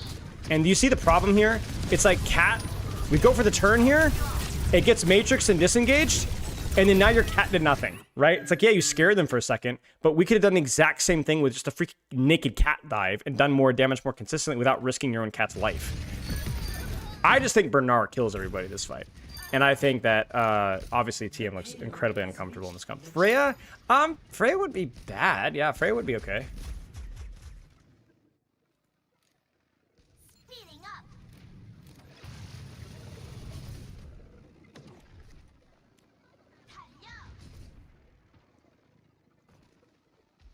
Yeah, there's a clear comfort gap here. I mean, look at this. Like Bastion is just fraudulent, man. Like, if you're not... Like, you just can't tell me that this is good versus this. Like, look at the guns. Look at the guns. Like even if you disengage that, for what? Like, what's the point? Like... I don't get it. I don't get it. Ridiculously. Hey, that's crazy. Can Violet get it, or does he just recall? No, he just deposits her. Poor Yubi.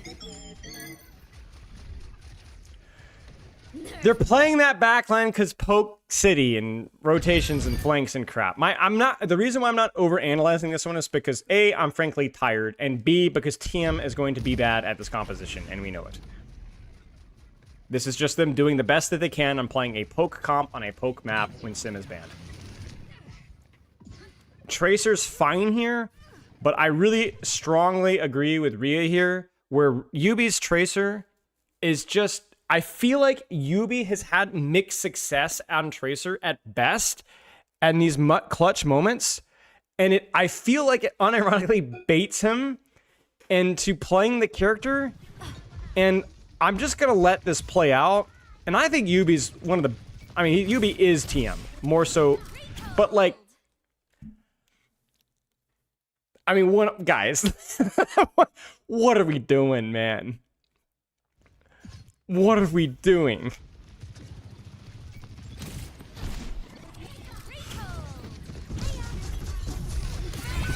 go time.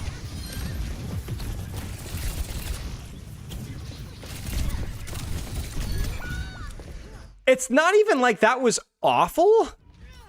It's just there's no way that's your best option here. You know? Yeah, I don't think it's Torb, okay? But legit, flank Mei? I don't know. Like, I don't know what UB plays. Like, I don't watch his streams if he streams. But like, it just isn't it, man. So they're gonna swap Kiriko Lucio because it's going so abysmally bad. They're like, you know what? Let's not play to the map strengths. Let's just play to our strengths minus Tracer. And now I actually don't mind the Cat Bastion because as soon as I see Lucio Tracer, I'm like, okay, what is Tracer Lucio gonna do versus the Cat Bastion? So it's actually kind of funny. It's like they knife swaps and then goes, okay, well, I guess we just go back Bastion. I mean, guys, like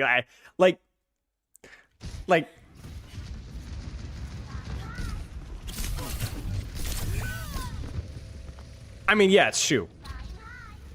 But Yubi's Tracer is probably the worst. Like, no, it's definitely the worst in the region. It's the worst in the region. It's not even close. In terms of people in his role. It's not even close. Like, I would be surprised if you guys could come up with an OWCS, Flex DPS, or Skirmish DPS player as a worse Tracer. There's nothing, and that's no shit against Yubi. Like, if Yubi spent all that time learning Tracer, they wouldn't be winning finals of the Sim. I'm saying that I just don't think that this should be a viable second option. They need a second option. They need a second option. And Torb and Tracer is not it.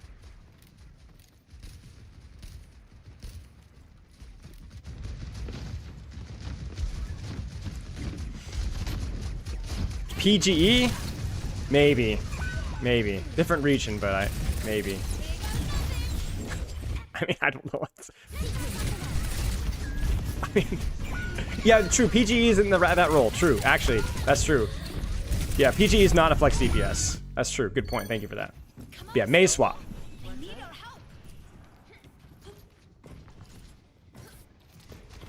Yeah, and the thing is, it's like, oh, just play Jwoo. No, but then they're just not going to ban Sim. They're going to ban Tracer or something, you know, and like then you're fricked, right? So Kors is probably the only one. I don't even know who Kors is, so maybe you're right.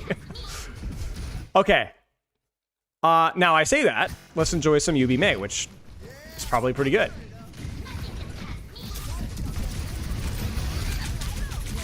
Maul's okay.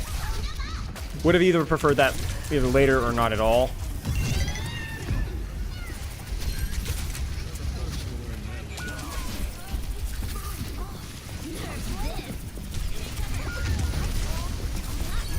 A little scary. And really all that's happening here is Zeta is ult dumping because they do not want to stay on Ana Mizuki Bastion. So they're just like, let's just blow this joint and see if we can cap this really quick. Otherwise, we're going to swap Bastion and we're going to swap Ana.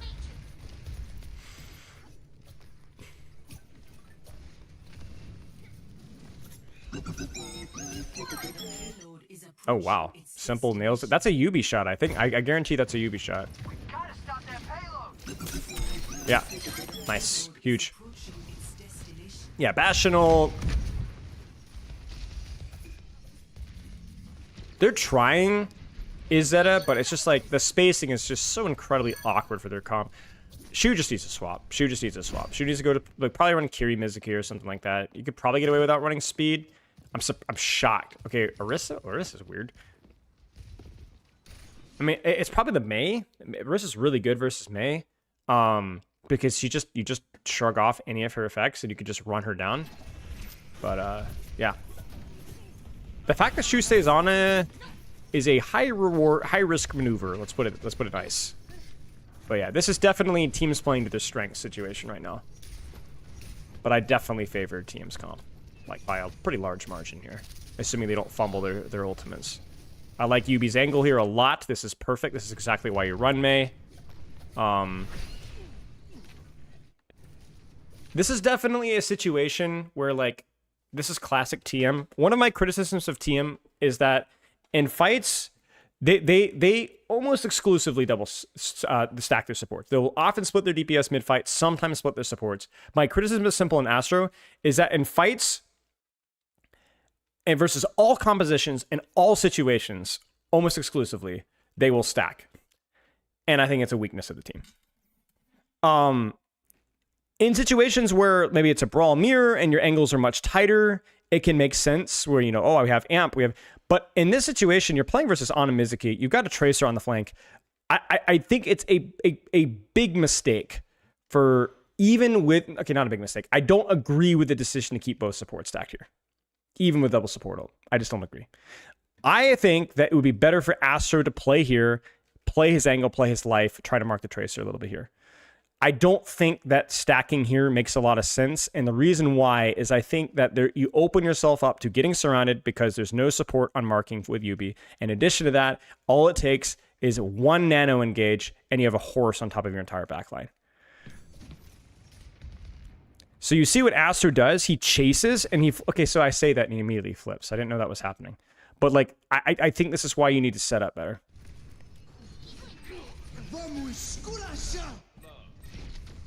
I mean, even here, right? Like, you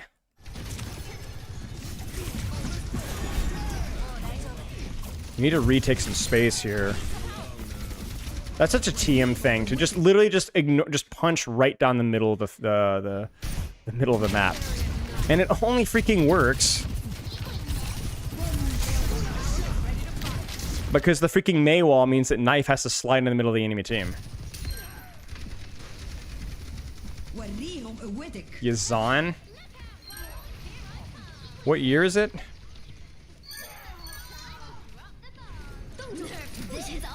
Do you see what I'm saying about space control here? Like, they have double support ult, Blizzard, Noon, Bomb, and they lose to a Nano Pulse because they just run it down. Like, I know I'm the angle guy, but like, I just don't know, man.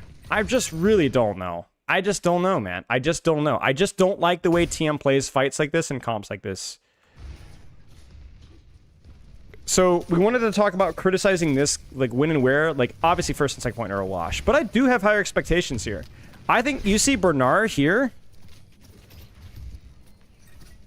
I don't think you give up this space. I think you kick Bernard's teeth in, force the nano defensively, beat on top of it, and kill him. He can't get out. I think if you're gonna beat engage on main, you need to try to retake a flank. We'll look at proper POV because you guys are asking, but this is just where, like, I think TM's macro is really weak in situations like this. They're really good in ult fight layering. I think as soon as things start to spread out, they can look not really weak, but proportionately weak. You know, like, look at the space control, man. Like, look at the space control. Like, just freeze frame this right now. If two members of, if somebody besides Knife doesn't die in the next 5 seconds, they're cooked, man. Where does Simple go? Where does he freaking go? You know? This is, right, exactly. It's exactly what Sarah Lee is saying. It's exactly what Sarah Lee is saying, actually. Good point. It's the downside of being reliant off of Symmetra teleporters to set up your angles and your disengages. When you don't control neutrals, when you don't play, TM needs to play more ranked, where it's like you don't get to kite everything. You don't get to push everything. You actually have to meet people head on and live or die based off of your ability to click heads and control space. You see it? Like, it's not just Yubi isn't on Sam, he doesn't complete the game, you know? Because Yubi's done fine in Mei so far, right? But they're stuck. And it's all like, they don't know how to control neutral space control well enough. You know? And you could literally see it right here. If they had Symmetra here, what would happen is you'd be see TP on high ground, beat engage from here, and, you know, Simple would be up here or something like that, you know? But Simple's in the middle of the enemy team. Yubi is in the middle of the enemy team. Ports is in the middle of the enemy team. But yeah, well, no, the problem with that is it's not a simple fix. Get it? The reason why you see more angle control given up is because you do have to group up and take the teleporter. and then split from there. It's more like with a lot of TM stuff is they rotate mid-fight, and you almost never see rotations mid-fight in anything that isn't a Ring of Sim comp. You rotate pre-fight setup, fight neutral. Dallas Fuel used to do this back in the day. They were not the best in poke metas for this kind of reason. Yeah, we'll look at proper POV. Sorry.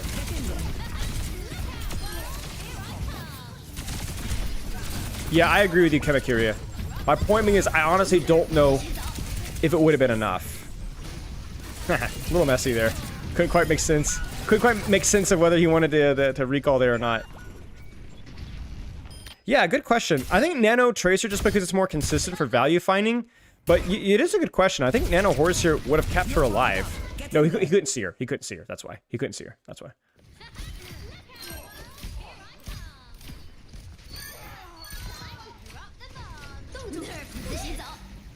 The problem with my critiques, though, is I don't think there's an easy solution, though. It's really easy for me to sit here and say, oh, TM doesn't know how to play, like, neutral map control when they don't have sim. Which I think is just objectively true. But the fix to that is a lot of practice. And, you know, I mean, I don't know. It's a... You not only have to figure out what is Yubi going to play, but how is the rest of the team going to play around that, you know? I don't know. This guy is not a real person.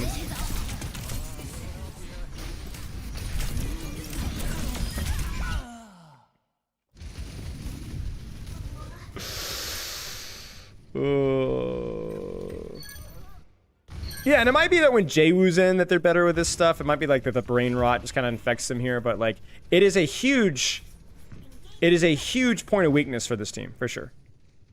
And you can see it again, right? Like, oh, we have Kitsu advantage. Let's all stack on height. It's like, meanwhile, Yubi having to do the Lord's work basically by himself. So they're going to Kutsu, but what's the problem here? Do you see the problem with what I'm talking about? 1, 2, 3 angles, 1, 2. They have inferior angles. They don't Kitsu in time. And having Lusu on top of your Kiriko doesn't mean anything if your Kiriko has nowhere to go. You see it? They just run, like, you get to, like, look at how many people get hit by this Bernard engage. 1, 2, 3, 4. I mean, come on, man. That's too much value for one support ult. Meanwhile, we've got two, like, Shu doesn't give a frick. Proper doesn't give a frick. You see this? So part of this is the Orisa versus D.Va. Like, Orisa can brute force these things, but part of this is because this is what my backline is doing all the time in TM when they don't have teleport. You see it? You see this? This is the problem. Now you cannot retake space here.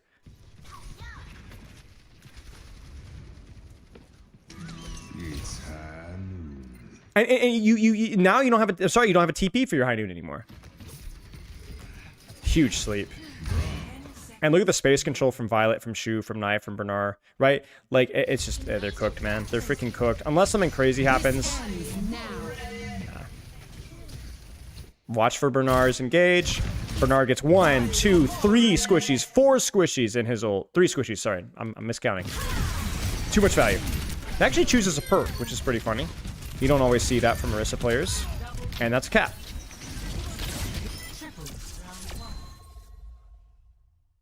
Yeah.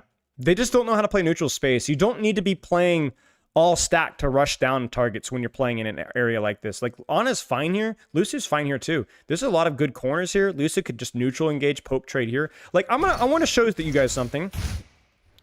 I'm literally just going to play this fight from this POV at like 0.5, and I want you to think about what would Astro do if he was here. 30 seconds remaining.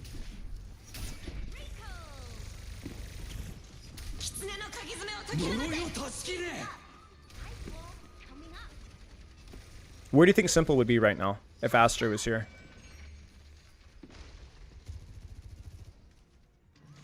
It's honey. Take care, Queenie. That's all I'm saying. I'm gonna skip the map as if the map was over. Map's not over. All right, moving on. I will stop beating that dead horse. The horse is dead. All right. This is fun. This I watched this part. This was the Domina spawn camp. You know, you play your anchor tank, the best, probably the best anchor tank in the game up there with Sigma. And just don't take damage and stall point. It's a cool idea. High risk, high reward, but I like it. And being able to position your Domina up top is also really nice. And I like the M right here for the same reasons we talked about earlier. It's just long sight line. You're not going to get dove. There's no sim. And just angle max to the highest degree. And you could tell because once again, we have a situation where like TM kind of looks lost. Like this split is good. Like this is really, really good here. But Simple, like as good as Simple is in certain situations, he reminds me sometimes, this is why I would never rate Simple as like the GOAT flex support. Like with all due respect. He is a cog in a machine right now. Not saying he's not capable of doing outside of that, but you could see like these tendencies in his gameplay loop. Do you guys remember Fielder when Kirka was first released and everyone was like, oh, Fielder's the GOAT, Fielder's the GOAT, Fielder's the GOAT, right? And all he was doing was like exploiting the heal botting. He was doing exactly what Oni-chan thinks all Kiriko players do, right? So shout out Oni-chan, right? Okay. Harder than it looks, obviously, but when the situation demands, you can't be sitting here and TPing to a Mei that has ice block in front of you and then getting your Suzu forced by goodness knows what, going back to your angle, which you never should have left in the first place, and then dying. So to Oni-chan's point here, this is platinum Kiriko brain rot. This is poor. This is real stinky. You get what I'm saying? You need to trust your team to take the 2v2s, 3v3s, Suzu or heal from range. Don't go in there and throw your corpse in there. This is bad. This is real bad.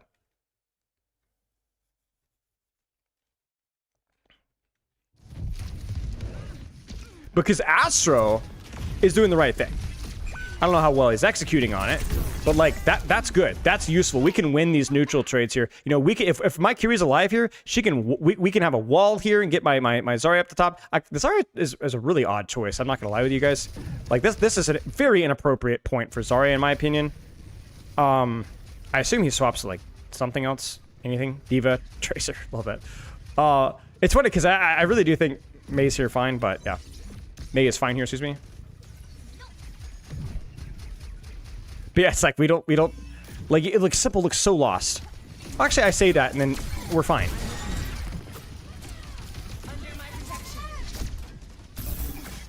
What are my I just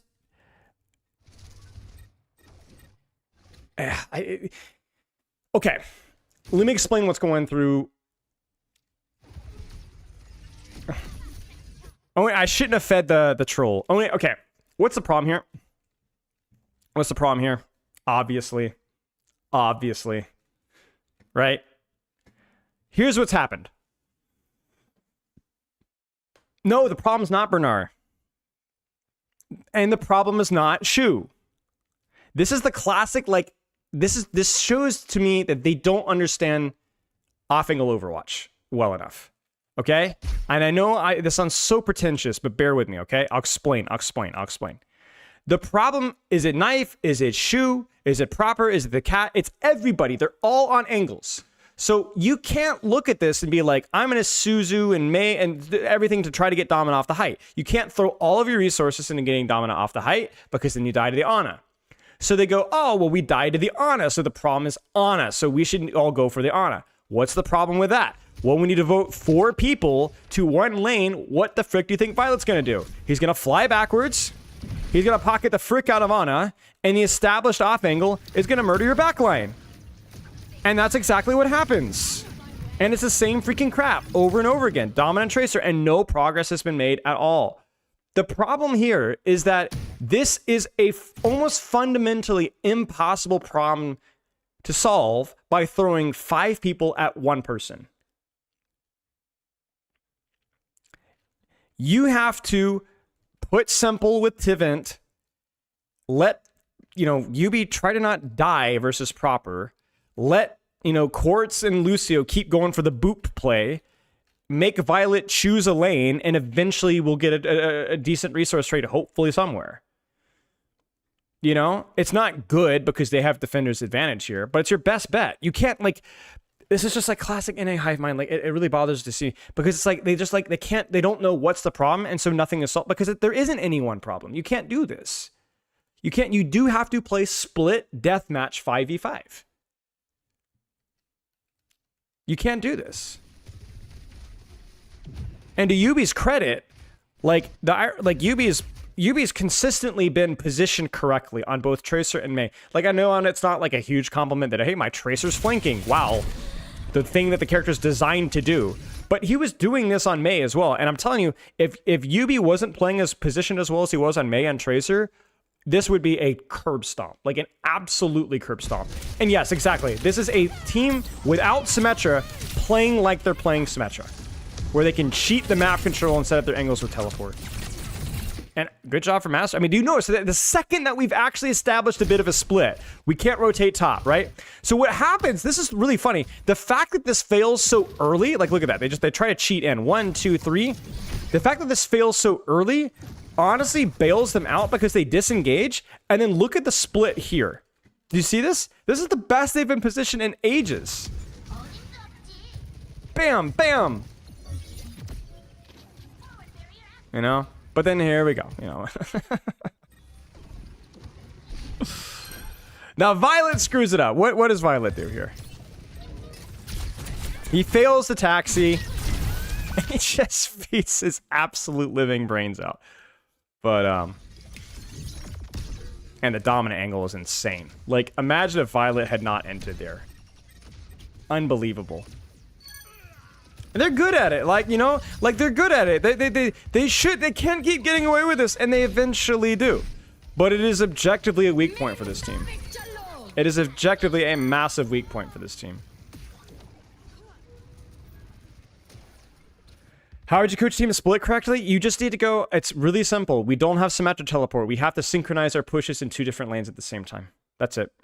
We can't teleport to a different lane. We have to go A and B, bam. A and B, bam. The same thing we've been seeing Zeta do over and over and over again with sometimes 4 different angles, but just need to do it with 2. That's it. And then anytime we're grouping up with our Lucius speed, it's because we're looking to skip a rotation or we're looking to skip an angle, you know? And you just can't always do that when they're set up super well.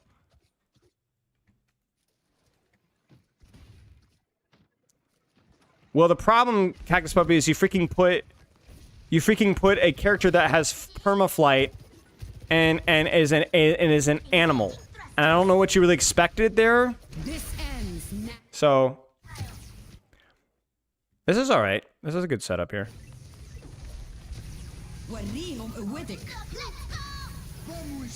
The layering is pretty good here. UB still needs to force point. The nade's big, but it should be okay. I don't know, man. I'm not gonna lie, we're at a point in time now where my eyes are glazing over. It's been 4 hours. I don't really have anybody to blame but myself, but...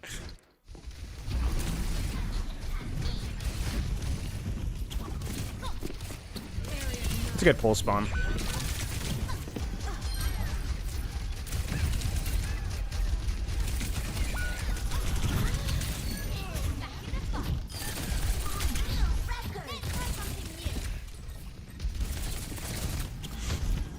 I mean, the layering was good there from TM. They were able to hold space there. It's not terrible, man. It's not terrible. So maybe the problem isn't even always UB Tracer, but how the team plays when UB is on Tracer. You know what I'm saying? And that's gonna be a cap.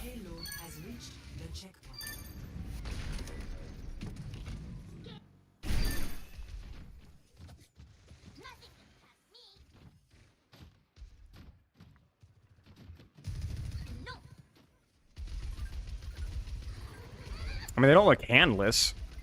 I mean, they don't look handless. I mean, their layering is still good. You know, quartz is still quartz. To vent is still to vent. You know, there's just situations like this that are like, that are a little handless. You know, it's like, this is what I mean when angle control is less, you see like the like, oh, I'm positioned to peel, but you're just not.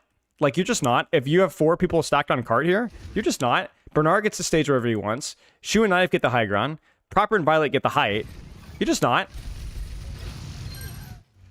And so Simple is late with the Suzu, yes. But like, yeah, they have the entire map. You're fricked. You know? That's too free. Freaking Violet.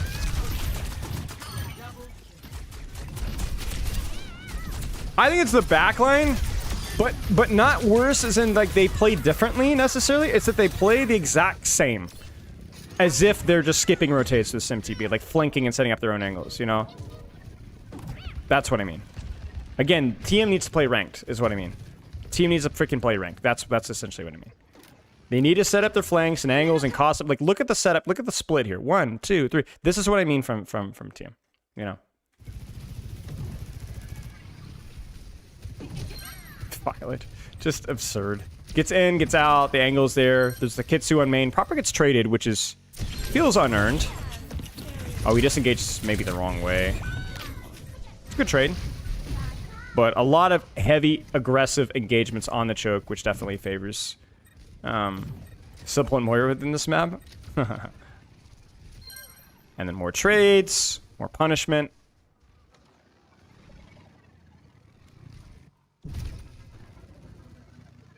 To vent goes Zarya, which is like kind of a desperation move.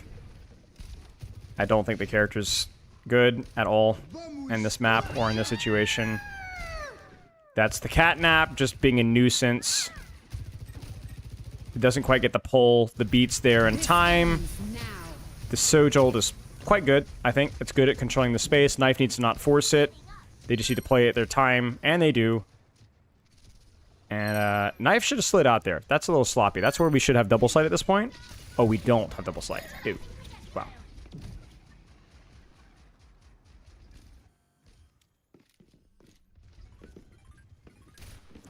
Easiest? Maybe. I'm not really sure. Probably. Reaper's definitely up there. Partly because Reaper encourages you to flank, and so even lower rank players will flank more with him, which is good. But I'm not really sure. This ends now. Oh, I remember this fight. Zeta tosses this. Zeta tosses this. They have Nano here, and they kite this. And I think it's a really bad ultimate. Or a bad decision. Because the problem with TM's comp is they're terrible in open space, and so you cannot let them earn open space like this. Wait, no. Is it this fight? No, it's not this fight. No, see, they the opposite. They match them here. They're willing to bomb and they see, no, I'm wrong. It's next fight. It's this. They try to kite the Kitsune Rush. The Kitsune Rush. Which is dumb. They need to just match them toe for toe. Because, oh yeah, they kite this out. They're a little out of position, to be fair, but it's honestly fine. We can go now, but they just, I mean, part of it is also they decided to go early. They're like marking Yubi on the point. They just weren't in a position, like they gave up, like look at how much space that they give up here. I don't know what was going on. 10 seconds remaining. Commander X dip. You can go back and stream it's at the top left. They're all there, public. Like they're just there. You can look at them. How are you, mate?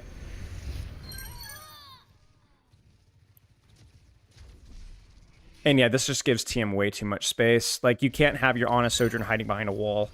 You know, where's... Yeah, it's OPR only. But yeah.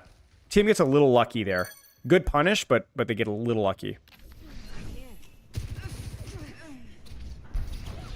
Watching the ad to support streamer. I love that from you.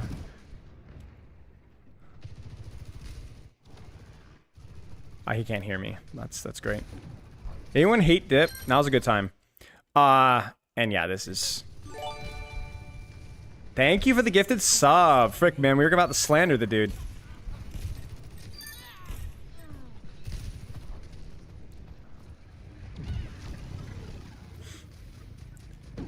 I have less to say that hasn't already been said before. You can already guarantee that Zeta's setup is going to be aggressive and done well. They're going to be angle maxed. It is very difficult to mark Cat I don't mind the Reaper swap. It's kind of a panic swap, but it works with the Zarya. It's fine. It makes a lot more sense than Tracer in this situation as well. The question here is the cat not going to come in time? And the answer is no, but the Nano will.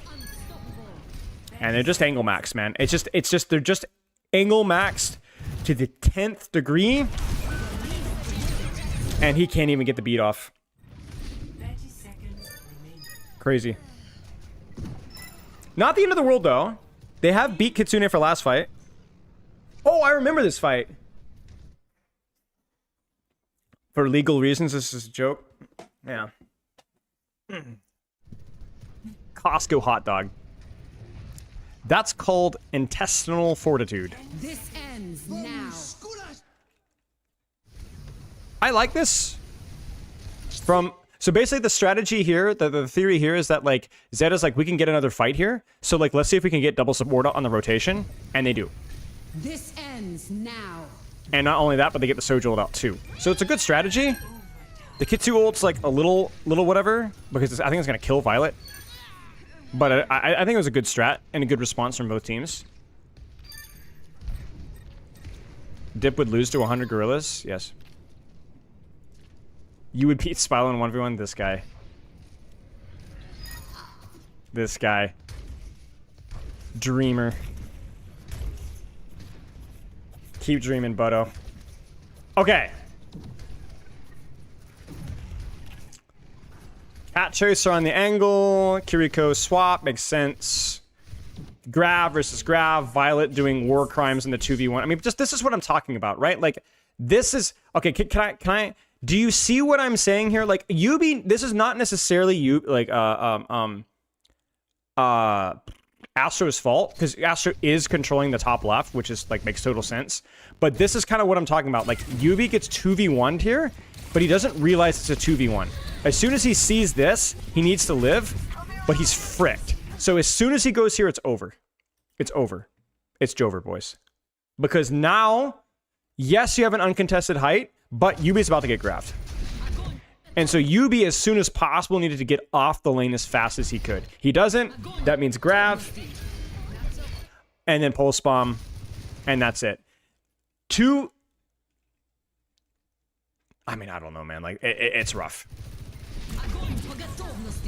I don't know if there's an easy solution for this one. This is like one of the few times like I won't be critical, because in theory, Astro was allowing Quartz to hold the power angle, which is not a bad strategy. But... You know, I don't know, man. Can Tevent even see anything else?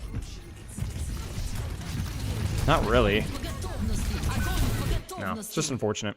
Just unfortunate. It really should be simple with Quartz and Astro with Yubino. Yeah, you could make that argument. Yeah, you could make that argument that simple could be heal botting from this position here. Or even just like letting Quartz hold the angle. I mean, he does have double slide at this point in time.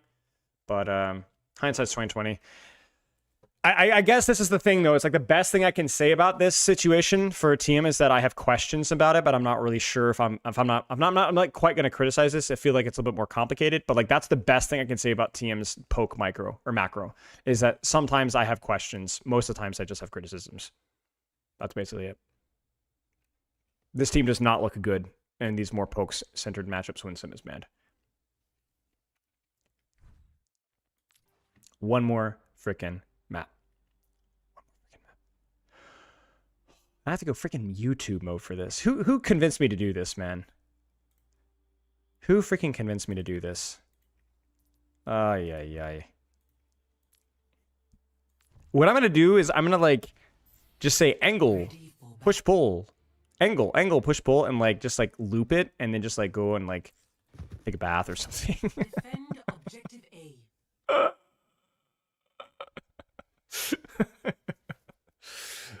Oh man. No. Actually, I'm psychology maxing because it's novelty slop. Because what we're gonna do is, what did I say? We were gonna focus on the cat POV. So I don't have to sit here and like macro slop. I can micro slop. And because micro slop is not the same as macro slop, it's a completely different experience. Right? I love that.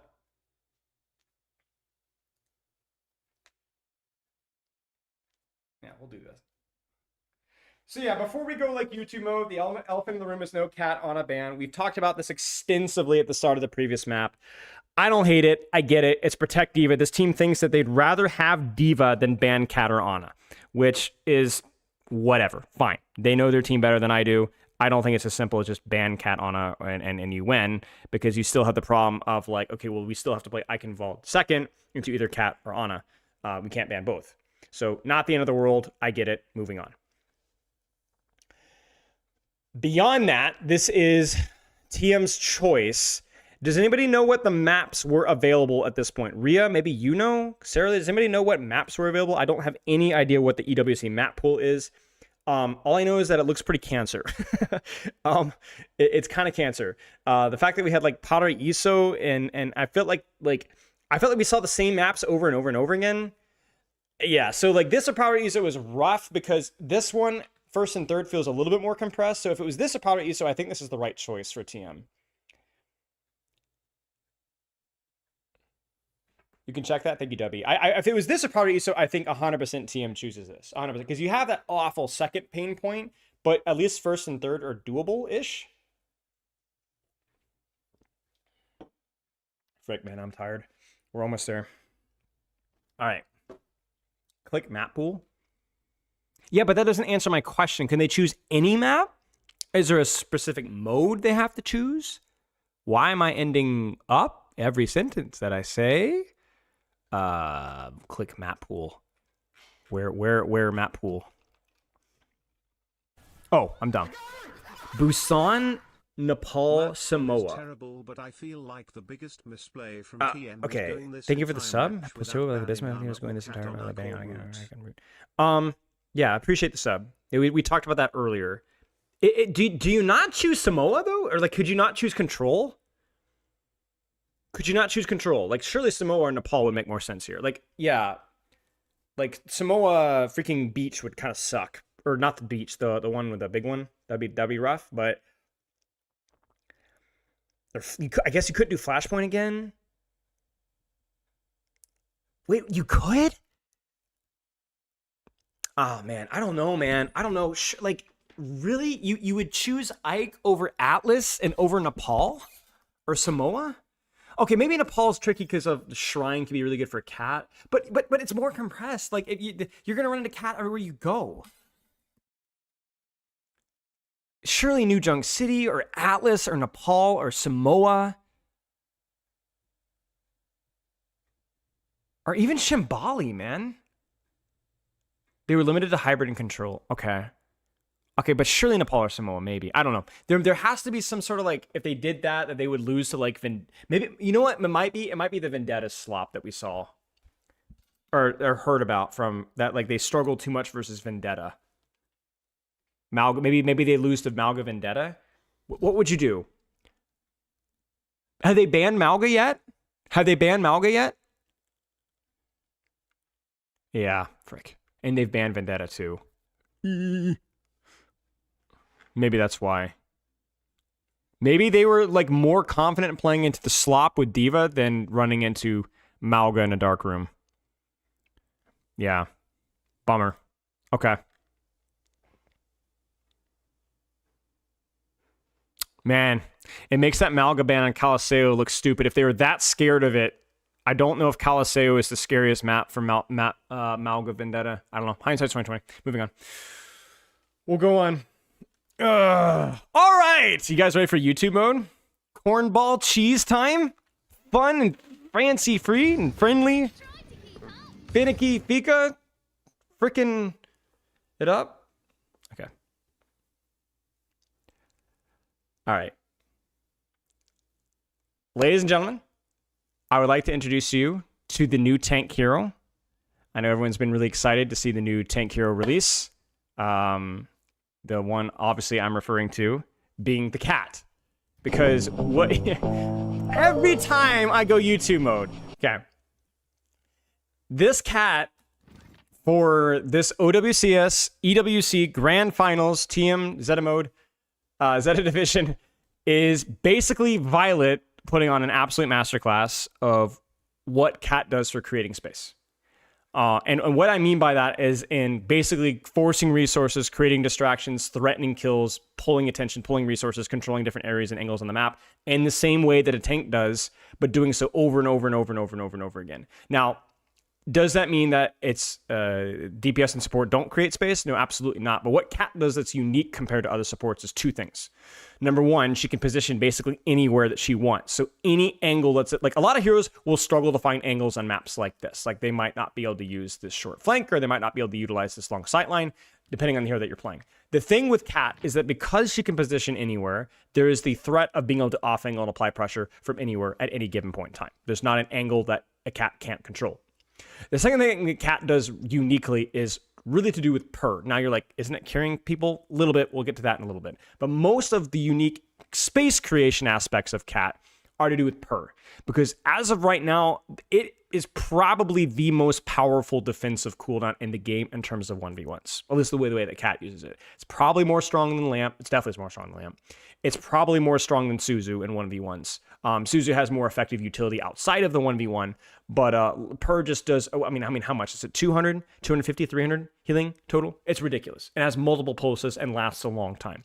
So what this means is, unlike other supports that might go in for a big burst and kind of go out, Cat can go in for a big burst, disengage, and then keep going afterwards because of how long burst lasts and how much fuel that she has. So what we're going to see here is we're going to see a composition from Twisted Minds that's going to utilize a lot of Lucio rotations, speeding in, using their symmetric teleport to move around the map. And basically, Cat is going to play this flying assassin that is doing one of two things: disrupting and distracting backline, or actually assassinating and killing people.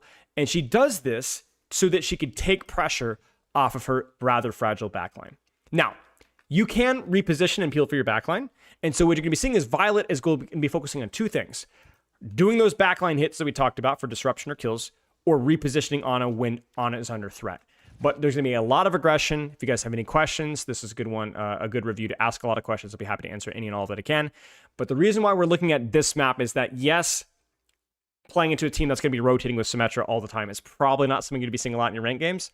But playing Cat primarily for your ability to flank, harass, and kill and disrupt backline, tanks, and so on is exactly how Cat is played in ranked. You're not really always playing Cat Bastion in ranked. Cat Bastion, especially in low to mid ranks, has never really been all that good.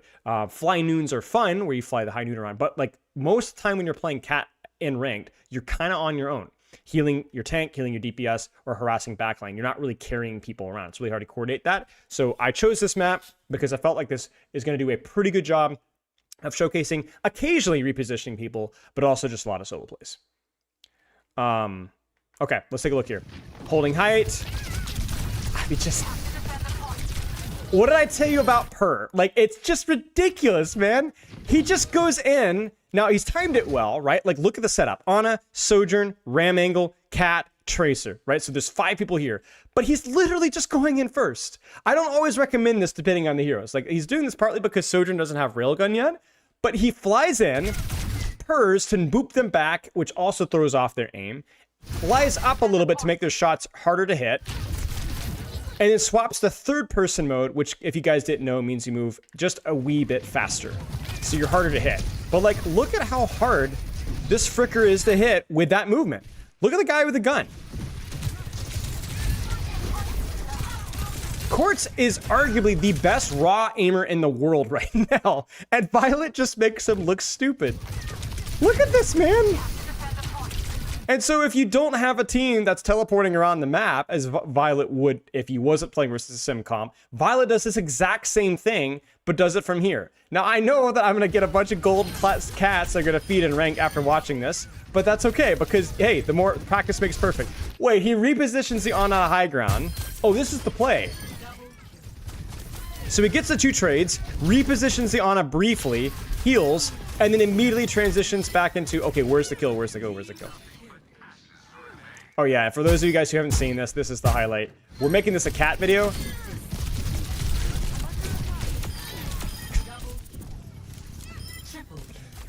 Just ridiculous, ridiculous. And if you ignore the Cat, well, that's the thing, is you can't ignore the Cat. The Cat is limit testing how good her movement is, how good her ability to move up and down, her ability to hit her shots and fly around, right? Insane. And there's just no other support or even DPS that could do this, right? There just isn't. Like, even Flyers can't do exactly what she does. Third person peeking right now, so she's scouting the rotation.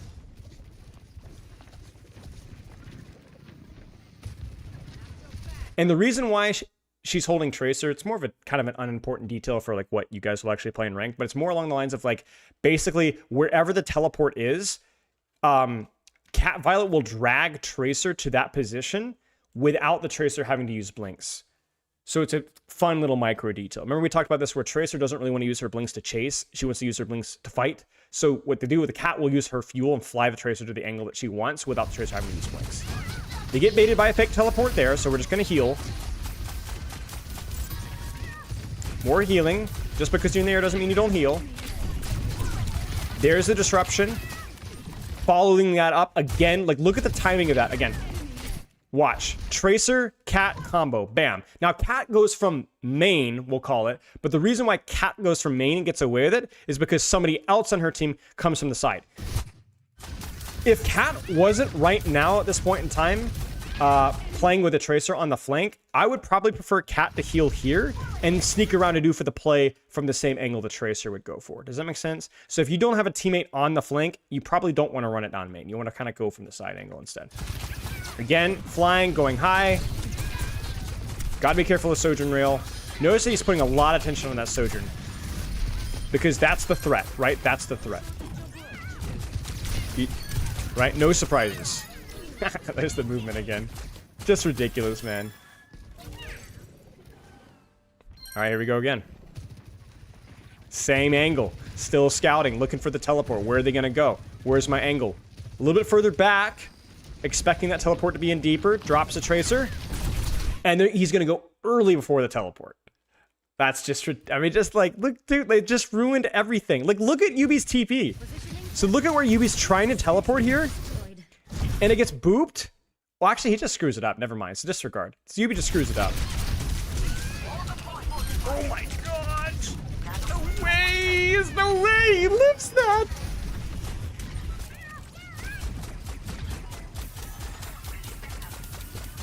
Oh my gosh. That's so stupid.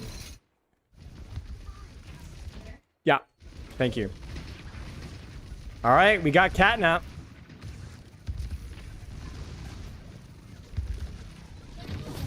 So again, we're going to punish, we're going to flight, we're going to punish. No. Violet does this a lot. He'll go in for the dive bomb off of his team's timing. And then he'll go in for the catnap afterwards. So, oh, everyone's panicked. Everyone freaks out. But then he flies away, and there's a brief moment where they forget about him. That's generally when he goes for catnap. And it happens so quickly, there's not even a time to respond. Additionally to that, because it happens so fast... You're not always going to see simple in time to get that Suzu off or the iframes. The stun alone is good enough for the kill, the value. You don't always need to get the people off the map. Just simply stunning Quartzer is what kills them. Nope. Nope. Stefano's concept of aggro dropping. Be a threat, then disappear for a brief moment. Object permanence, go right back in afterwards. And the reason why that's a really important thing for Cat specifically is because you get the value of the initial boop, the initial heal, yeah. But remember, the thing that makes Purr so strong of a dueling cooldown is its duration. So if you think about like the aggro dropping, let's go back and watch that one more time. It's because you go in for your big bam, right? Live out of there, right? But you're like, oh man, that was good. But look at Violet's HP. It's already basically back to full. And by the time the stun hits, the Purr is not only buffing him there, right? Like it got him in safe, but it healed him all the way back to full. Like it literally lasted the duration of going in, out, and then in again, and Purr is still ticking. And it ramps up. Right, exactly. So every tick heals for just a wee bit more. Very difficult to deal with that. A lot of cats will go in for that big Purr value and then die instantly, right? But if you're able to get in, get out, and then get in again, it's just it's insane.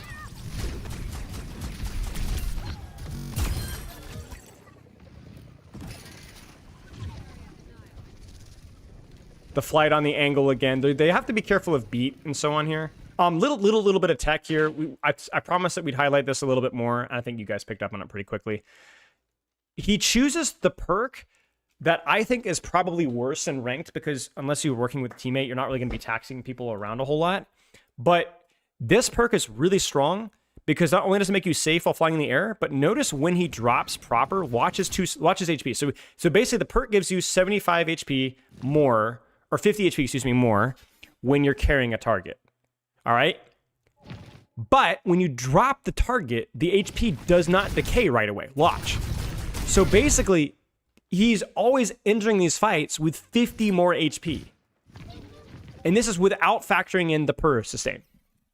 I think they're going early here because of beat. I think they're going to try to do something silly. So let's see if he does a multiple hit. There's a vortex, there's the boop, there's the pulse, he goes out, and then he goes right back in again. Oh no, Astro. Has Suzu been forced? I think so, yeah.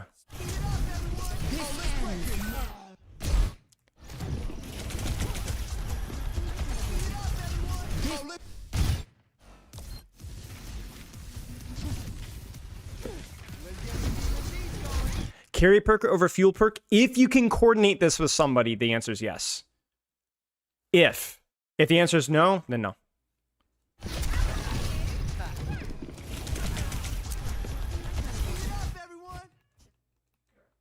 Oh, let's break it. Damn! I don't know, y'all. I'm looking at this. Like, I know this is unrelated to what we're looking at here. I think my main problem here is he shouldn't have amped. He shouldn't have amped. Because right here, we're in a situation where we can amp speed right now or amp heal right now, and we're in just a slightly more cozy situation. He's probably close to full here.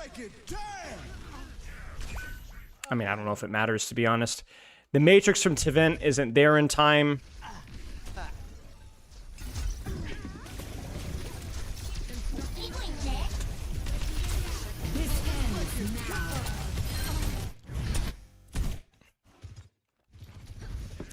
All right, I'm going to say it.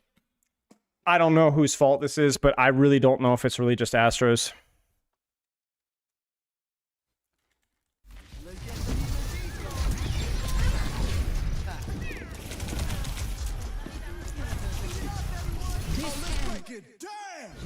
Well, because, no, the whole concept of like, oh, why did he run to cover?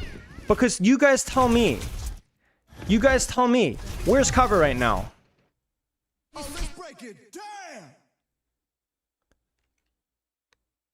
He doesn't know where knife is. Nobody freaking knows where anybody is.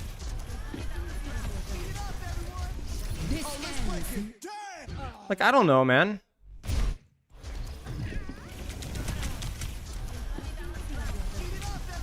Speed's on the rotate, which is correct.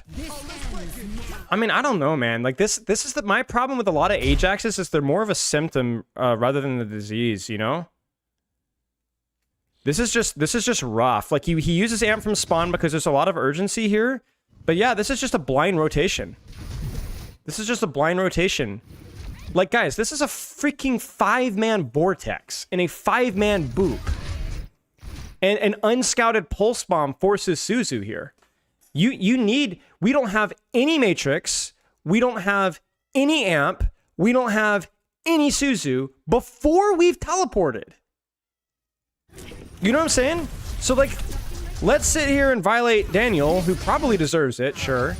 But, like, we didn't scout. We don't have a single cooldown, man. We don't have roll, hinder, no Matrix, no amp, no Suzu. Like, this is why it's like... we probably should have taken our time to at least... the thing that frustrates me about this is, like, as we go off of our YouTube mode here for a second, okay? TM has to know that this is the plan. They have to know. Because they know there's no Annihilation, there's no Catnap, there's no Nano. And they probably expect them to have beat Simwall. The only thing on this map, unlike Suravasa, which we got into a disagreement about, the only thing on this map that they could do is do something gimmicky and flanky. And what do? They don't scout anything.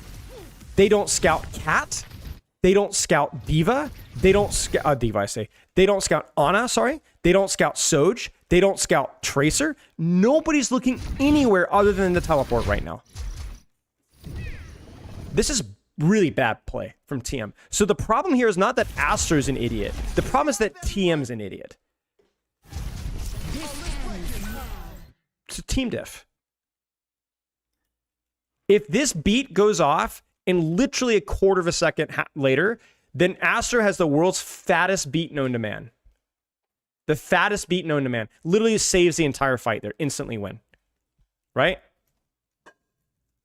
There was no window in which Astro could do this earlier. No window. He beats instantly. As soon as they get the rotation. It's just bad scouting, man. It's bad scouting and bad execution from everybody involved. It's just terrible. This is the uncharacteristically sloppy aspect of TM's planning that we saw briefly in Busan downtown. He can TP in the middle of beat, but what are you beating into right now? Can you guys tell me? Keep in mind that everybody is full HP right now. Keep in mind, you guys are so, like, I want you guys to remember this moment as a moment of humility for criticizing pro players. I'm sorry for being rude, but if he beated right now, and Ana wasn't here and didn't get a 4-man anti-nade, no, it's fine. It's fine. I'm not criticizing. I want this to be a moment of humility because you guys are asking respectfully, but I've seen so many people online be so disrespectful. I want you to ask me ask me a question. What if Ana's not here? Look right now at TM's health pool right now. He TPs. There's nobody here. They're all full HP away from the cat tracer. Literally full HP. Everyone's fine and dandy. Why would they TP then? Of course. Why do you think? To get across the choke, to get to the bridge, to set up a rotation. If Shu isn't here, it's the world's worst beat. What's a miracle? This is what frustrates me so much. The thing about this, from Astro's perspective, is this is actual insane reaction speed from Astro. Watch this at full time. Keep in mind, he has no idea where anybody is. Everybody was full HP as of 1 second ago. Watch this. Everyone's full, everyone's fine, right? Instantly beats. No hesitation whatsoever. Instantly beats. Like, look at his team's health pool right now. And going, no, everybody is one. In 1 second. And he instantly beats. So we'll look at the second beat later. I remember the second beat here. But I'm going to say it. This is not Astro's fault. Not this particular fight. Not this particular. The fact that he even reacts as fast as he did almost bails out a horrific play from Twisted Minds here. Why didn't TVNT Matrix Funny Astro? Because he doesn't have any Matrix. And the reason he doesn't have any Matrix is because they just crapped around. They just rushed everything. So really well played by Zeta, first off. And just terrible from TM. And this is the problem with being a main support. You get lampooned, and you did the only thing you could even remotely could consider arguably wrong is the fact that you amped your diva from spawn as a contributor towards the overall rushed feeling that TM had when they should have been way more diligent. You know what I'm saying? This is just bad play from TM all the way around. Starting from leaving spawn door and everything after that. You know? So this is not the only time this has happened with TM, but it is uncharacteristic. I'm not saying that Astro hasn't made other mistakes in the series.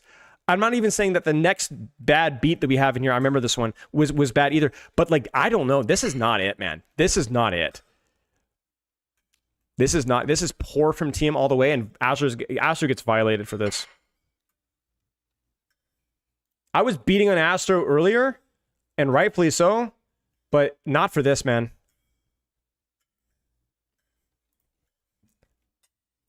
You just can't blind teleport while you're being hammered. Yeah, it just can't happen. What? But yeah.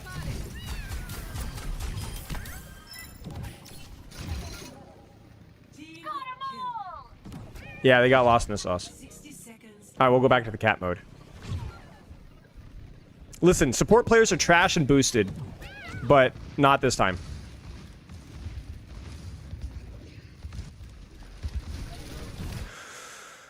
Okay, so Violet's basically reestablished his off angle on height. No surprises here. Beats down, so they're a little bit less scared of getting run down.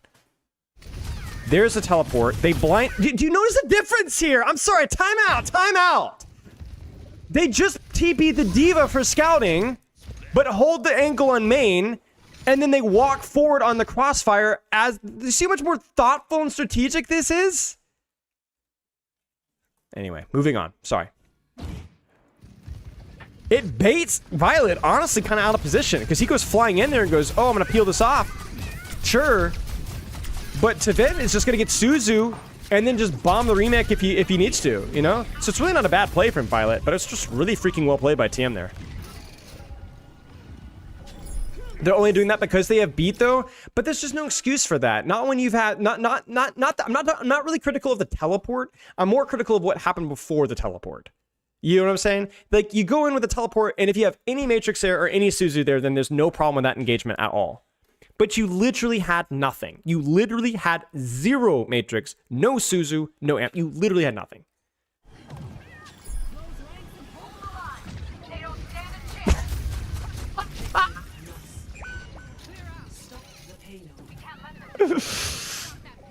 Dude, that's crazy, man. It's just like the guy got thrown into, just like throwing a squirrel into a mulcher. Like that is horrific. That is disturbing. Poor Malga. All right, TP or carry, Freudian slip, gets the AoE boop, gets the attention manipulation, waits a second. Kind of gets flanked by the Cassidy there, but is able to react quickly enough to hold the space. All right, where is Violet's angle? So Violet's looking at his team. Like, where are we holding space? I need to create a crossfire from that. So he's going to go off to the side, peel off his Sojourn for a second, but he really needs to find his angle. Where's his angle? Oh, he goes by himself. Okay. He's just marking this high ground, right? Because look at the crossfire that they've got there. He's got the control with the tanks and the DPS here. Proper's on the backline, on is here. Now, you might ask, why is Violet not all the way on backline? The reason why, I would prefer, by the way, if this is a rank play for Violet to be playing here, it would be objectively better. The difference is that he's expecting the Symmetra teleport to go over here or here. And so what he doesn't want to do is get caught here when the teleport is all over here where his angle's too far. So you're going to notice more conservative angling here from Violet because of the teleport. This is not something you're going to worry about in rank. That's why he's playing so... he's still playing split, but he's not deepening his splits as much. That was poor. That was real poor. He didn't commit. He didn't commit to this flank here. He didn't commit to this flank here. He didn't commit to, like, letting Ram just trusting the block. He got panicky. And so he ended up in the middle of Guam. We call this floating. When you're in the middle of the open, you didn't commit to here, you didn't commit to here. You got stuck in the middle of the clock. How many of you guys know the concept? He does.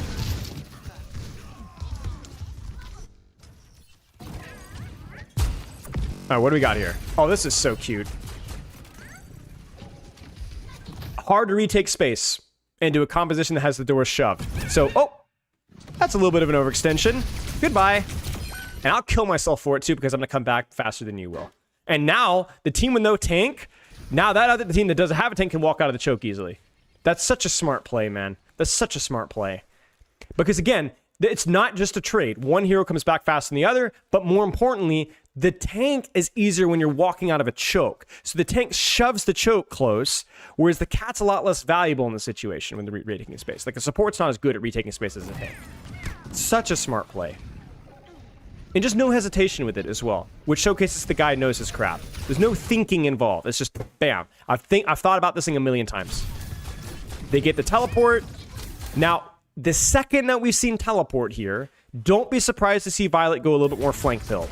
To be a little bit more silly with what he's doing. You see it? Pulls Soj top.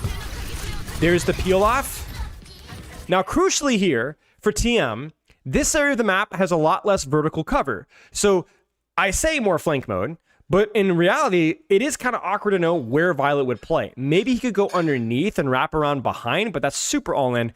Basically, this open sight lane is way more difficult for Cat to play, so I'm curious to see what he does. Power Spike with the claw perk, it's the best. And you see, he's kind of playing more peel without leaving the angle entirely. And he really only leaves here, woohoo, when he's confident of himself and when he has per. Really, really well done. So again, I want to highlight here. More conservative angle without being on top of his Ana. He trusts his Ana. Play the angle, play the angle. Diva's forced. Go immediately back to the other angle and then find cover. Don't just stand in the open. Find cover, find cover, find cover, find cover, find cover. Just because you have a self-heal doesn't mean you don't need cover. Yep.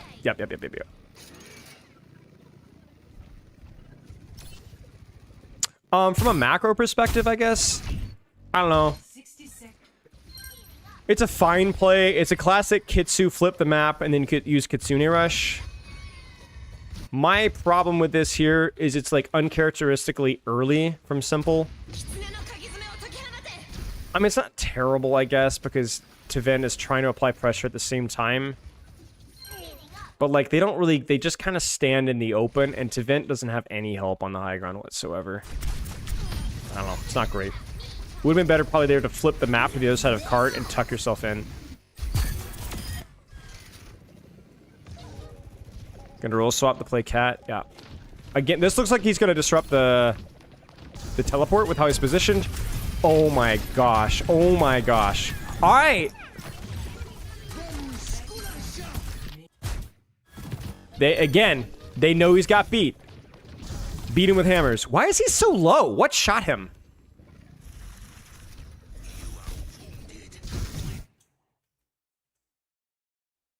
Wait, is it Shu? It was Shu! Dude, this poor Astro, man. Dude, this guy can't catch a break. But hey, look at that. Gets the resources. And now, because they know where Ana is, they're not scared to Ajax. Right?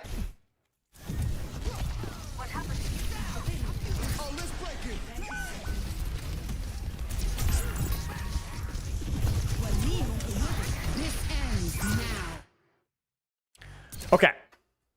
Ladies and gentlemen. I feel this in my bones. Um, Oh, let's break it.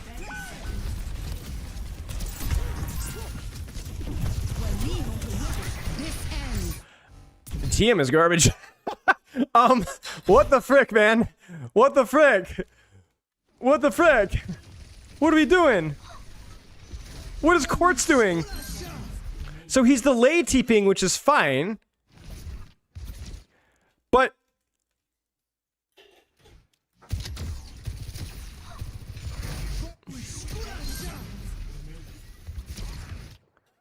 where are we? What the frick?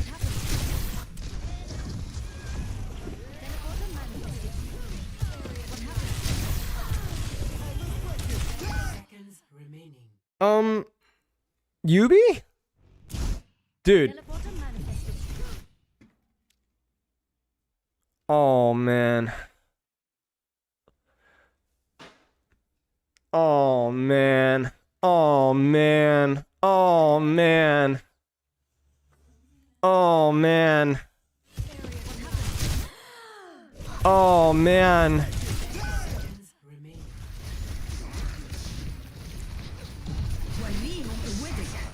Ay, ay, ay. This ends.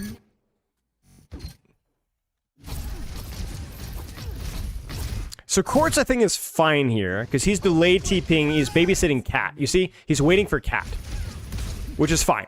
You know, you're denying one person, two persons, you know what I'm saying? I'm like, I know we're off the Cat goop here. It's kind of not great from Tevent. I'm not going to lie with you guys. Like, Tevent should be #1 priority on matrixing either Shu and not worrying as much about the kill, because the sleep is really what concerns you here, right? I don't know, man. This is where it's like, again, I just want to highlight here, just this is uncharacteristic TM. I think they're rattled. I think they're rattled. Like, it's fine to TP this, but this is unbelievable bad timing here. It's not just target priority, although I do agree that some of that right there. But look at how early Yubi is. That's why he stops and turns around. Because he's like, oh. I mean, that you can't make those mistakes at this level. You just can't do that. You can't do that. You know what I'm saying? He can't do that. So, is it Yubi's fault? I mean, maybe. Yeah, I guess. Like, it's just, like, I guess my main takeaway here is, like, this is why you can't just, like, sit here and, like, flame Astro or Yubi or Simple or Tevent. It's like, it's complicated, man. This is really bad timing. Remember we were beating Zeta Division over the head on Suravasa for how terrible their timing was? This is TM we're talking about, and this is a bad, bad, bad timing. It's bad timing. Yeah, it's bad. And it is a good response.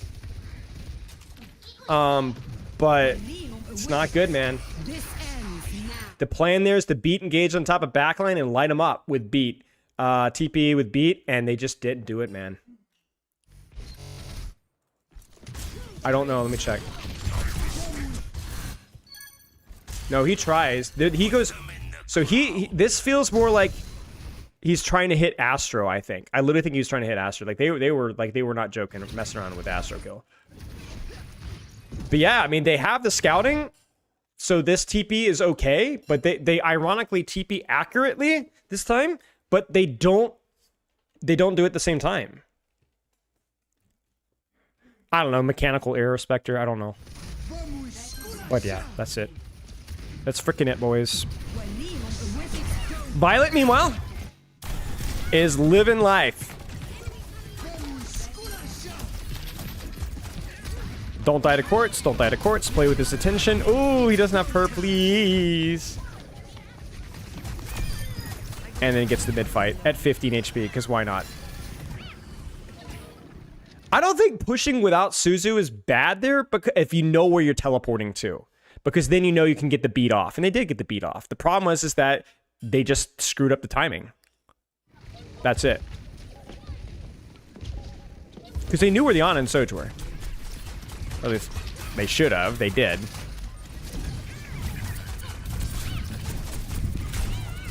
This character is so stupid. That's just unbelievable, man. The ability to manipulate attention and knock people around is just ridiculous. All right, more kitty. But we'll go from here.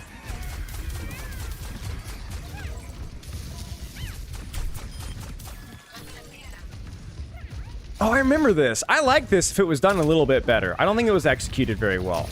I think this is stupid. I think you need to drop Malga here and just take a second, take a chill pill, and like give proper knife shoot some time before you go for the execute. And it's like they went all in here way too soon. So, you know, the problem is not Violet's aggression, it's the timing with where everybody else is.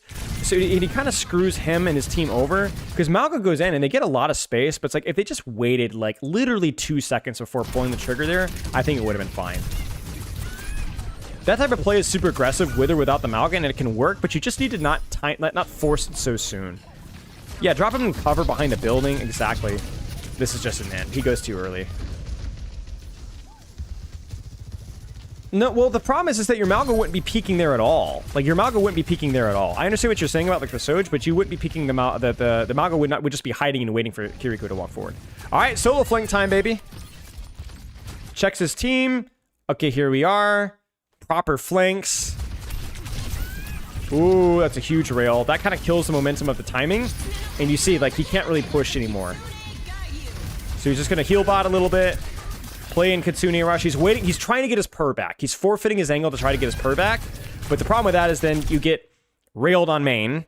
And then that forces your purr anyway. Do you see the problem here? It's kind of a lose-lose. Well played by TM. And struggle busing. So he's trying to play, again, inside Kitsune Rush instead of just, like, hovering around here and tickling, which is fine. But the problem is then that because he's playing here, he gets shot and hurt, which forces his defensive cooldown. The main thing is, what happened to Proper there?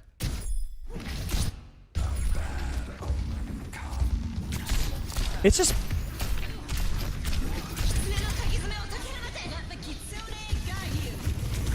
It's just terrible, man.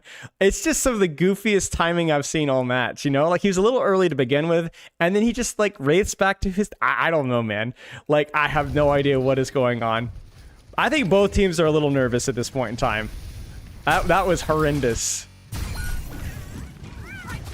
Even if he had Suzu there to walk... No, he walked like he had Matrix or something? I have no idea, man. That was just terrible. All right, carry for the health. And he thinks they've overextended a little bit. My team isn't quite ready, but maybe. And the answer is, you better bet your butt. I thought he got Diva there, but I guess he got Sim. Yeah, he got Sim. No, I'm stupid. He got Sim. That's just crazy. It's just like, Yubi's like, what? This is so stupid, man. Like, it's just so crazy, man. And then, now we can go fast, because first off, we're a little further forward. Well, actually, no, we're not further forward, but we're up one. So yeah, whatever. He has to be careful, though. He has to be careful. He has to be careful. He has to be careful. Look at how greedy he is with that purr. Look at how greedy he is with that purr. He's like, I don't want to use my purr. I want to go in and kill this guy with my purr. And it just didn't last too long, man. That's so ridiculous. He's like, I wouldn't be able to peek the Sojourn anyway, even if I was full HP. Okay? Think about it. You just go one shot. So why not save the cooldown, let the passive heal kick in, and then have the cooldown for when I want it?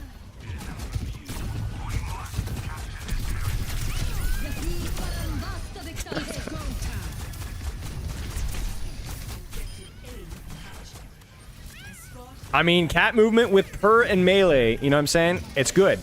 Sojourn didn't have rail there either. Sojourn's not a great duelist without rail. She would never do that versus Cassidy. Almost ever. No. Oh my gosh. They don't hear her. They don't hear her, right? So she gets away with the disruption. Can live afterwards. Attention manipulation.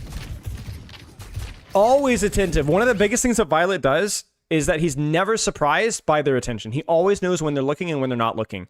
A large part of that is he's expecting them to focus him, number one. But the other thing that he does as well is this is why the third person is so strong. It's not just the movement speed, but he's able to use cover and look. Let's see, he sees cords, he goes, oh, frick. And then he goes here, it goes, oh, they're not looking, okay. Well, then I'm going to reset up my angle again. Okay, wait, they're looking. Oh, disengage, right? So he's basically, like, he's literally just by himself right now. Just basically solo contesting, harassing backline. By using the third-person peek to manipulate when and where he can peek. Wait, Quartz at 100 rail for that duel, as far as I know? Okay. Well, then he just missed it. I'd assume. Maybe not. I don't know. I'm making crap up as I go. So you notice he's always trying to disrupt that TP. Goes in for the kill. They get away. They teleport away. Suzu's used. Angle's there. He needs to be careful. He needs to be careful. Really well played by team to flip the map like that. And now we just live. Probably could have lived there, but I guess he was going greedy for the kill. Yeah, he's just no chill. He's just a nuisance at all times.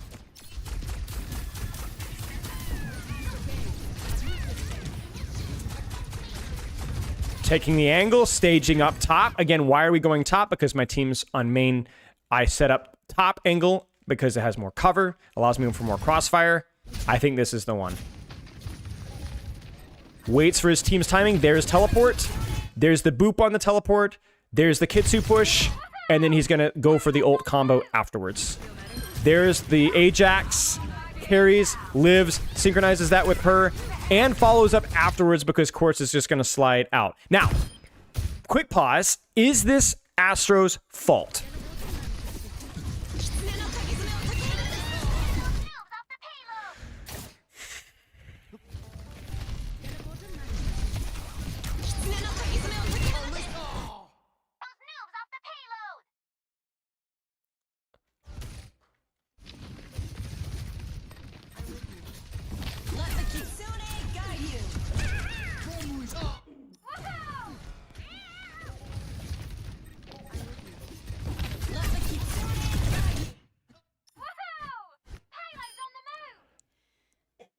Yes and no. Mostly yes. Mostly yes. Let me explain why no first. Why no is because we've consistently seen this Suzu be late from Simple. Like, pretty consistently. Right? This has happened a lot of times. Remember I brought it up on Survasa? I said, keep that in mind. This is what I was referring to. But Astro has not had enough experience versus this interaction. Because it's not the most obvious catnap ever. Because what Violet does is he goes in with the boop, disengages, and catnaps a few seconds later. Do you see it? We've been seeing it the entire series, right? What he does this time, though, is he full ends. No hesitation. Do you see what I'm saying? So I agree that it's on Astro here because it's really, I mean, I don't know, like you hit the Suzu or hit the beat, right? Hide behind a corner, I don't know. But honestly, to Astro's defense here, I don't think I've seen Violet do this exact cadence with his catnaps this entire series. Because look, bam, bam. You normally don't do this because if you do this, you get shot. Quartz kills you. You shoot, boop, disengage, catnap 2 seconds later. Like a fighting game, Violet conditioned them because what Astro is thinking is going, okay, here comes the purr.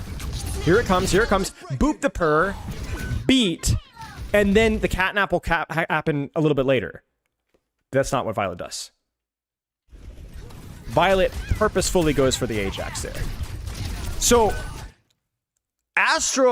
the reason why I'm blaming Astro here is because Violet outplayed him. But the reason why I'm not blaming Astro here is not because what Astro did was stupid. It's not stupid. He just got outplayed. You know, it's like when somebody dies to Quartz, you know, you don't go, oh, what an idiot that guy is. You're like, ah, he's just not good enough. Violet def. So Violet deserves every right to trash talk. Every right. Astro. But I don't think you can look at that and be like, oh, what a maroon Astro is. Yeah, you just called us bluff.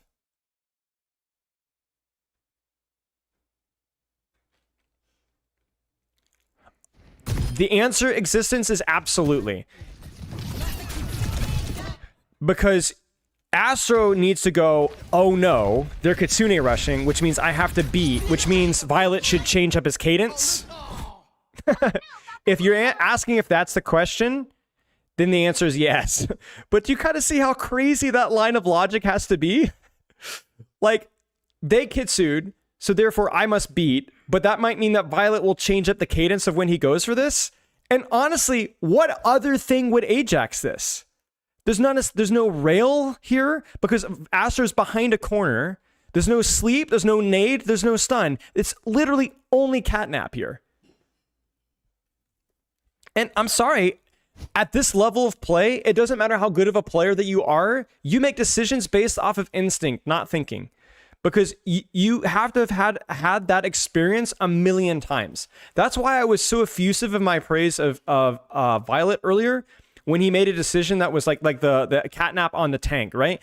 That's something that you can't think. That's just something that you've had to have done in scrims a dozen times, 20, 30, 40, 50, 60 times, right? Aster just hasn't had the reps here. Now, if you want the spicy take here, all right, it's always TM's fault. Hey, Twisted Minds, this is why you don't post screenshots from your scrim results, you son of a gun, jackbox, unprofessional buttholes. You make the region look bad, and you literally shot yourself in the foot because you didn't get reps versus this composition because you were bad scrim partners. From what I understand, this wasn't the Twisted Minds players necessarily, but somebody within that organization. But the only way for Aster to beat this is that they needed reps versus this composition.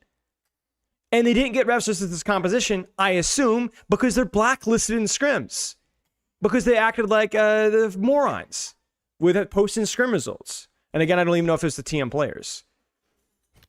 So the only way for Astro to know how to play versus this is he needed more reps versus this. And he just didn't get the reps.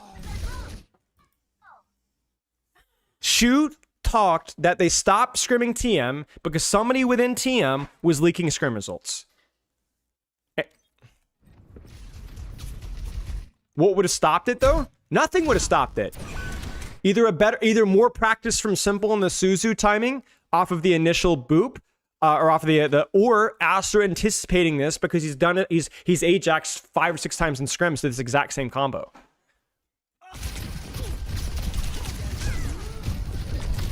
Like, if nothing else, I hope you guys gain respect, like how important the team play aspect of this is and how people can look really stupid off of individual ints, whether it was Violet on Suravasa looking stupid because Zeta is completely mistimed with her engages, or now Astra is looking stupid, right? When the reality is it's so much more complicated than that, and the margin of error is razor thin. Razor thin. Yeah. So frick me, TM gets fricked. GG's. And my point being here is that not to like just like say, oh, it's poor Astra, sweet Astra. I mean, although I don't think he deserves the abuse that he's getting. I think part of the trash talking thing was kind of part of the fun of things. But TM just didn't deserve it, man. They just didn't deserve it. Like, my point here is not to say that, oh, it was so unlucky. No, it freaking wasn't unlucky. TM's getting their teeth kicked in. It's just not all Astro's fault. That's all.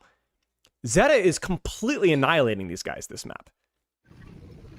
They're making them look like morons in a lot of these fights. Not all the fights. TM's a good team. But they just didn't deserve it. Early punish on the rotation. We've got melee perk power spike. He's got an active perk. Immediately disengages. They're trying to force a sim wall or a Suzu out there. I don't know if they got it. Yeah, they got it. But Bernard loses a lot of health for that, so maybe not worth.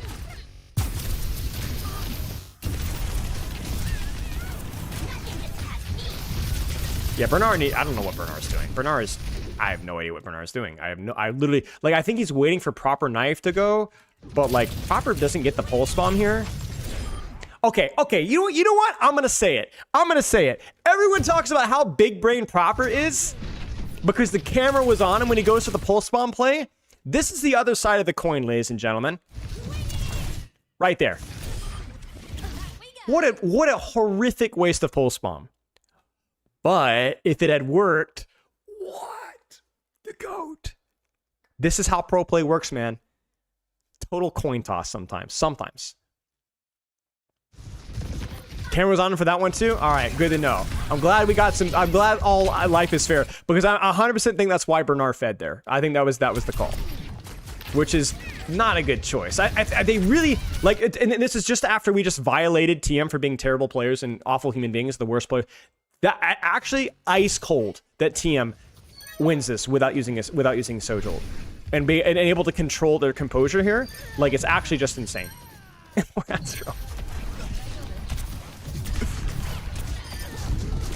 Honestly, just hero diff. I'm not gonna lie. Like, just hero diff. Violet has an active scratch. I think he also has an active purr. Yeah, he has an active purr. I mean, that's what are you gonna do, man? What are you gonna do? Hero diff. That's all I'm saying. 1v1 diff. What a fricker. Yeah,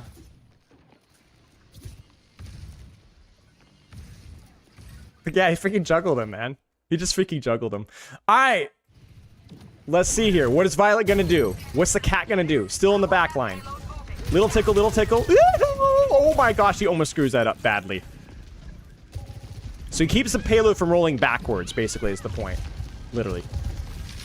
There's teleporter. Again, third person. Again, third person. Again, third person. And then just synchronize the pressure. Perfectly done. 1, 2, proper on the flank. And he actually goes, honestly, a little early there. But really, I think from TM here, you could see, like, a lot of people would be like, I don't know what Tevent is doing. Is he looking for cat? Or is he just disengaging? He's just disengaging. It's a weird setup from TM. What it is they're basically letting them take, like, this is classic TM. Let them take the space, teleport to take it away. Let them commit to a decision, drop your TP top sim wall, and then Sojo flip the map, you win the fight, right? That's exactly what was the plan, or something along those lines. What happens, though, is TM doesn't have the experience against people that can do this, right? So what happens is Quartz forces recall, sure, but he is being marked from both sides, right? And he just isn't ready for it. Remember we said about floating? Floating doesn't work unless you teleport out. This is the danger of floating. And to be honest, it is, I will say, a little bit unlucky. It's a forced error, which is why Zeta deserves all the credit here. But TM knew exactly what they wanted to do. This is what TM wanted to do. They just got outplayed.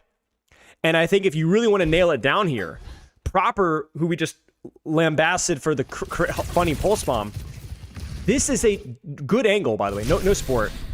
Post recall, by the way. Post recall does a ridiculous amount of damage to Quartz. 113 damage on the flank by himself. And he just gets caught in the crossfire. Now, I will say, I don't know if it's wise of Aster to be marking Cat on this side. Hindsight 2020, I prefer Aster to be marking on this side and let Cat have the free lane. But also at the same time, hindsight 2020 here, because if he's not doing this, then maybe Violet gets the angle for free, goes full. You know what Violet would do if Aster's not here? Boom! Everything dies and explodes. They boop the teleporter. What this is TM doesn't know what to do. How do we deal with the Cat flying in and purring our teleporter? How do we strategize versus this? They've just not had the reps. They don't know what to do. This is live time adaptation, which means it's not done very well here, and they're fricked. And honestly, yeah. And it's capitalized by just an insane shot from Knife. This ends now. You know?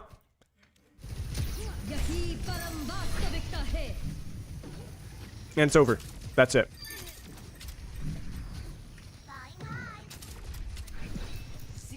How do you practice live adaptation in the combat environment? You don't. You don't. Because that's not how you win games. You win games through preparation and practice, and any live time adaptation is a total coin toss, and usually favors the team that has better mechanics. This game, it just wasn't TM. Normally, TM can make these live time adaptations if they can follow off of Quartz or Yubi or other else, but this game, Violet, Proper, these guys had the mechanical superiority. What was the sim wall? I mean, what else would you prefer? You know, like it's panic, right? They're down 2. Like they're not going to get another fight. So Quartz, this was not the plan. The plan was teleport. Watch him. Watch. Like the plan was not this. This is live time adaptation. And do you notice that immediately disengages? But just it's not enough. Where happens to Simple's Suzu? Oh, what? I mean, hindsight's 2020, man. That's tough. Do you think pro comms are secretly better different than high rank scrim comms? So are you asking me if pro comms are better than high rank scrim comms? Well, they're pros. That's really high rank. That's really high rank scrims. But yeah, I want to highlight here. So TM rightfully loses. I want to highlight here that TM makes some uncharacteristic errors at crucial moments, but TM played really well. I've reviewed a lot of finals recently, the last year, I guess. I've reviewed basically every finals, like 4, 5, 6 finals, right? This has been some of the best macro play from both teams combined in a long time. This was really good. And the fact that I was like splitting hairs about things like this, and even like this, right? Like that wasn't the worst thing I've ever seen in the world. It was uncharacteristic for TM, yes. But a lot of the other fights in the maps were like just amazing from both teams. I really felt like both teams can walk away frustrated. I'm sure TM frustrated for sure, but felt like they gave a pretty decent performance. You know? Yeah, I swear you say TM made uncharacteristic mistakes every time you review them. Let's put it this way. TM played well. TM, it's impossible to be perfectly consistent. TM is going to be frustrated about a couple of moments. Let's put it that way. When I say uncharacteristic, I mean this is where the level of expectation for TM is. And due to mechanical errors and instead of just being insanely good, they were forced into errors that were uncharacteristic. So you know what? You're right. To say it's uncharacteristic of TM to look like this is stupid. Every team makes errors, right? My point is that TM is capable of not fumbling situations like this, but they just didn't have the practice versus this comp. They just didn't have the practice. I'm a lot more critical of situations like blind teleports and the Busan downtown incidents where it just looked really lazy and sloppy. This situation here is more of a forced error for me. This situation where the beat gets HAC, that's more of a forced error. And Simple's late with Suzu, they just don't have the experience for that, you know? They just don't have the experience for that. So you're right. I would say there have been moments where it felt uncharacteristic, but a lot of moments just look like Zeta forced the errors.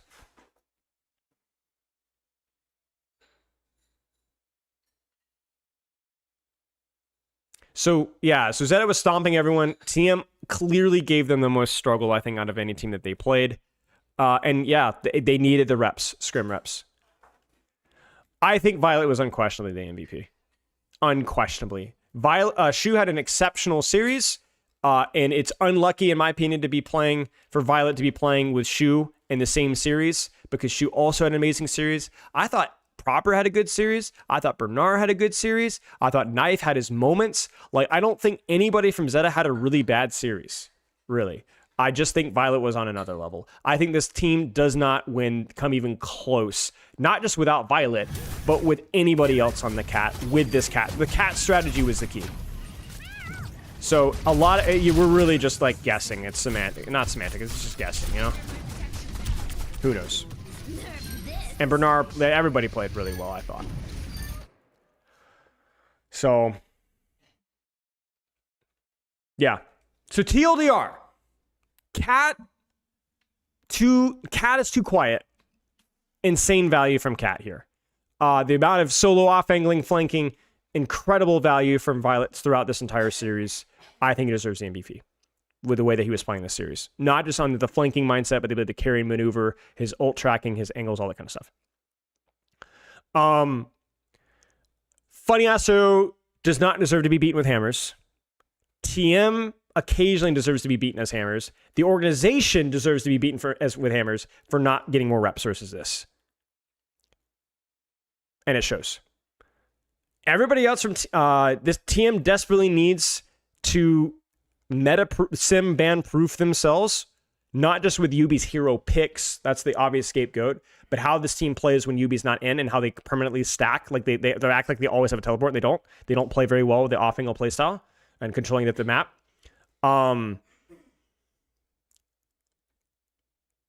think Simple and Astro specifically look a little bit lost. I don't know, man. I don't think TM played badly. Yeah. And shout out to Zeta, who looked really good. Looked really, really good. They looked freaking good consistently. This is like, I think, the most entertaining. I know it's not like a Map 7 banger, which I'm sure is a lot more hype in person and watching live, but reviewing this, guys, we're 5.5 hours in. Reviewing this was this is probably the most fun I've had reviewing. Also helps it helps having the replay viewer. I'm not gonna lie with you guys. This is probably the most fun I've had reviewing a match in a long time.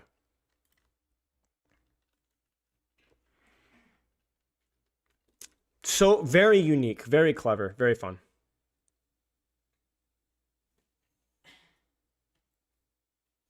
So I don't know. I don't want to, you know. Yeah, all I'll say is that TM needed more practice versus this, clearly.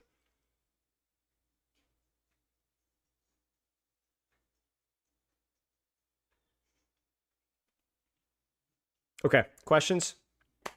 Would you mind restarting the series over again?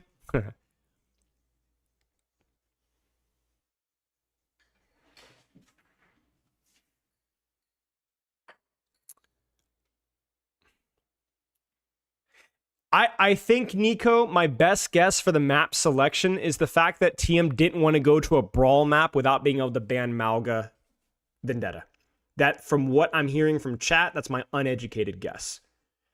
Because Malga Vendetta ban were already burned, and from what I'm hearing, TM really struggled versus that composition on Nepal, or not Nepal, but on brawl maps. And if you go Nepal Samoa, you're gonna run into Malga Vendetta. Where would you rank Cat as a solo queue carry potential in GM Plus? Seems fine. Very map situational potentially, like a lot of verticality is useful. What's up, Chex? What changes do you like to see to Cat? The reality to Cat is that there's certain aspects of Cat that aren't going to go away. So I kind of tailor. Listen, I'm not a huge fan of Permaflight, but it's not going away. Sorry, it's just not going away.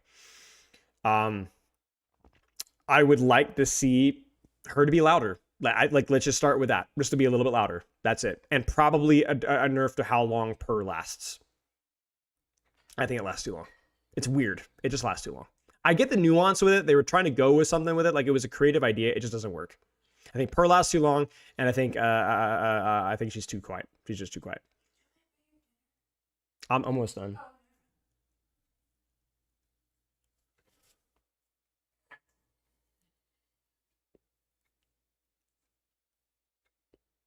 Do you have any recommendations for learning this kind of analysis and principles for going to play arrangement? Any of my videos, including my stupid coaching Bronze Moira, it all ties in together, man. It all ties in together. The only thing that's really unique to pro play is the push-pull, like disengaging ultimates, and that's exclusively if you have speed boost or teleport. And even then, that's done within the umbrella of map control. And how can we not forfeit too much map control, or how can we take map control? It's all angles, man. It's all map control. It's all angles. It's all cooldown trades. It's the same thing. That's actually, I think, why a lot of the NA scene specifically is just bad coaching, is because the NA scene doesn't understand map control and hasn't for years. They're so far behind the ball. It's like how, like, and it's not even like, this has been the case since Overwatch started. Like, it's a shooter. I'm sure, like, all the CSGO coaches are, like, making fun of Overwatch coaches back in 2018. It's like, bro, these idiots, you know? Anyway.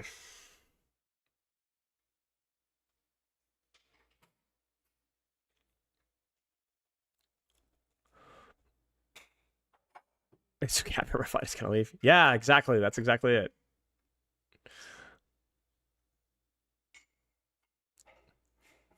Yeah, there's no mirror matchups. It was good.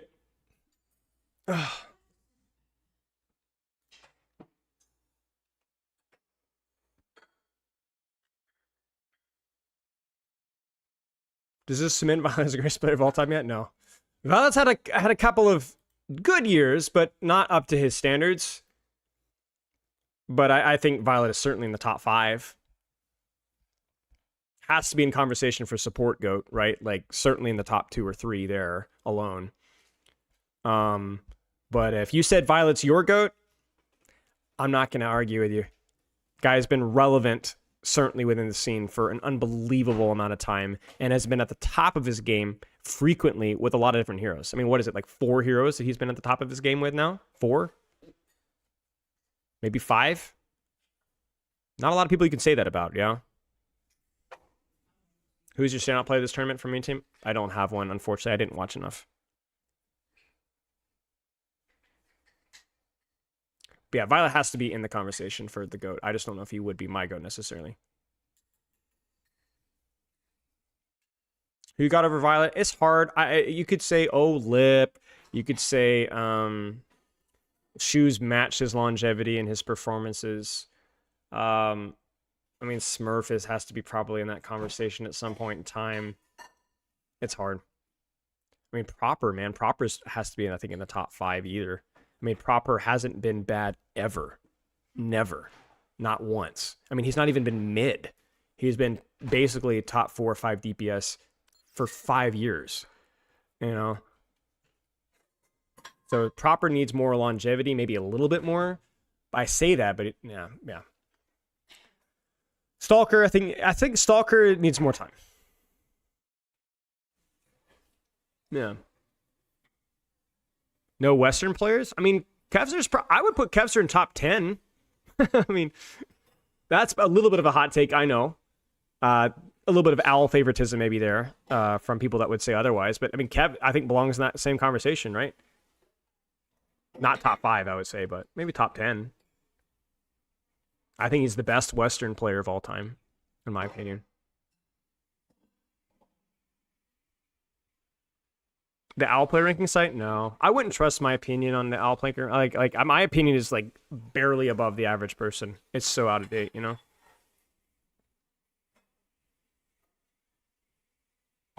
So is that map the best for Violet Cat or not? Herlo, thank you for the raid. I hope you get a good stream, mate. My favorite young 18-year-old streamer. I think it was good, serially. I did. I felt like I think it was good enough. It was certainly not. I think it was fine.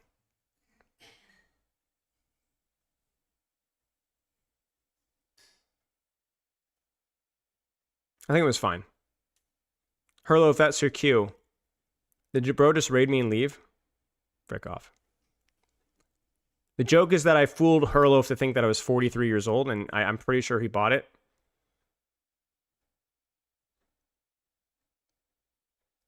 No, please don't, Herlo. Thank you.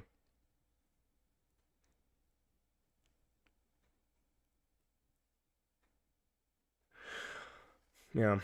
Yeah, this was good. This is a good code to look at. I think it was as good as some of the other ones. Certainly not worse.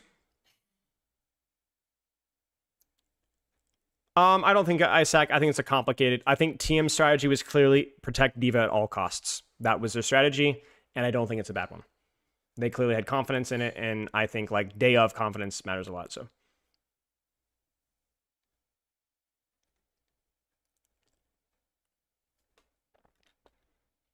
Yeah, it's not about objectivity. It's more about the fun. Yeah, fair. But you know, for me, I don't know. I hate. Yeah.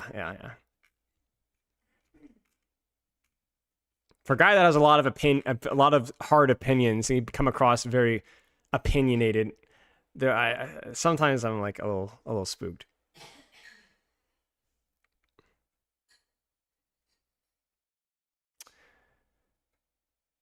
Yeah, so like sloppy macro, yeah, sure, but also like as we said, I think a lot of those errors were forced. So respect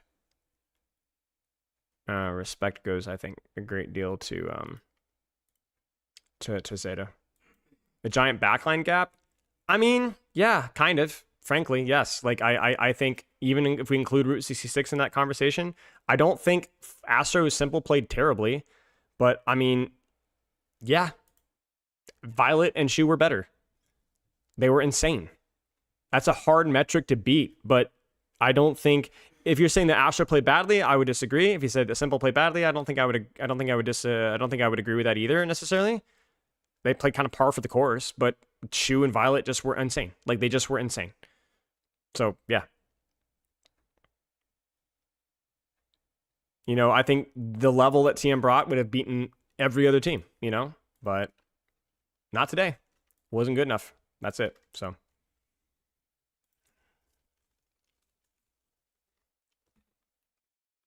All right. I know Herlef just rated me, but I'm beat. It's been almost 6 hours. Goodbye. Loves and kisses. I'll see you guys later. Have a good rest of your day. I'll be back on Thursday. I appreciate the support. Opinions on Map Reworks wins. Go to the YouTube live VOD and look at the start of the stream. You'll see my opinions on the Map Reworks. The good news is that it's good news. I'll chat with you guys later. Goodbye, y'all.